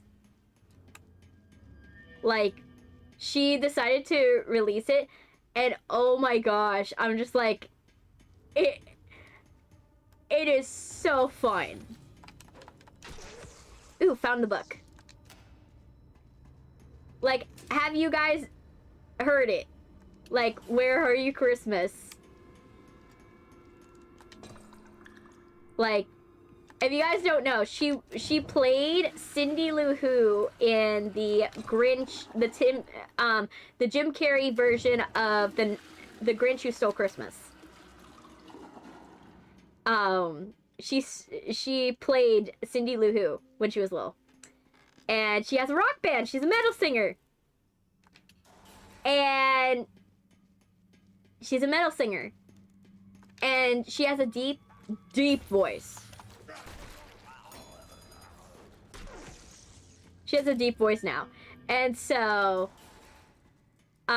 she did her iteration of Where Are You Christmas, and it was, I was just like, the fact that she layered her old voice, like her old, like, child voice from when she was little with, like, her new, like, metal voice. Oh my gosh, it was funny.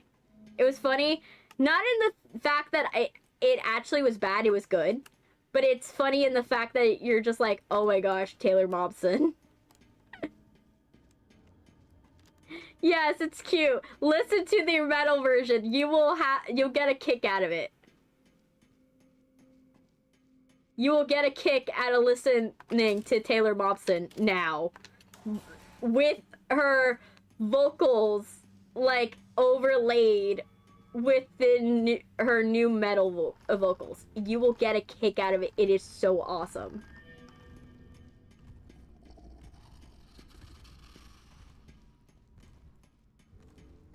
Okay. I feel Bendy. I don't know where Bendy is. But yeah. And, like, you could tell, like, in the first section, she's, like, trying to keep it reserved. She's, like, me and the furries were talking about this. We were, like, she's trying to keep it reserved. She's trying to, like, hold it back. But then, like, halfway through the song, she's like, yes! Where are you, Christmas? I was like, yes, I didn't know I needed, like, Taylor Momsen, like, reprising that. Like, her singing in that song. But, oh boy, did I need it. It made my day infinitely better when I heard that. And I'm just at the party, like, just, like, hanging out and, like, listening it. Where's Bendy? He's hidden somewhere. I only know he was nearby because my controller started vibrating. Whenever my controller vibrates, I know Bendy's nearby. It's like a spidey sense. Like he's somewhere. Do we know where? No. But do I want to know where? Yes and no. But yeah, definitely check out the song. It's very interesting to listen to it. Okay, that's where the book is, but I need to find where that stupid plunger is. Because we're missing the plunger. We're missing a plunger. Where's the plunger? Plunger. Bean soup. Oh.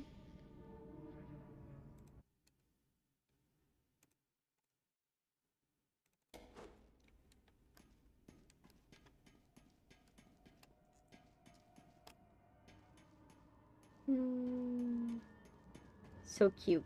You guys are awesome and cute. Okay. Where is it? Because this is driving me crazy. I'm trying to find it it's taking me so long to find this one thing. I just need the plunger. Just give me the plunger. Bendy, it's not that hard.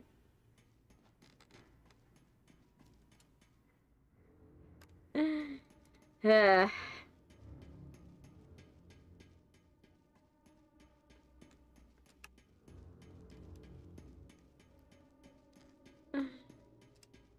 my gosh, where is it? No. Because why? Why? Okay. We're just gonna figure it out. We're gonna figure this out. We're gonna figure it out. We're gonna figure it out. Where are you, Bendy?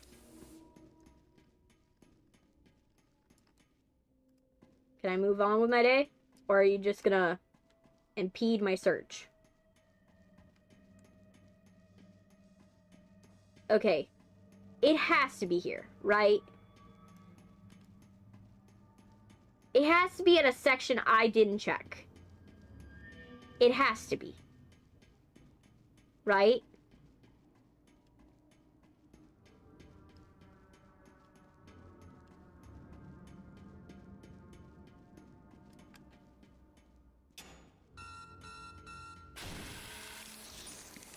It has to be in a section that we didn't check. 'Cause, like...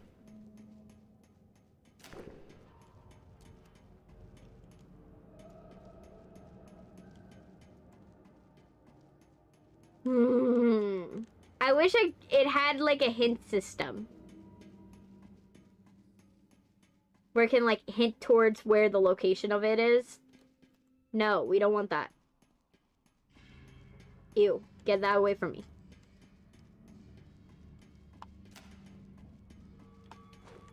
We were here. Because that's disabled.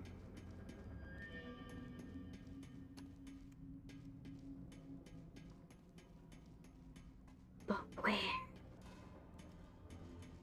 It's driving me nuts. I'm just like, where is this stupid plunger? Where? Where is it?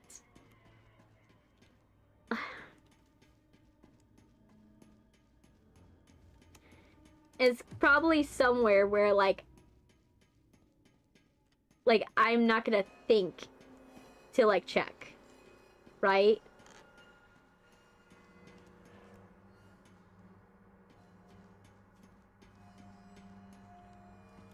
We went this way already. And we killed it. Okay. We went this way.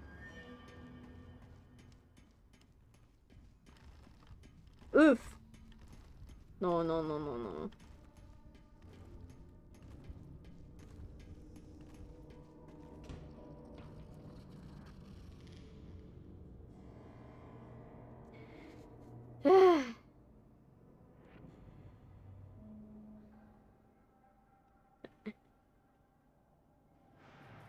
¿Por qué es feo?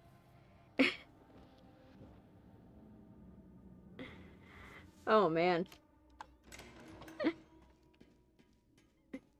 Oh, man. You guys are funny.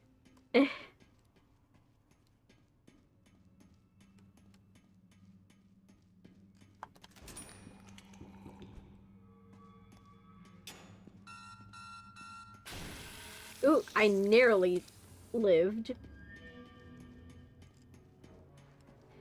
Okay, I need to find... Where is it?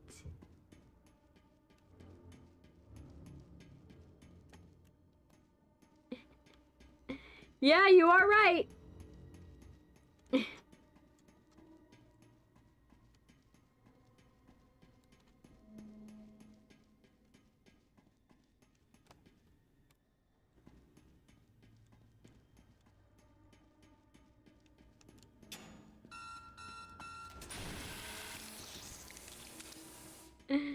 Ah.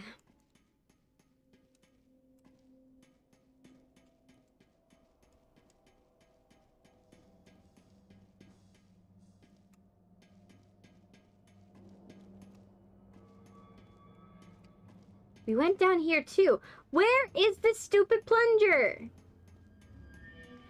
Watch, that's gonna be the thing that, like, will be the only thing that, and, like, the main topic of this whole thing is, like, me trying to find a stupid plunger so I can finish the section. Where is it?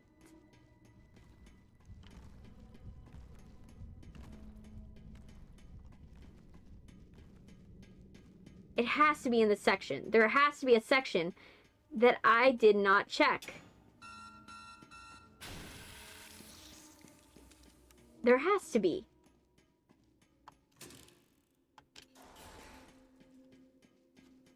Do you know the musical Cats? Yes, I do. I do. I'm a musical theater nerd. No musical theater nerd worth their salt doesn't know Cats.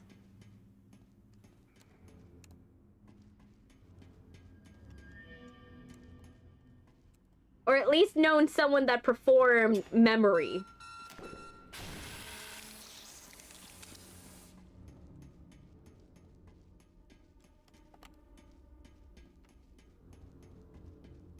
Or seen, or someone that hasn't, you know, made jokes about the production, the movie version of Cats and how ridiculous it looks. And whoever made that choice was like, we're only doing this because this is a Taylor Swift project. By the way, I'm wholly convinced Like, half of me is like, did Taylor Swift, like, bankroll this production just so that way they can do Cats? Did she do it? Like, if not, like, why did it look... Like... And if she did, why did it look bad? Like, half of me thinks that Taylor Swift only did that because she was like, I need to sing, have a moment in Cats. I need it. And, like, I think that that's what happened. And I don't know. Maybe she did. I truthfully believe that. And the only reason why it didn't have as much of a budget, is that, like, at the time, she only could allocate, like, a certain amount of money. Okay, there has to be something here that I'm missing. Like, there has to be. I'm... It's driving me nuts that there's nothing. Not one thing.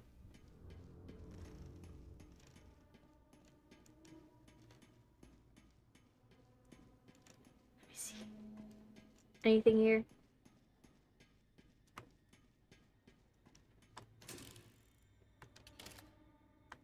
And I wish there was a mini map.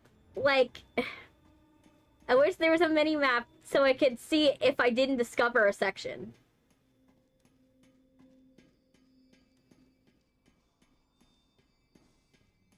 Because I feel it's as stupid as, like, I just missed it.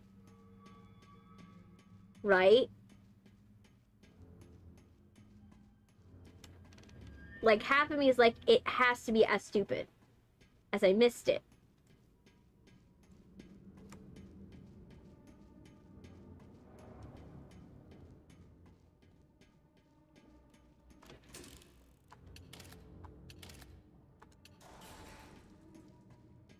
Has to be as stupid. Like, because, like, what explains it?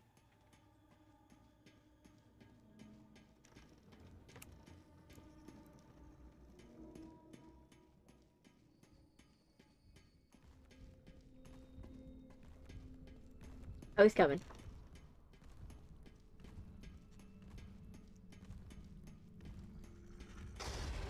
What the fuck?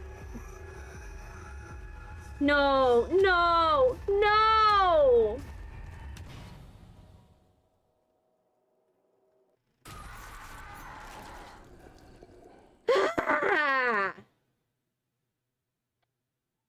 Half me's thinking I'm gonna have to play another round of this, and I don't want to.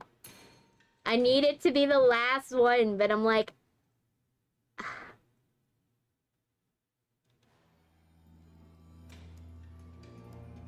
Bendy, that was not fair. Of course, bad luck. Okay, so there's a bone here.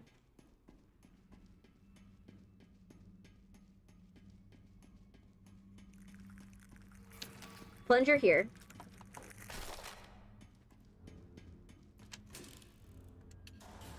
There. Now we see it.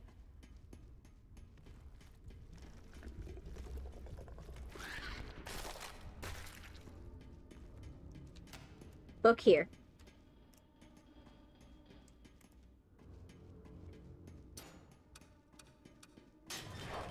Let me see. Is he coming?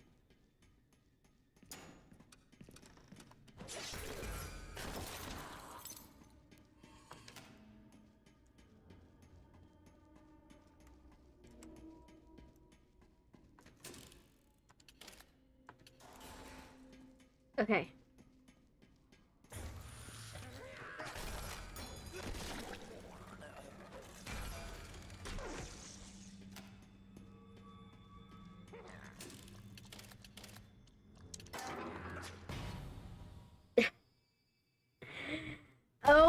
my gosh.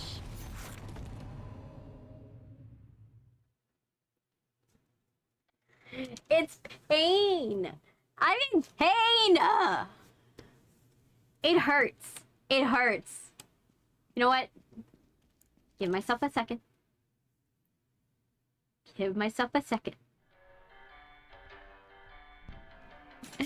Better seen better cats, yes.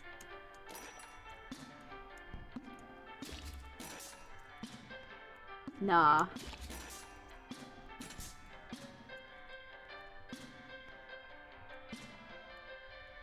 But, if I had to say a musical I enjoyed, like, the, stage production of it, like, speaking on the topic of musicals, Percy Jackson was a good one. Like, I know people, like, that one's like a, like, deep cut.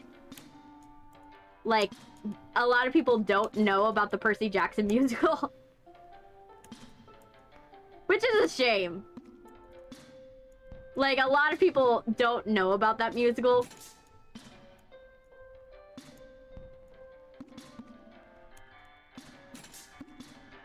Like, more people know about the SpongeBob musical than the Percy Jackson one.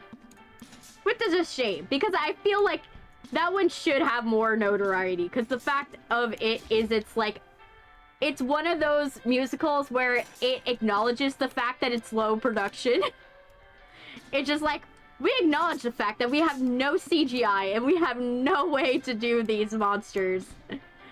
But we're just gonna do it in the most low cost version that I could do it, and I appreciate it.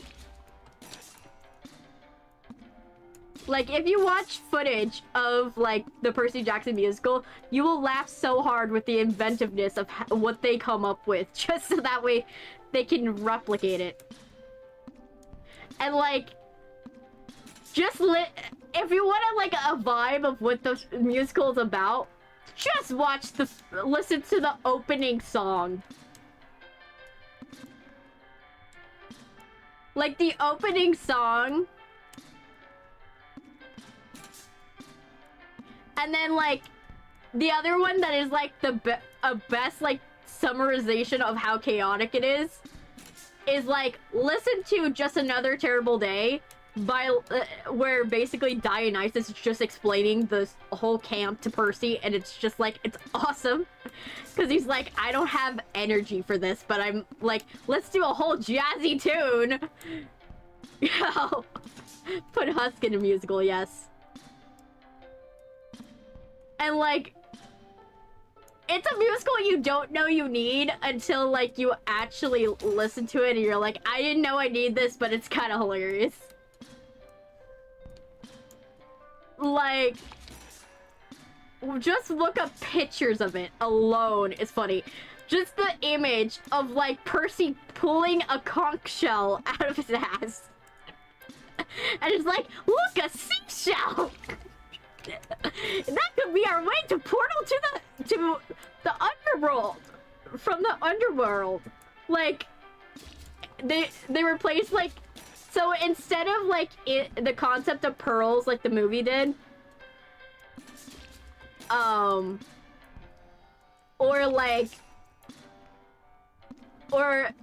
also it's somehow more faithful than the movies. Like, it's somehow more faithful, which is kind of funnier. I don't know if I should laugh more that it feels more faithful, because, like, Hell is just a record company, and, like, obviously in the books, but also in the musical, they, like, play into it a lot more. With Husk and a deep voice, he should be in a musical. Yes. Because he is. That guy, the voice actor for Husk, has been in multiple musicals.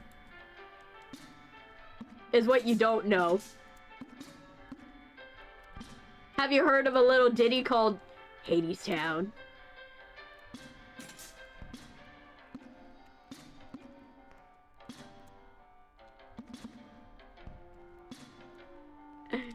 I love it.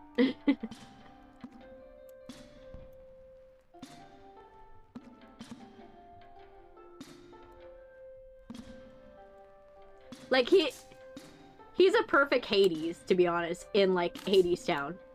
If you need, like, a Hades... Nah. Yes.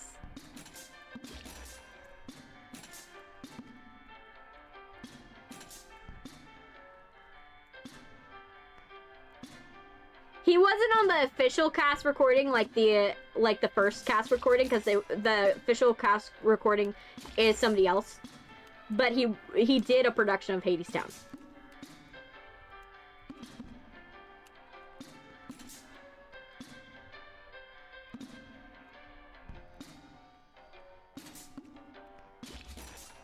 I'm just trying.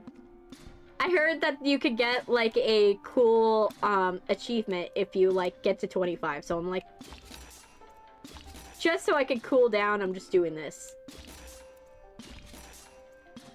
But I'm slowly realizing I'm running out of time for the stream.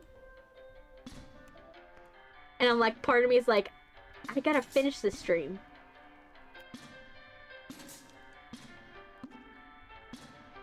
But the other half of me is like, I don't want to.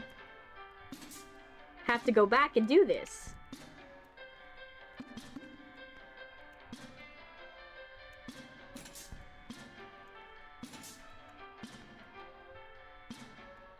But yeah, the other person that I really admire is Fair Wilbur Reed.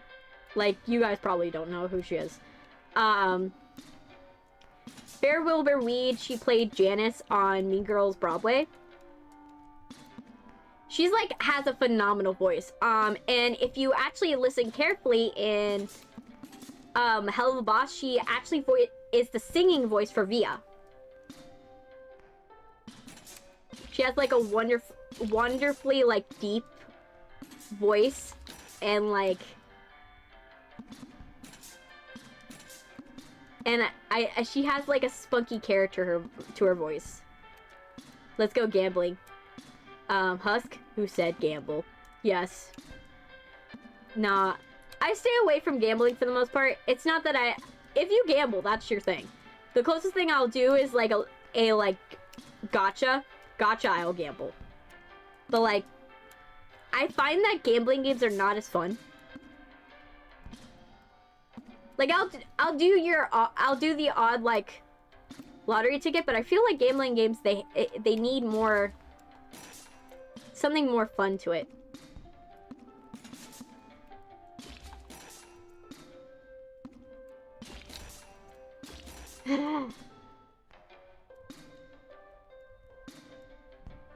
I'm trying so hard.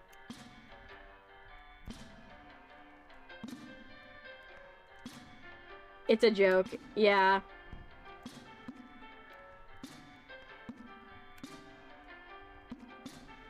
I'm trying so hard. Okay.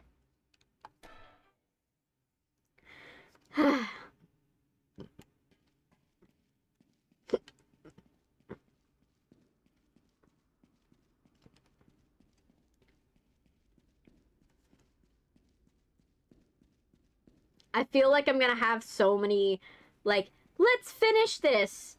We're almost done. We've got it. Got this, and it's just gonna continue to spiral with the titles. Sure. I'll play this gacha. What?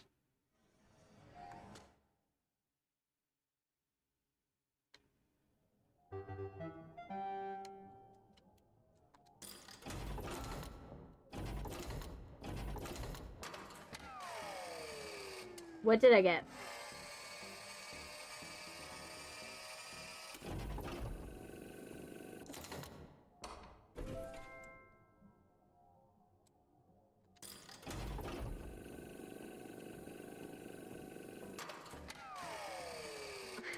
Let's see. I got a Bendy!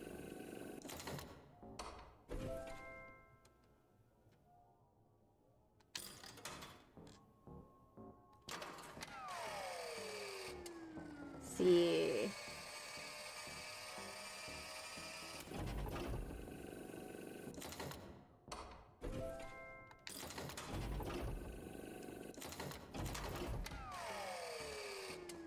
Let's see.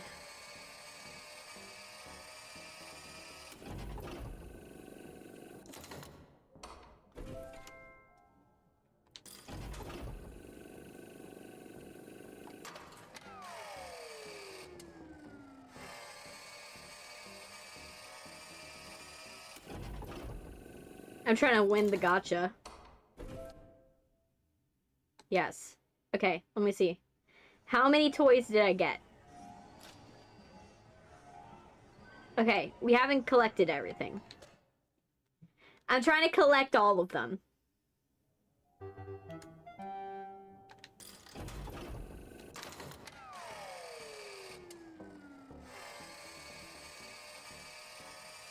Yay, I got Boris.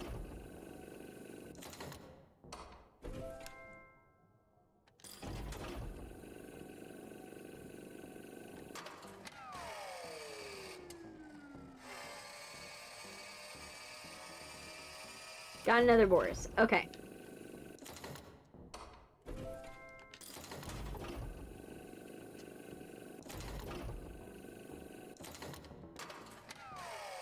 Back corner.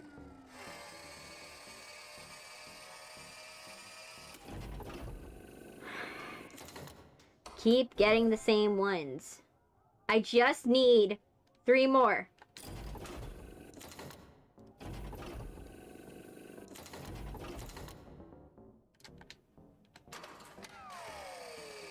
Let's see.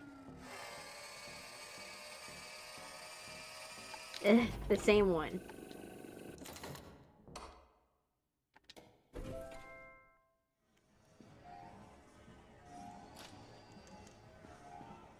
We just need 3 more. 3 more.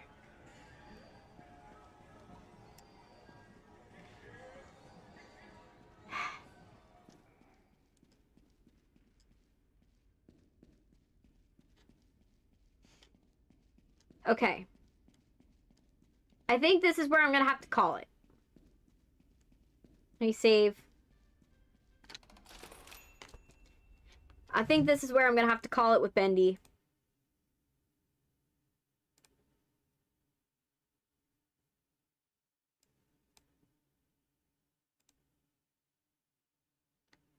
Put it in just chatting. I think we did good today. We definitely did really good today. Everything went well. I think that next stream we are definitely playing what is it? My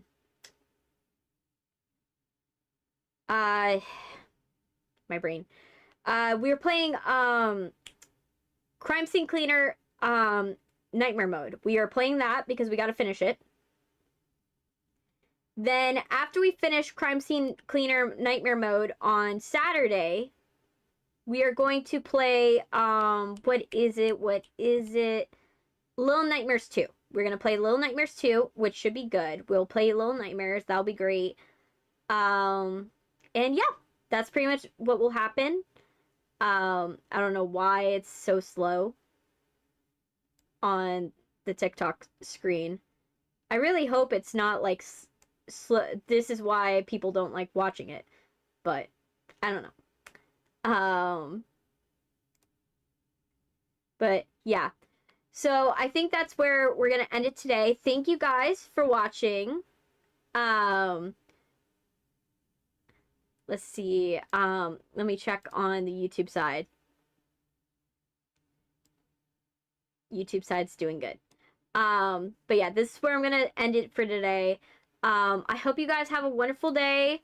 Tomorrow, like I said, on Saturday we will be back for Crime Scene Cleaner 2, and then Monday will be Monday will be Little Nightmares. So I will let you guys go. Have a wonderful day. And for those of you who are on Twitch, do you want to get rated? Twitch, would you like to get rated? Because I will raid you if that is the case. Let me see. Let me end it for the YouTube audience. So let's see.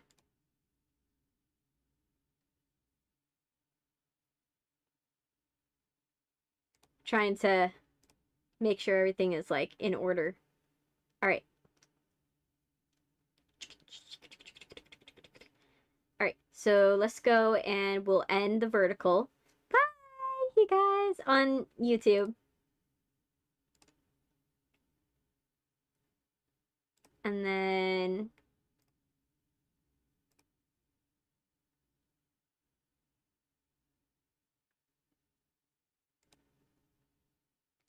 end it on here.